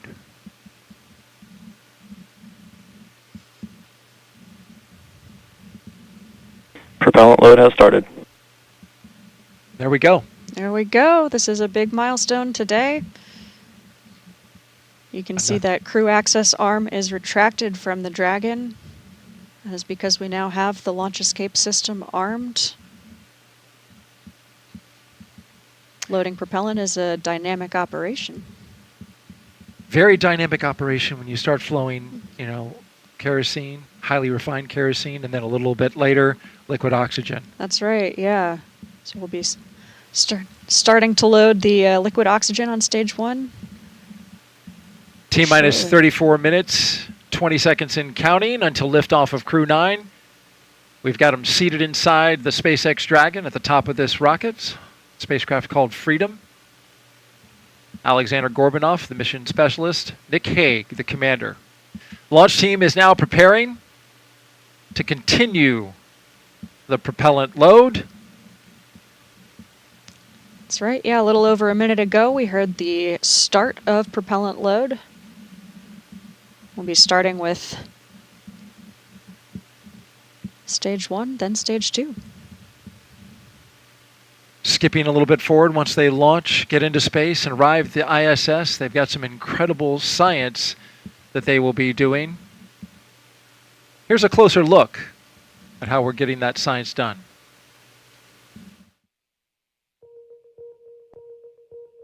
The International Space Station isn't just a symbol. It's a powerhouse of cutting-edge science, constantly revealing secrets that defy Earth's limitations and drive us farther into the cosmos. Our mission is research and science. We have experiments mounted on the outside of the station that are looking at Earth. We study our own bodies and how they react to space, to weightlessness, to radiation, and that helps not only us go on further in future missions, but also helps for medical research back home. And then we study lots of different things as well, like materials, combustion, all sorts of things that help us understand life back on Earth. Yeah! Microgravity doesn't play by the rules. It flips them upside down, transforming how liquids flow, how flames burn, and unraveling biological mysteries before our eyes. I saw some heart tissues beating in space, and it was incredible. Photon, we see that top one beating. Looks like happy heart cells. But we're not just along for the ride. We're explorers, diving headfirst into the challenge and harnessing the power of this unparalleled platform, just as we have been for decades. We're on a relentless quest for answers, seeking to understand the intricate workings of the human body in space and ensuring future crews stay safe on their daring journeys beyond Earth's orbit. The human aspect of human space exploration is always going to be very important for decades to come. And when it comes to technology, we're not waiting around. We're discovering new ways to grow crops in harsh environments and engineering innovations to tackle Earth's greatest challenges. We have amazing technology that allows us to recycle water and create water for us to drink. It's delicious. Microgravity isn't just a curiosity, it's a game changer in the fight against diseases back on Earth, paving the way for breakthroughs that benefit us all and enabling new economic opportunities in space. Welcome Axiom 3 on board the International Space Station. From our vantage point more than 200 miles above Earth, we are not just spectators. We're gaining unprecedented insights into the world we call home, and we're sharing our findings openly. We're not just achieving results today. We're sparking inspiration in future generations of explorers and embracing the power of global collaboration as we reach for the stars. What was your favorite experiment on the International Space Station? Toby, great question. My favorite experiment was the one that I got to eat. It was us growing hatch chili peppers in our plant habitat. Station Huntsville on 2, we have video in Node 1. Look at those chili peppers. And as we soar through space at 17,500 miles per hour, each moment is a step closer to unlocking the mysteries of our Earth, our universe, and propelling our pioneering spirit even farther into space. So come along for the ride aboard the International Space Station. Well, you heard moving and saw a moving tribute to the science that's going on board the Start up International stage 1 Space car, Station. helium loading. And there you heard the call out that we're now cryo-loading liquid oxygen into the Falcon 9 rocket. Another great milestone passed. T-minus 29 minutes and counting. And here's now more about the crew that's going into space today. U.S. Space Force Colonel Nick Hague is your Crew-9 commander. He was selected by NASA as an astronaut in 2013. This will be his second space flight to the International Space Station. In 2018, as we've mentioned, he and his Soyuz crewmate experienced a catastrophic rocket booster malfunction after launch. They were forced to abort but landed safely 5 months later. 5 months later, I should say, Hague launched on another Soyuz and served as flight engineer for Expeditions 59 and 60. He spent a total of 203 days in space and performed 3 spacewalks. The Kansas native is a test pilot and a distinguished graduate of the United States Air Force Academy. Nick spent 5 months in Iraq in support of Operation Iraqi Freedom. He voluntarily transferred from the United States Air Force to the U.S. Space Force in 2021 and is an active colonel. His wife, Katie, is a retired U.S. Air Force colonel, and they have 2 sons. This is mission specialist Alexander Gorbanov's first flight to space ever. He studied engineering with qualifications in spacecraft in upper stages from the Moscow Aviation Institute. Gorbanov graduated from the military department with a specialty in operation and repair of aircraft, helicopters, and aircraft engines. Before his cosmonaut selection in 2018, he worked as an engineer for a rocket space corporation and helped support cargo spacecraft launches from the Baikonur Cosmodrome. Alexander and Nick are an excellent pair. They've trained together for a long time alongside Stephanie Wilson and myself. Highly trained and ready to go. T-minus 27 minutes and counting until liftoff. Let's head back out to NASA's Megan Cruz, who's joined now by NASA Administrator Bill Nelson and Deputy Administrator Pam Melroy. I am, and it's so great to have them here at Florida always. You know, Administrator, the weather seems to be improving, so we're hopefully poised to send another 2 astronauts to the International Space Station, where, of course, you know, we've had American astronauts there continuously for over 20 years. Talk to us about how international partnerships really help with American ingenuity in space. Well, first of all, it shows that we are looking beyond our borders because we need our friends out there in other countries.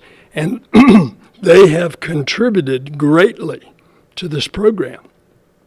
So, for example, on the big rocket that's going to go to the moon, it has the European support module from the European Space Agency. On our space station, there were originally about 15 international partners. And the number of countries that have used the space station is upwards of plus 40. So it is very much an international space program, and that's why it's called the International Space Station. And actually, I'm going to ask you one more question since we're talking about how the International Space Station is really a test bed for us as we return back to the moon, go farther to Mars. Let's talk about the Artemis 2 mission. Are there any updates for that as we look forward to sending 4 astronauts to orbit the moon? Well, we are looking forward to the next flight, Artemis 2. The crew has been named. Reed Wiseman is the commander. They're going to do everything in preparation for the 3rd Artemis, which will be the one that will go into lunar orbit, hook up with a SpaceX lander, and we will have then the first woman and the next man will walk on the moon. Yeah, something exciting to look forward to. Now, Deputy Administrator, let's go back and talk about Crew-9 now. So, you know, we're launching with 2 empty seats. That's so NASA astronauts Butch Wilmore and Sunny Williams can return with Nick and Alexander early next year. What have Butch and Sunny been able to accomplish on the ISS since they got there in June? Well, the good news is having 2 extra sets of hands means more than 80 hours a week of extra work that can go into critical science, but also maintaining the station. So they have really contributed. Crew time is really precious on orbit. It feels like there's never enough. But I would like to highlight a couple of experiments that they have been working on that I think are exciting, both because of how they impact future spaceflight, but also people here on Earth. So the plant management, a water management experiment, which is testing different techniques for transporting water to plants. Now, in space, in microgravity, water doesn't flow the same way without gravity to take care of it. But what's interesting is not only will that help us when we go to the moon and we go on to Mars, the ability to grow our own plants, but it also affects hydroponic systems here on Earth. The other experiment that I think is really significant is looking at taking some tissue cultures of the bone marrow that creates platelets, right? Very important in our blood system. And they're going to grow them in cultures. And part of that is to look at blood clotting and how those cells develop and how it might work in space. Right. But it also is going to help us understand blood clots better here in gravity by being able to compare the two. I know, so they are doing very significant science. Yeah, it's always so great to have veteran astronauts there as well. All right, so let's head back over now to our commentators in Hawthorne, California. Thank you both. Thank you, Megan. As we continue to count down, let's take a closer look at the vehicles that will be taking Crew-9 to the International Space Station today. Falcon 9 is a 2-stage rocket developed and manufactured by SpaceX, known for its safe, reliable, and cost-effective access to space. It's also the first and currently the only orbital-class rocket capable of reflight. Sitting at the top of Falcon 9, Dragon and its trunk stand over 26 feet tall. There are 2 windows on the spacecraft, plus 1 under the nose cone. The nose cone opens shortly after launch to expose the forward bulkhead thrusters and docking mechanism that will connect to the space station. Dragon's trunk holds solar cells, which power Dragon while it's in free flight. The trunk can also carry unpressurized cargo. Dragon has 16 Draco thrusters that can be used in space to help navigate the spacecraft to its destination, each providing 90 pounds of force. That doesn't include the 8 Super Draco thrusters used for an abort, which are no longer active once the crew is in orbit. Dragon has played a significant role in advancing our future in space by safely transporting crew to and from the space station. There's currently 4 Dragon spacecraft supporting human spaceflight missions that have docked to the station, and those are Endeavour, Resilience, Endurance, and Freedom. Designed to be the safest spacecraft ever flown, Dragon is capable of carrying up to 7 passengers to and from Earth orbit and beyond. Crew-9 is SpaceX's 15th human spaceflight mission since 2020, when Dragon became the first private spacecraft to take humans to the International Space Station. Dragon has completed over 47 launches and flown 54 astronauts, representing 14 countries. Throughout all of those missions, Dragon has helped support more than 1,000 experiments. Altogether, the reusable Dragon spacecraft have completed 8 human spaceflight missions on behalf of NASA and visited the station 42 times under NASA's commercial resupply and commercial crew programs. And through all of that, Dragon has proven to be quite a versatile spacecraft. It can autonomously dock to the space station when outfitted with the ISS docking adapter, as it is for today's flight. When not going to the space station and in free flyer mode, the docking adapter can be swapped out for a cupola. Then, of course, you have our newest option, the Skywalker hardware, to support extravehicular activities, which the crew just used for the first time during Polaris Dawn. Continuing down the vehicle, we have the second stage.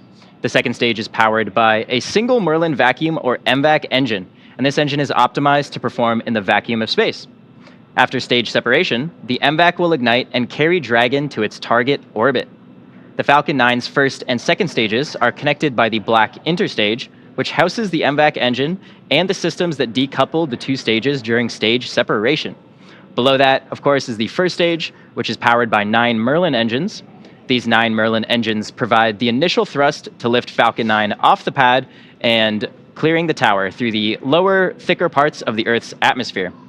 Each of these 9 Merlin 1D engines delivers about 190,000 pounds of thrust at sea level, and that gives Falcon 9 a combined 1.7 million pounds of thrust. After stage separation, Stage 1 will return to Earth for recovery and reuse on a future mission using a combination of the Merlin sea-level engines and the 4 titanium grid fins located near the top of the booster, which will guide it during its re-entry and landing.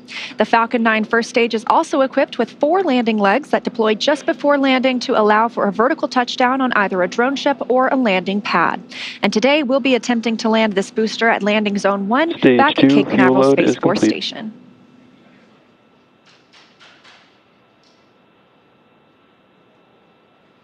The second stage will power Dragon into its initial low Earth orbit before separating, leaving Dragon to continue its journey to the space station using its own thrusters. About 40 seconds after separation, Dragon's nose cone deploy sequence will begin, exposing the guidance navigation controls that help Dragon autonomously fly to the space station. With T0 coming up in just under 20 minutes, our teams at the Cape are doing a series of system checks to ensure Dragon and Falcon 9 are ready for flight. So for now, let's check in with Ronnie for a quick status update. Thanks, Atticus. We are still looking good for an on-time launch just under 20 minutes from now. Both Dragon and Falcon 9 continue to be healthy. As we continue to listen and watch the countdown, our teams are prepping the vehicle for flight. Propellant loading of both RP1 and liquid oxygen began at T-minus 35 minutes. We also heard the call out that the launch escape system is now armed. The launch escape system is designed to propel Dragon away from Falcon 9 in the event of an emergency during launch. The range, which is monitoring the keep-out zones, among other key flight requirements, also continues to report no issues, and they are go to support today's launch. As you heard earlier, weather is also looking good, and we are still tracking roughly a 30% chance of violation at our target liftoff time. But we are optimistic that we're going to have good conditions at that T0. Now, as a reminder, today we have an instantaneous launch window driven by our planned rendezvous point, the point at which Dragon and station will meet in orbit. The space station is currently orbiting the Earth at more than 17,000 miles per hour, and Dragon needs to catch up to it. That means we have to deliver Dragon to the correct orbit by timing its trajectory relative to the orbiting laboratory so that they are in the same place in space at the same time. A precise liftoff time is crucial for hitting that rendezvous point. Of course, that means that at this point, if we hear a hold for any reason, we'll have to stand down and target our backup opportunity, which is tomorrow at 12:54 Eastern Time. Now, with all systems go, I'm going to turn it over to Nilofer for a status update from Houston. And thank you, Ronnie. Back here in the International Space Station Flight Control Room at NASA's Johnson Space Center in Houston, teams are continuing to work around the clock to monitor activities aboard the orbital outpost.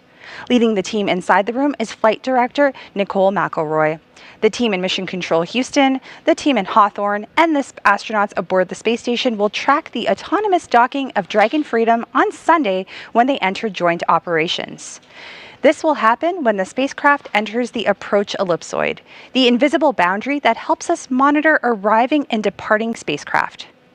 Once docked, Dragon Freedom's crew will perform a series of leak checks, then work to open the spacecraft's hatch before floating into the station to begin their 5-month stay. We anticipate that the hatch will be opened about an hour and a half after docking. When they enter the orbital outpost, Crew-9 will be greeted by the rest of their Expedition 72 crew and will come together for opening remarks. The anticipation for launch continues here in Mission Control. How's it looking on the Space Coast, Daryl? Well, we're looking pretty good, Nilofer, and thank you very much. Weather improving here at the Kennedy Space Center. If you're just joining us, we are 16 minutes and 37 seconds away from the launch of the 9th astronaut rotation mission to the International Space Station under NASA's commercial Stage 2 LOX load has started. And there you heard, Stage 2 LOX load has begun, the final loading of propellants into the Falcon 9 rocket. Commander Nick Hague and Mission Specialist Alexander Gorbanoff are strapped into their seats inside Dragon Freedom. As you can see right there, the Falcon 9 rocket fueling operation well underway. The launch escape system is armed, and that means Dragon is prepared to launch itself away from the Falcon 9 in case of an emergency. So far, operations look and sound as expected, and we are counting down to liftoff at 1:17 and 21 seconds p.m. Eastern Time. And I want to welcome in a special guest here on set now. NASA astronaut Stephanie Wilson is here, joining us alongside Zena Cardman, both of you NASA astronauts. It is so good to have you both here. You both trained for Crew-9. This is where you probably expected to be on this day. But you have accepted this role of supporting your friends for launch. And as they get ready to launch with 15 minutes left to go, Stephanie, question for you. What is the mindset of the crew that you trained with? You've flown into space 3 times on the space shuttle. What's the mindset of the crew right now? Well, thank you, Daryl, and thank you, Zena, for having me join you today. And yes, both Zena and I have trained for 1.5 years with Nick and Alex. They have trained hard. They are well prepared. In this moment where they are strapped inside the vehicle with just the 2 of them, they are reviewing procedures. They have trained for this moment. They are ready to execute the mission. They are, of course, looking forward to the work that's ahead of them on the International Space Station. Perhaps a little bit sad to be leaving family and friends, but they'll be talking to them soon once they have docked to the International Space Station. But it's a moment to review all of the hard work that has gone into this moment in the preparation and to be ready to execute the mission, which they will do very well. Speaking of hard work, you both trained for Crew-9 for 1.5 years. And so from a human level, we know you are professional astronauts. Your seats were needed for Butch and Sunny to bring them back.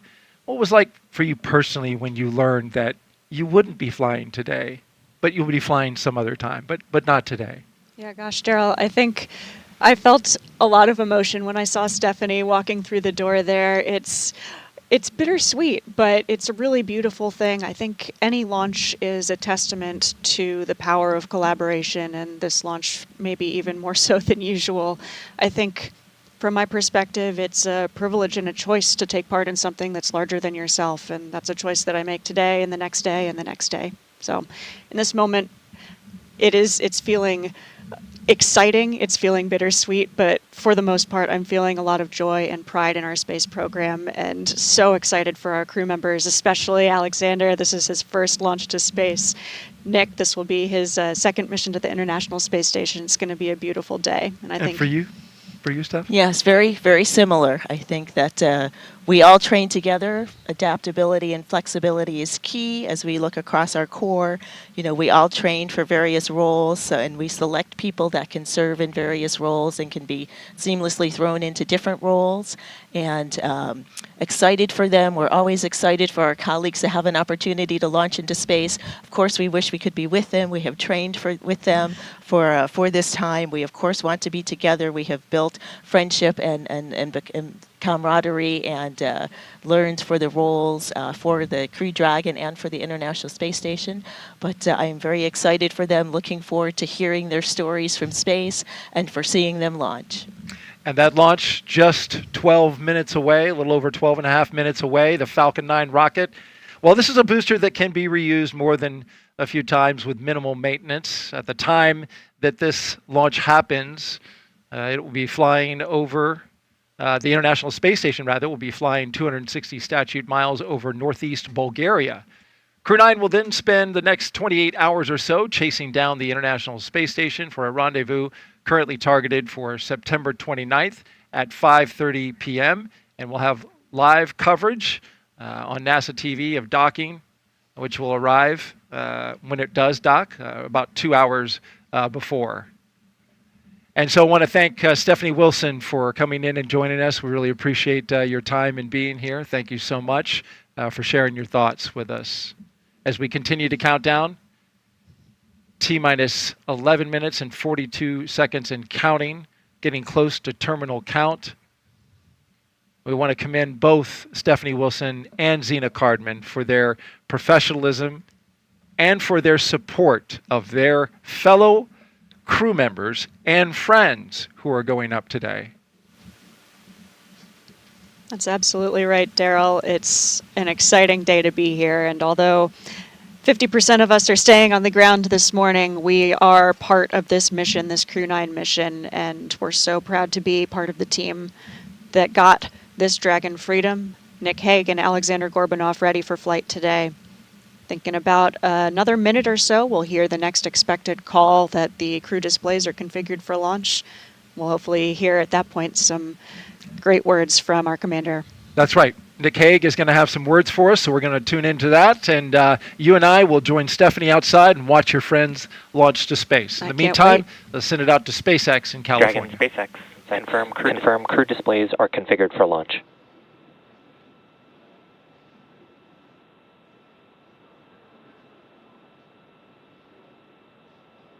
So good news there from Mission Control. And our next major countdown event will be around the... And SpaceX Freedom. We can confirm our displays are configured for launch. I'd also like to take the opportunity to thank the entire team around the world for your hard work and dedication to get us to this point. Alex and I are ready and honored to represent you and everyone back on Earth. A huge thanks to our families and friends for your unwavering support, and to Crew-9, unbreakable. We go together.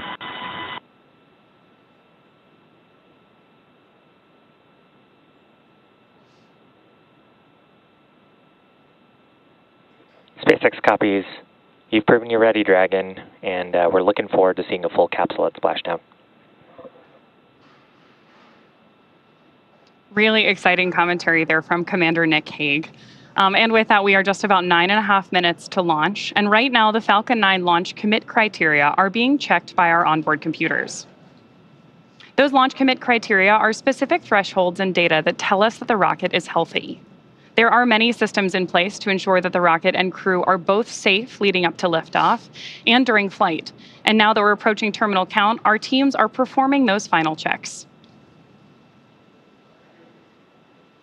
Just coming up on 9 minutes before launch. Right now, we just heard from Commander Nick Hague. He and Alexander Gorbanov are suited. They are seated in Dragon Freedom there, as you can see on the screen. We have teams here at Mission Control Hawthorne monitoring the vehicle, both Dragon and Falcon 9. Meanwhile, in Houston, as we heard from Nilifer, some of those teams in console positions are keeping tabs on the space station, its reboost capabilities, making sure everything is looking good for Dragon's arrival tomorrow.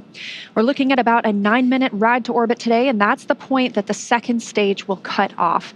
After that, Dragon and the second stage will continue to coast for another few minutes, and then they will separate. You'll be hearing some performance calls as we get into this final countdown, and then after liftoff.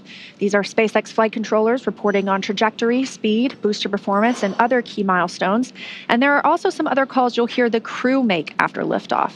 The crew will report out on a few number and letter combinations, and these mark different abort zones through the flight up the eastern seaboard. The first two are 1A and 1B, and these are available when the first stage is firing. The next are 2A through 2E. Those will come into play once the second stage kicks in, but we will only hear the call for 2A. Diverting a little bit from the other naming system, you will also hear the call Shannon, and that refers to Shannon, Ireland. That means the crew could target off the coast of Ireland if they needed to abort later in the second stage burn. Again, you'll hear these calls throughout the flight uphill, along with the key performance callouts from the guidance, navigation, and control officer, as well as the propulsion lead. One of the next callouts we're listening for in our countdown is the announcement that Stage 1 engine chill has started, which is one of the key processes that prepares the engines on board our first stage for flight.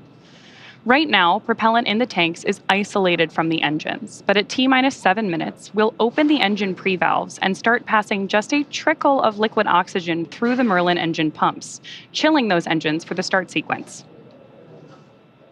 Stage 1 engine chill has started. Confirmation there that engine chill has started.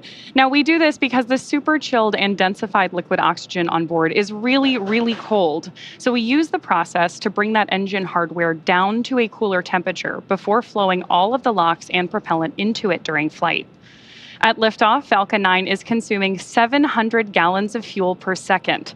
So engine chill helps us to prevent thermal shock and ensures nominal engine performance. The next thing we're listening in for is the confirmation that RP1 load has been completed on board Stage 1. RP1 is that densified kerosene or rocket fuel that propels the crew into orbit. All of that RP1 is we are waiting to hear that it is fully loaded onto the rocket, and the second stage loading was completed earlier. So we're still loading liquid oxygen as well on the first and second stages. Stage 1 fuel load is complete. Confirmation right on time that RP1, the densified kerosene loading, is now complete. Again, still loading liquid oxygen on the first and second stages. We need this to combine with the densified kerosene. That RP1 liquid propellant needs an oxidizer to combine with in order to ignite. Coming up next at the 5-minute mark, we'll hear the call for Dragon to configure for terminal count and then transition over to internal power. And then we'll hear the propellant tanks on Falcon 9 are getting ready to pressurize, which means they'll have some additional rigidity and structural support for the rocket as we get ready for the strong back to retract.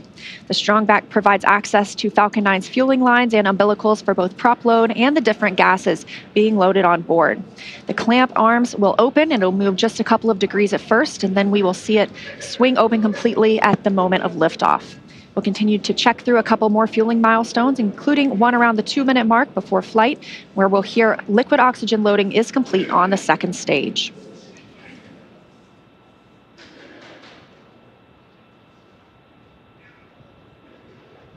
Falcon 9 tanks are pressurizing for strong back retract. Dragon in configure for terminal count. Now under 5 minutes to launch, we are in terminal count, meaning the Dragon onboard computers take control of the spacecraft.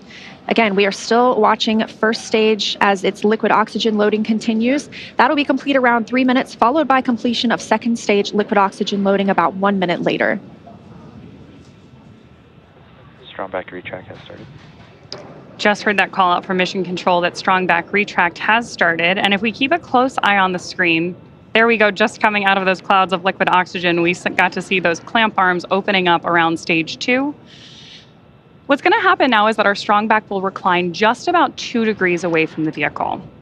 But the TE will throw back all the way to 45 degrees at liftoff, clearing the way for Falcon 9 to leave the pad. As Leah mentioned, that strong back does route the vehicle's fluid and telemetry lines all the way up to the rocket and our spacecraft today.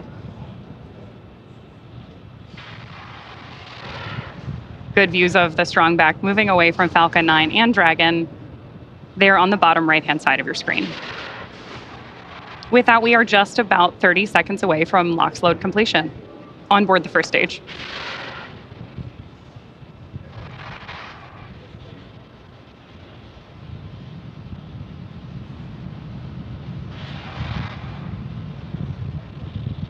As Ronnie mentioned, standing by just about 20 seconds from now, we're expecting to hear the liquid oxygen loading will finish. Again, this is required to combine with that RP1, the densified kerosene, to give us the chemical composition we need to propel the rocket into space.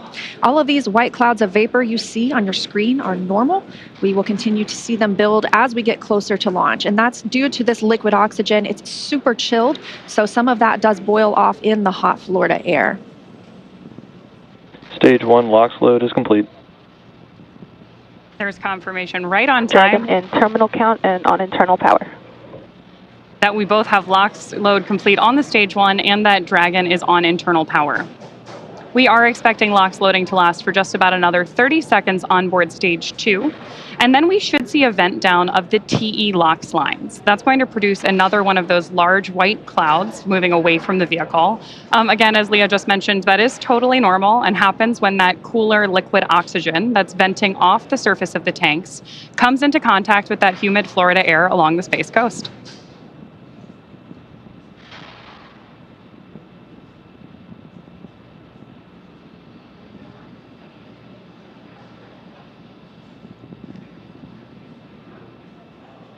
We're standing by now for stage 2 liquid oxygen loading to be complete.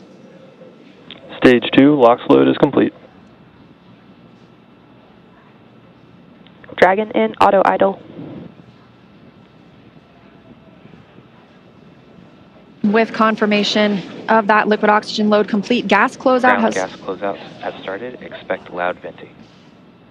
Right on time, that gas closeout has begun. So we are now isolating all the feed lines for the different gas systems from the Falcon 9 rocket. Those will then get vented overboard through the umbilicals and the strong back itself. And you can actually hear that venting right now. Now, something else you'll see is our sound suppression technique. Our rockets are super loud, and that sound can impart pressure loads back on the rocket itself. So just before liftoff, you'll see a ton of water dumping onto the pad. This absorbs and prevents the sound from hitting the structure and reverberating back onto the rocket, which could cause FTS is armed. Falcon 9 is in startup and is now controlling. Dragon in countdown. Now that we are in countdown, the flight computer on Dragon will switch to countdown mode. And we've also heard the flight termination system is armed. Go for launch. Freedom is go for launch. That's our final go for launch. SpaceX reporting go and the crew reporting go. 30 seconds.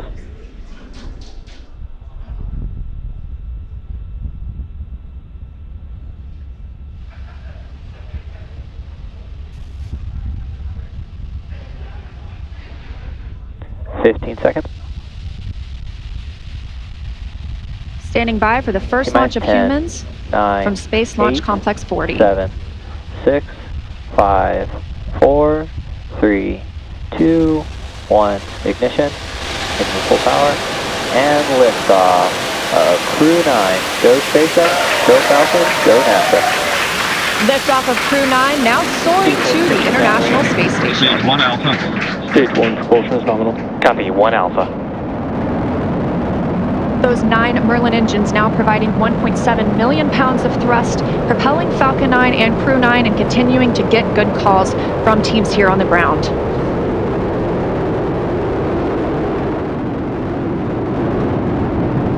Of course, these incredible views mean we are just a little bit past 30 minutes or 30 seconds into our 9th rotational crew mission. Power range telemetry nominal. On board Dragon and Falcon 9 with good callouts from mission control that everything is looking good. With that, stage 1 is throttling down to pass through max Q, which is the period of maximum dynamic pressure on Falcon 9 during ascent. Max Q. Confirmation of max Q. Vehicle is supersonic. And that Falcon 9 is now traveling faster than the speed of sound. Stage 1 throttle up.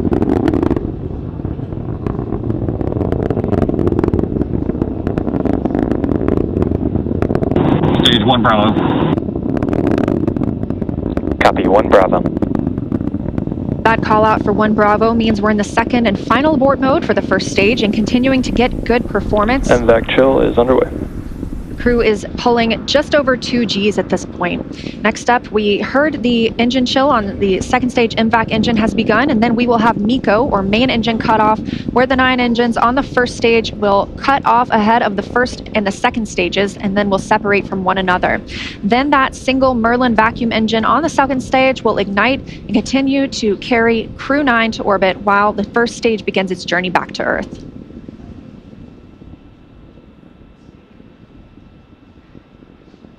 Two minutes in, and the crew is now traveling over 2,600 miles per hour.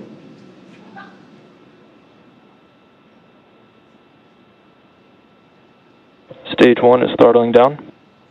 Confirmation there from Mission Control that Stage 1 is throttling down as we prepare for main engine cutoff, followed shortly thereafter by stage separation and second engine start 1. You did hear Mission Control out that we are chilling our... MECO. There's confirmation of MECO. Stage separation confirmed. Stage 2 Alpha. MVAC ignition. Copy 2 Alpha. With that, we have had confirmation of MECO, stage sep, and the ignition of our MVAC engine on board Stage 2. Our next major milestone is going to be the beginning of Stage 1 boost back burn, which is expected in just a couple of seconds here.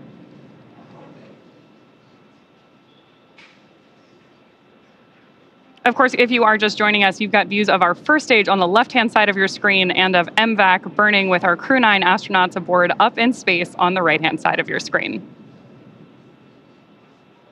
Now we are coming up on 3 minutes and 20 seconds since liftoff today, traveling over 4,000 miles per hour and 76 miles downrange.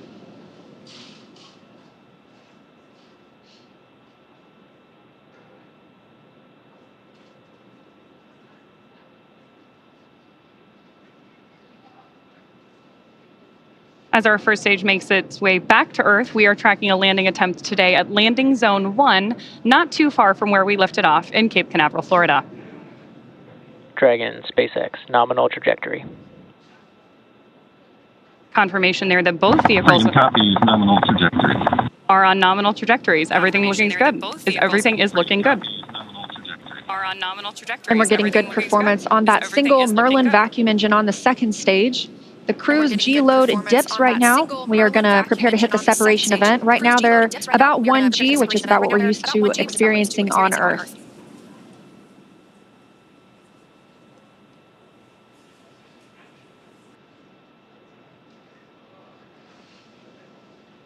Crew is traveling almost 5,000 miles per hour now and 105 miles in altitude.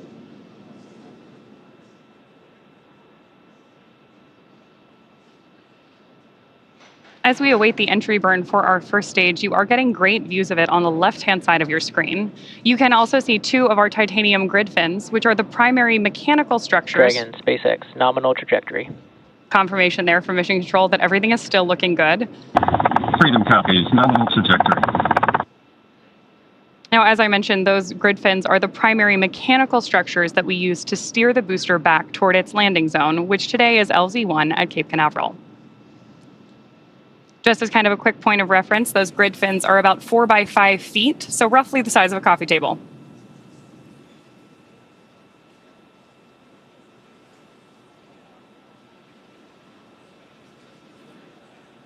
Getting our first tracking shots of the booster on its way back to Earth. Again, we are tracking the first stage on the left-hand side of your screen and MVAC up in space on the right. And we do continue to hear good calls for that second stage. Again, we will see this continue to fire until close to 9 minutes into the flight, now at 5 minutes and 45 seconds since liftoff today. This is accelerating Dragon to more than 17,000. Nominal trajectory. More good news.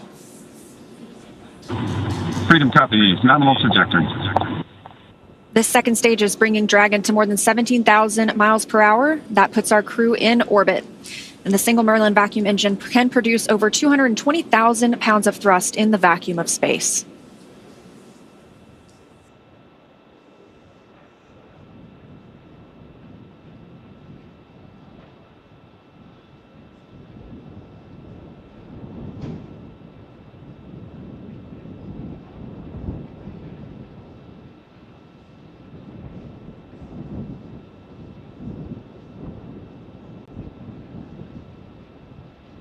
Stage 1 does perform 3 burns on its way back to Earth. The first is the boost back burn, followed shortly thereafter by the entry burn. The entry burn is used by Falcon 9 to slow the vehicle down before it reaches the denser parts of the Earth's atmosphere. Dragon, SpaceX, nominal trajectory. Nominal trajectory is there from Mission Control. Freedom copies, nominal trajectory. That entry burn is, of course, followed by the landing burn, during which time we'll light 3 of the Merlin engines on board the first stage. And we expect to see that landing burn just about a minute before we expect Dragon to be inserted into orbit. So we have 2 very exciting phases of flight, both for our first stage and our Crew-9 astronauts happening here at the same time.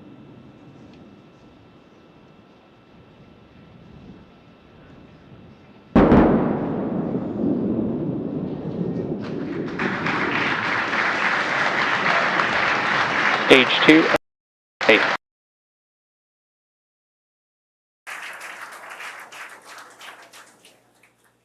Saw a great touchdown of stage 1 there just a second ago. And now, of course, we are continuing to follow our Crew-9 astronauts on their way to space. And we continue to get good calls for this second stage, that Merlin vacuum engine continuing to fire and propel our crew, now moving over 12,600 miles per hour and 611 miles downrange. Just over 8 minutes since liftoff today, so we are expecting to see this continue to fire until just about the 9-minute mark, at which point this engine will cut off. And of course, Dragon will coast for a few minutes, still attached to the second stage.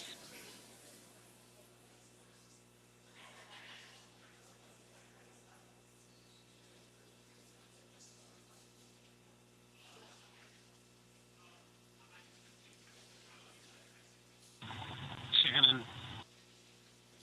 That call. Copy, Shannon. That call is for Shannon, Ireland. That would be the abort zone if we were to abort at this point in the flight. However, we are continuing to hear good calls about Dragon's performance.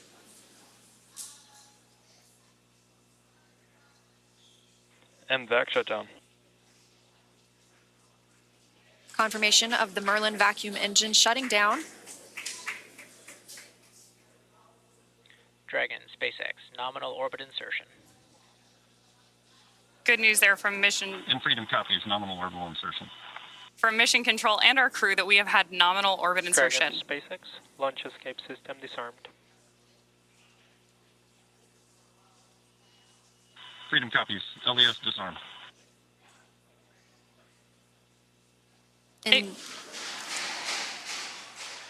9 quick minutes, we now have 2 new crew members on their way to the International Space Station, having taken off from Space Launch Complex 40. The crew now being in a good or expected orbit. We'll continue to coast for these few minutes, and then we get our first views inside the capsule of our 2 crew members, Nick Hague and Alexander Gorbanov. They are just continuing to stay in their suits and in their seats during this dynamic portion of the flight. We're going to continue to coast for a few minutes after this second stage engine cutoff. This allows the rates and motion from that long burn to settle out. There are some small reaction thrusters on the upper stage or the upper part of the second stage that can be used to counteract any residual motion. That basically makes sure we are in a stable coast before Dragon separates from Falcon, and that'll happen about 12 minutes into the flight. So about a minute and a half from now, we expect to see Dragon actually separating from the second stage. Again, we did hear the crew has been successfully inserted into a good orbit. And again, this is them now in microgravity, one of them, Alexander Gorbanov, for the very first time.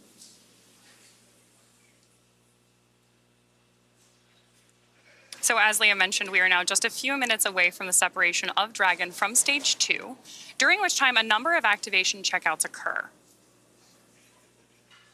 Automatically, first we're going to be checking out 12 of the Draco maneuvering thrusters, all around the service section of the Dragon spacecraft.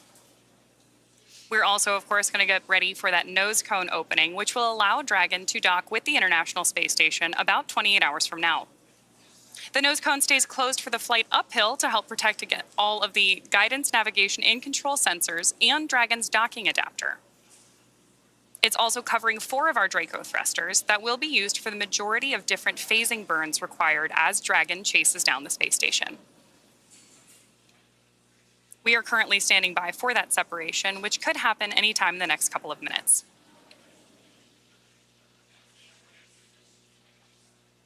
Currently, you can see the crew is just relaxing in their seats. They are definitely vigilant, though. They are able to monitor those crew displays in front of them, keep up with what's going on in the mission. They could take control if they needed to. However, it's been a seamless ride to space today. Good views there looking up into Dragon's trunk, looking at the heat shield on the bottom of Dragon that Crew-9 will use when it returns home early next year.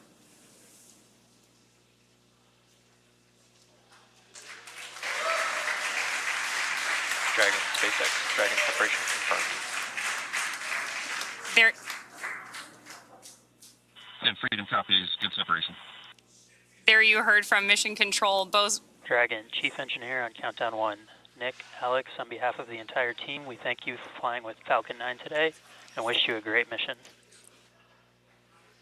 And Freedom, this is Launch Director on Countdown. On behalf of the entire SpaceX Launch and Recovery team, I'd like to extend our congratulations to the entire Crew-9 team. Zena, Stephanie, Nick, Alex, Butch, and Sunny. It's an honor to be a part of this mission with all of you. I'd also like to give a shout out to the Falcon 9 Crew-9 combo. The best bundle in the league, baby. Godspeed, Crew-9.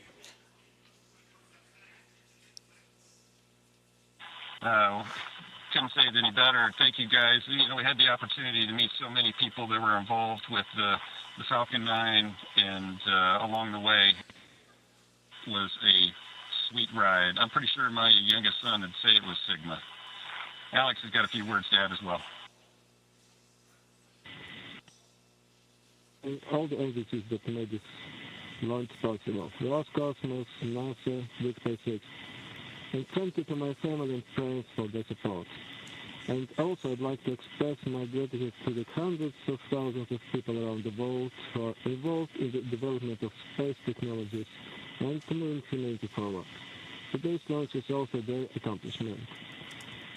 Хочу сказать спасибо Роскосмосу, НАСА совместно со SpaceX за успешный запуск человека на орбиту, за очередной успешный запуск, и также благодарить родных и близких за поддержку. Спасибо.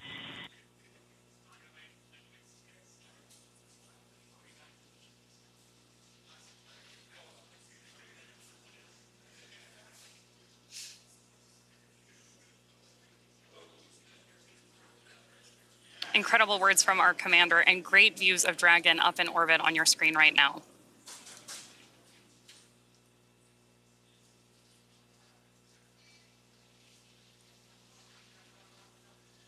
It's been about 14 minutes and 30 seconds since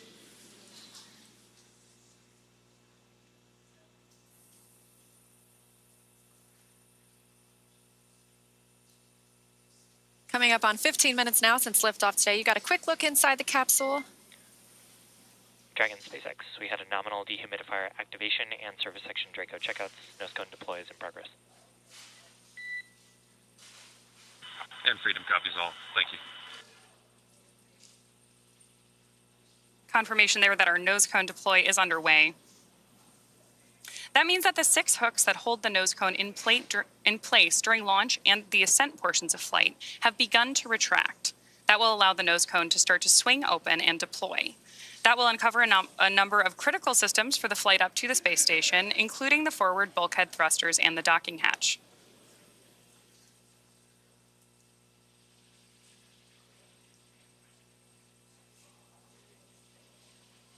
Incredible views from our crew up in space on your screen right now, but I'm sure it's nothing compared to the view out of Dragon's window as they make their way to the space station.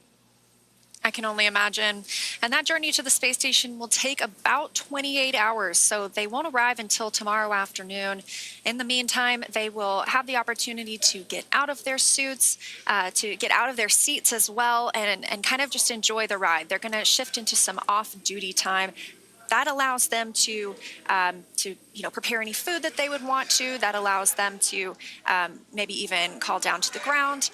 They will also obviously get some sleep before a really big day tomorrow, monitoring the arrival and docking to the International Space Station. Of course, we're going to cover all of that live. I'm really looking forward to seeing 2 more crew members float into the orbiting laboratory. And if you're just joining us, we did lift off now at 16 minutes and 29 seconds ago.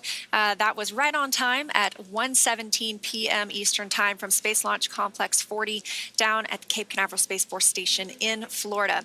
We have 2 members on board Dragon today. That's NASA astronaut Nick Hague, who's serving as the commander, and Roscosmos cosmonaut Alexander Gorbanov, who's making his very first flight to space. Once they arrive at the International Space Station tomorrow afternoon, they will be joining 9 other crew members on orbit. They'll be up there for about a week. A week is probably the best guess until the Crew-8 team, it is time for that crew to come home. Of course, they launched about 7 months ago at this point, and they will undock after they have completed a handover period with the Crew-9 crew, bringing them up to speed on everything that they've been working on for the last 7 months in orbit. So once they depart, we'll be back down to our typical approximately 7 people living and working aboard the International Space Station.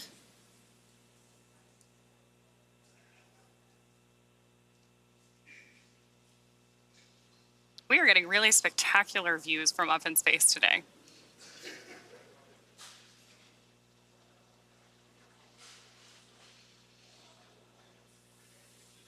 Shot there of our MVAC engine. We did get confirmation several minutes ago of SES-1. We know that nose cone opening is underway as well. Those are a series of hooks and latches that allow the nose cone to open. And that nose cone is closed during launch to protect the docking hatch, to protect 4 bulkhead thrusters that we will use for some of the larger burns that help us get to the International Space Station. One of the other things we're doing right now is going ahead and opening the ECLSS system, which stands for the Environmental Control and Life Support System, which will be activated inside of Dragon. As Leah mentioned earlier, soon our crew will be able to get their visors open and get out of their spacesuits and settle in for that 28-hour ride to the International Space Station.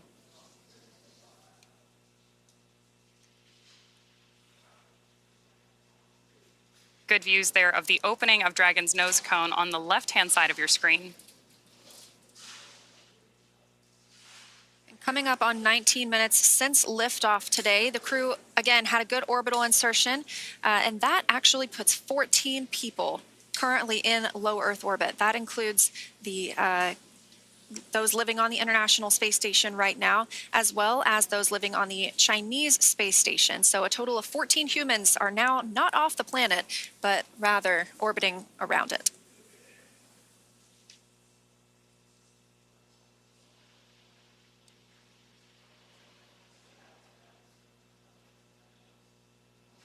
More good views from our Dragon nose cone on the left-hand side of your screen. As it very gradually swings open, obviously in space, everything we do has an equal and opposite reaction, so slow and steady really wins the race here.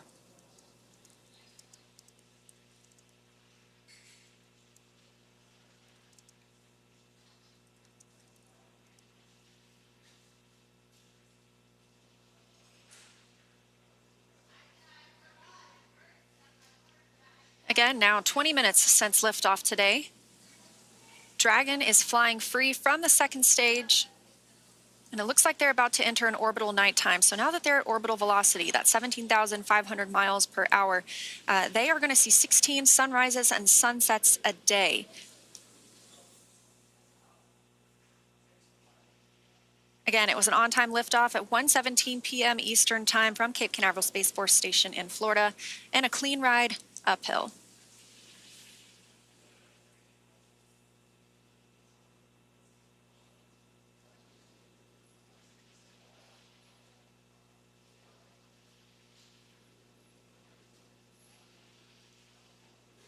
We've had some good communication from Mission Control up to our Crew-9 astronauts already today. One of the things you may hear every time we communicate with the crew is a slight beep beforehand. That's called a Quindar tone and actually dates all the way back to the early days of human spaceflight and is effectively a radio signal indicating that we're communicating between the crew in orbit and our Mission Control team on the ground.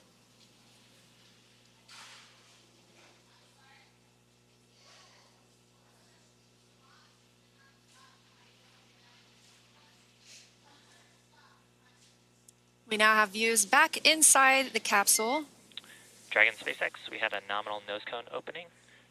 We do have just about 3 minutes here left in the ground station pass if you've got any fluffy stowaways you'd like to introduce. Yeah, Freedom copies. Good Draco checkout, good nose cone opening. And I just so happen to have a furry friend with me.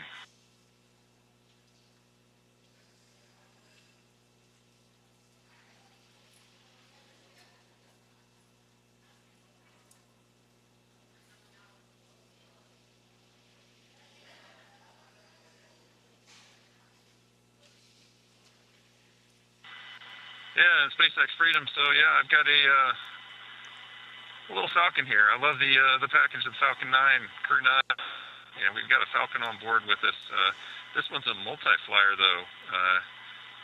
Was on my first flight with Alexei and I, and with Alexei and I and Christina, and now me and Alex. So say hello to Aurora.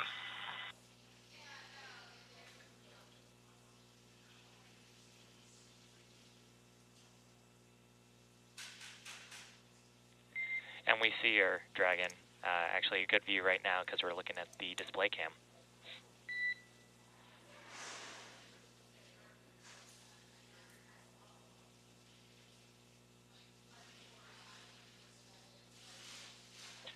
And Dragon delayed call, but nominal TCS reconfiguration as well as forward bulkhead Draco checkouts. And Freedom copies, good TCS, good Draco checkouts.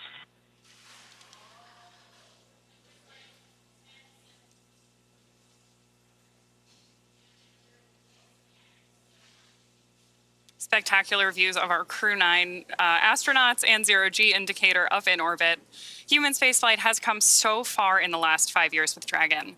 Since Demo 2 in May of 2020, SpaceX's Dragon fleet has launched a total of 54 crew members to space, 34 on behalf of NASA and their partners, and 20 commercial astronauts, including the first 2 all-civilian missions to space and the first 3 all-private passenger missions to the International Space Station. In addition to flying people, excuse me, SpaceX's Dragon spacecraft also enables researchers the opportunity to fly critical science to orbit. And that's just like what we saw with the 3 investigations that NASA's Human Research Program flew on Polaris Dawn. So far, SpaceX and Dragon have carried over 1,000 research experiments to and from low Earth orbit, both to the International Space Station and on our free flyer missions as well. From DNA sequencing to 3D printing, studies enabled by Dragon and the International Space Station test a variety of technologies, systems, and materials that will be needed for future long-duration exploration missions. Every mission yields critical research and learnings that help make life both on Earth and in space better. And flights like today's help us continue to lay this foundation for our future among the stars and continue our mission to make life multiplanetary. But for now, we'll be signing off from SpaceX, and we're going to send you back over to NASA. But before we go, we do want to thank NASA for entrusting us with today's mission. And of course, thank you to all of the viewers for being here with us today. Yeah, it was a really special mission. It was fantastic to see now 2 new crew members in orbit and on the way to the International Space Station. So with that, we're going to end our coverage from Hawthorne until we pick back up with our docking coverage in about 26 hours. So for now, we're going to send it back to you, Zena and Daryl at Kennedy Space Center to wrap up today's launch coverage. And welcome back here to the Kennedy Space. Welcome back here to the Kennedy Space Center in Florida. We're just about 25 minutes ago. We watched Crew-9 lift off from Space Launch Complex 40 for the first time with humans at the Cape Canaveral Space Force Station. NASA astronaut Nick Hague and Roscosmos cosmonaut Alexander Gorbanov are now en route to the International Space Station. I'm Daryl Dale, and this is NASA astronaut Zena Cardman, who has been with us for the past 4 hours, documenting Crew-9's path from astronaut crew quarters, suiting up all the way to the rocket, lifting off, and then getting into space today. And I got to watch it with Zena in this role. I get to watch oftentimes as we break, go outside and watch a launch with the astronaut. And in this particular case, Zena, with you being the commander from the beginning and then giving up your seat, you and fellow astronaut Stephanie Wilson, so that those seats could be used by Butch Wilmore and Sonny Williams to come back. This has a very close association to you, clearly. What was your reaction there when you were watching them lift off into space? Yeah, Daryl, I think every crewed launch that I have ever watched has really brought me a lot of emotion. This one today was especially unique. I think it was hard not to watch that rocket lift off without thinking, that's my rocket and that's my crew. But I also know that I'm not the only person who can think that. Of course, we have Stephanie Wilson here today, but I mean there are many, many people who made this mission happen, and there are people on orbit who will be taking this capsule home. And it makes me very proud to know that I am one of many people who can say, that's my crew, that's my rocket. Makes me really proud, makes me feel very connected to this mission that we all get to take part of. Go Crew-9. Well said, Zena. And an emotional moment in time out there watching the rocket lift off. And now the work begins. You will start training for the next mission. You spent a year and a half training for this one. You're now going to go into space at some point. What does the future hold for you at this point?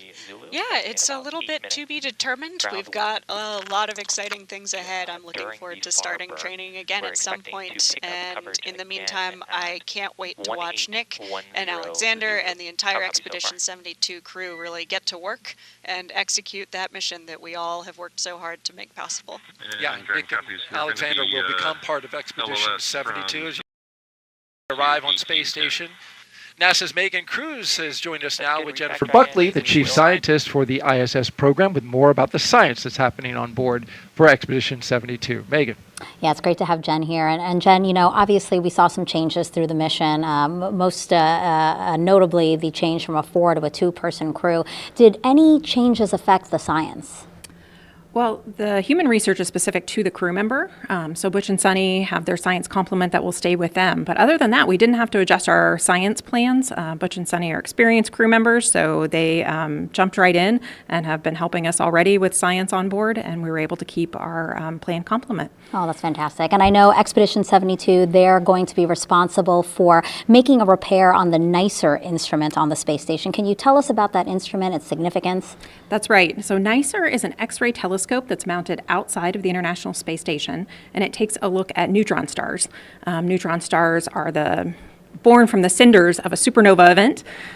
They are the leftover material that then form neutron stars, and they're going to be repairing a light leak that occurred in May of 2023, which gave us some degraded detectors on that instrument. Okay, gotcha. And so that's what we're fixing so that hopefully it works at tip-top shape?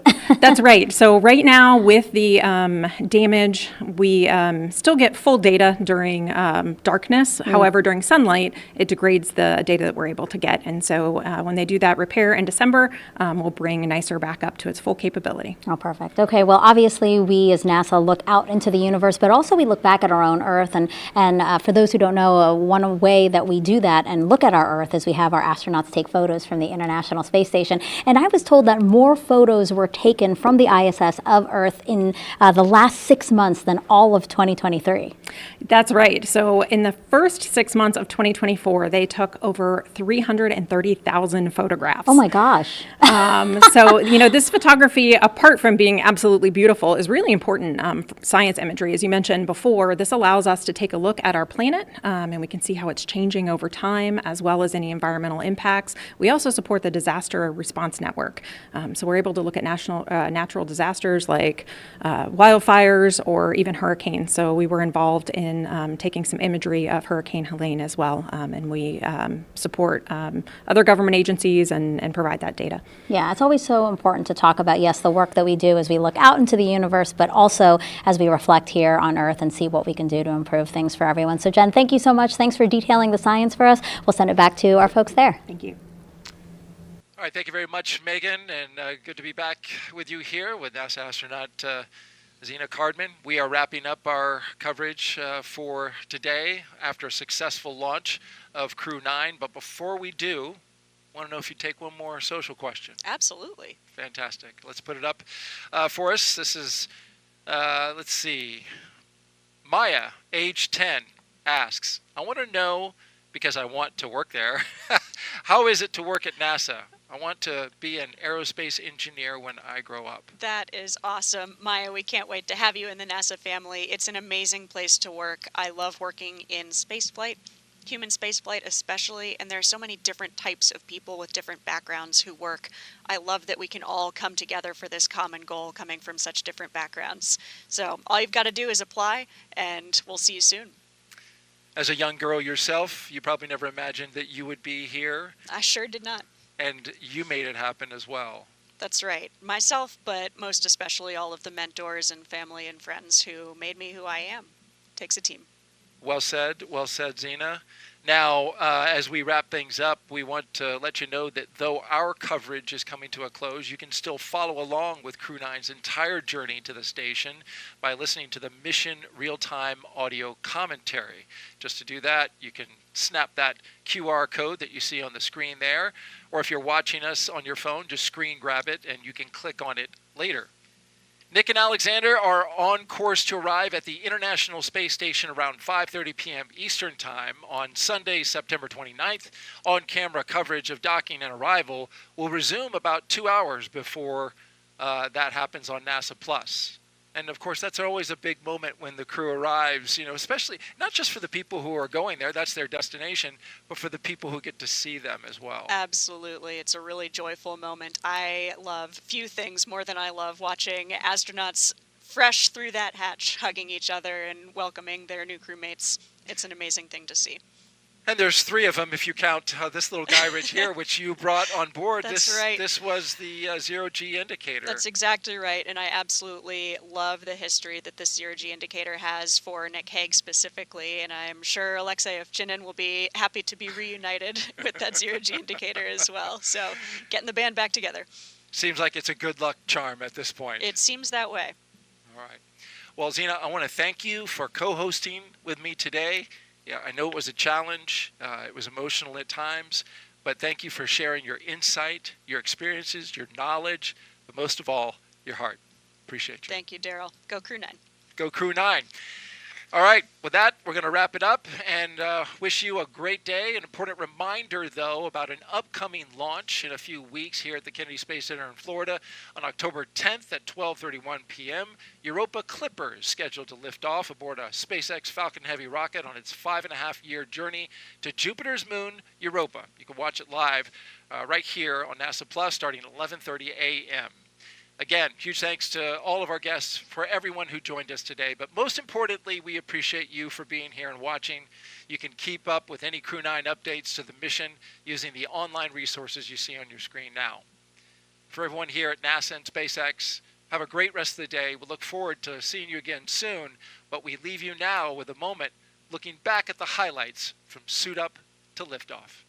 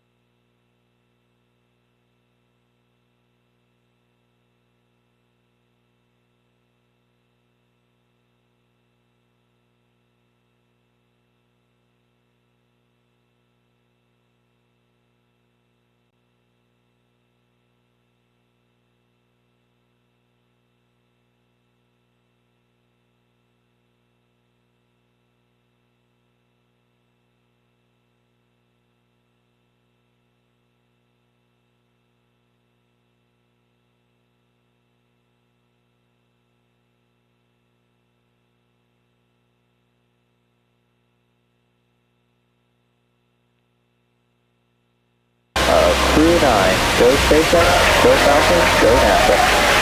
Liftoff of Crew-9 now soaring to the International Space Station. 1 Alpha. Stage 1, propulsion is nominal. Copy, 1 Alpha. Those 9 Merlin engines now providing 1.7 million pounds of thrust, propelling Falcon 9 and Crew-9 and continuing to get good calls from teams here on the ground.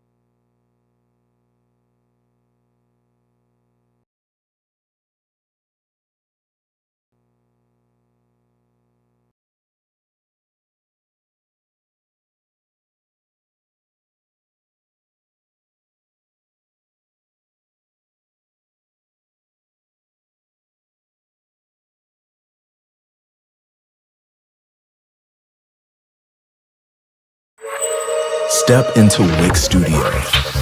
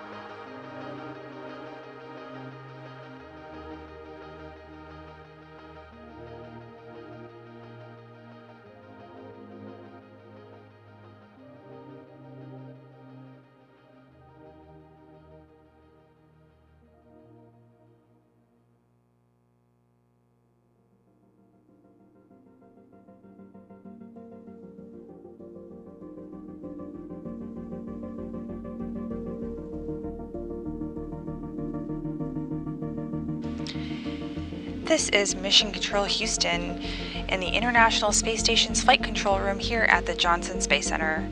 We are in continuous mission audio coverage through phasing and docking. The first major burn is the phase burn, which is performed at the first apogee, or the highest point of the initial orbit, and raises Dragon's perigee, or lowest point, to a higher altitude. We are monitoring as we approach the burn in about 2 minutes. This will be the first of 5 burns for Dragon Freedom to match the orbit of the space station.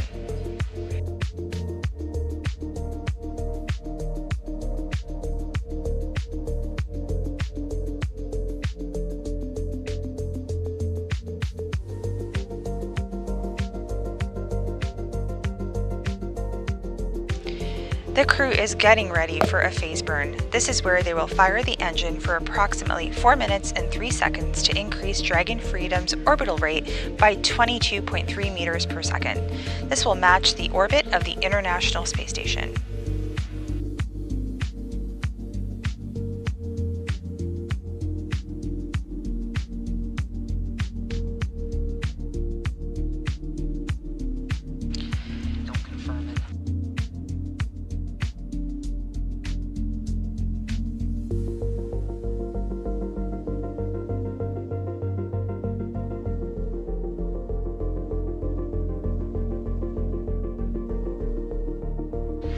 And we are on the verge of confirming the burn having been completed. At this point, we are at a loss of signal, and we'll confirm once we regain signal with Dragon Freedom.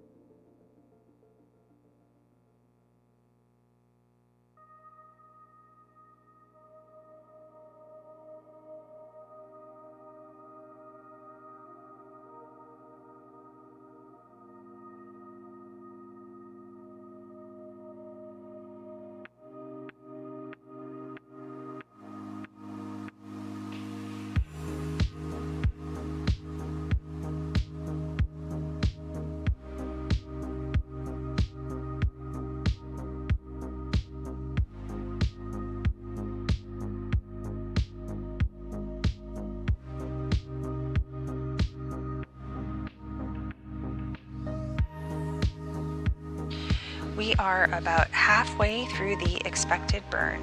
More information will follow once we acquire a signal.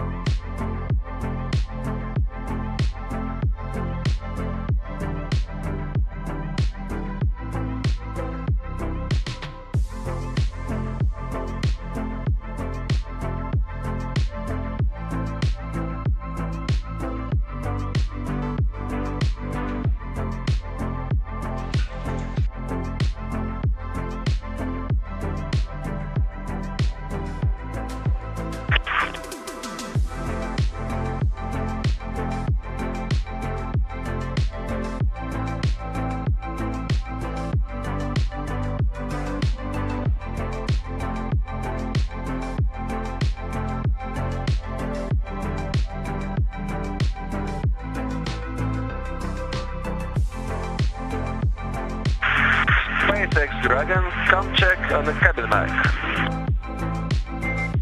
Dragon, have you loud and clear on the cabin mic. And delayed call, but looks like nominal burn.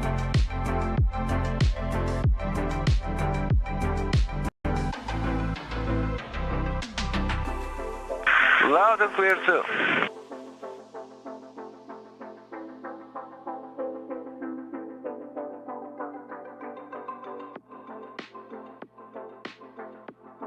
SpaceX Freedom, just letting you know, I'm going to hop out. We just got into the suit doffing procedure, and so we'll both be away from the displays for a little bit, working on getting out our suits.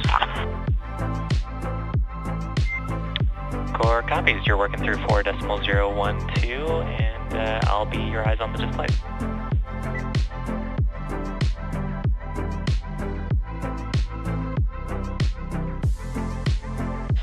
This is Mission Control Houston, and that was the voice of Roscosmos cosmonaut Alexander Gorbanov and NASA astronaut Nick Hague. Crew-9 launched on Saturday, September 28th at 12:17 p.m. Central Time, with nose cone deployment taking place at 12:30 p.m. and 12 seconds.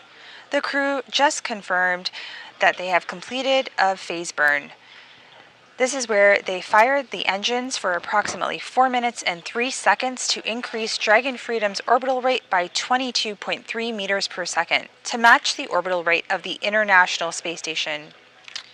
Additional rendezvous burns of Dragon's engine will be conducted over the next 24 hours to match the altitude of the International Space Station in order to prepare for docking.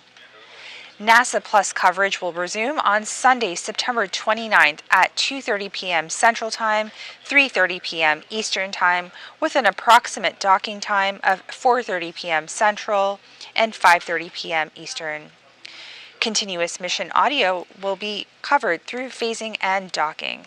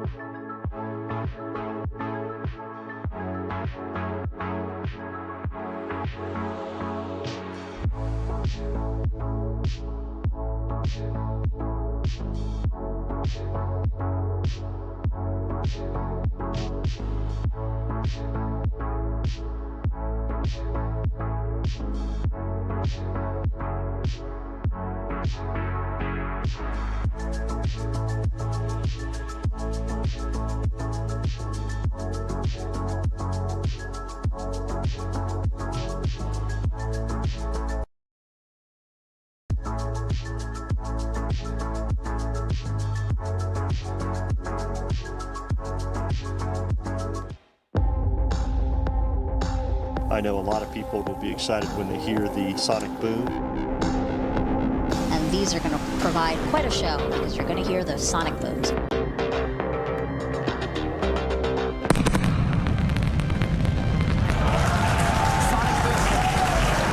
Booster landing leg deployed.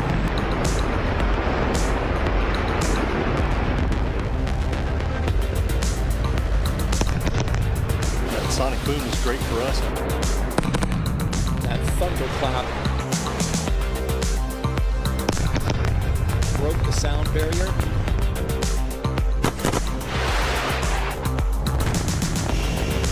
Side booster separation confirmed.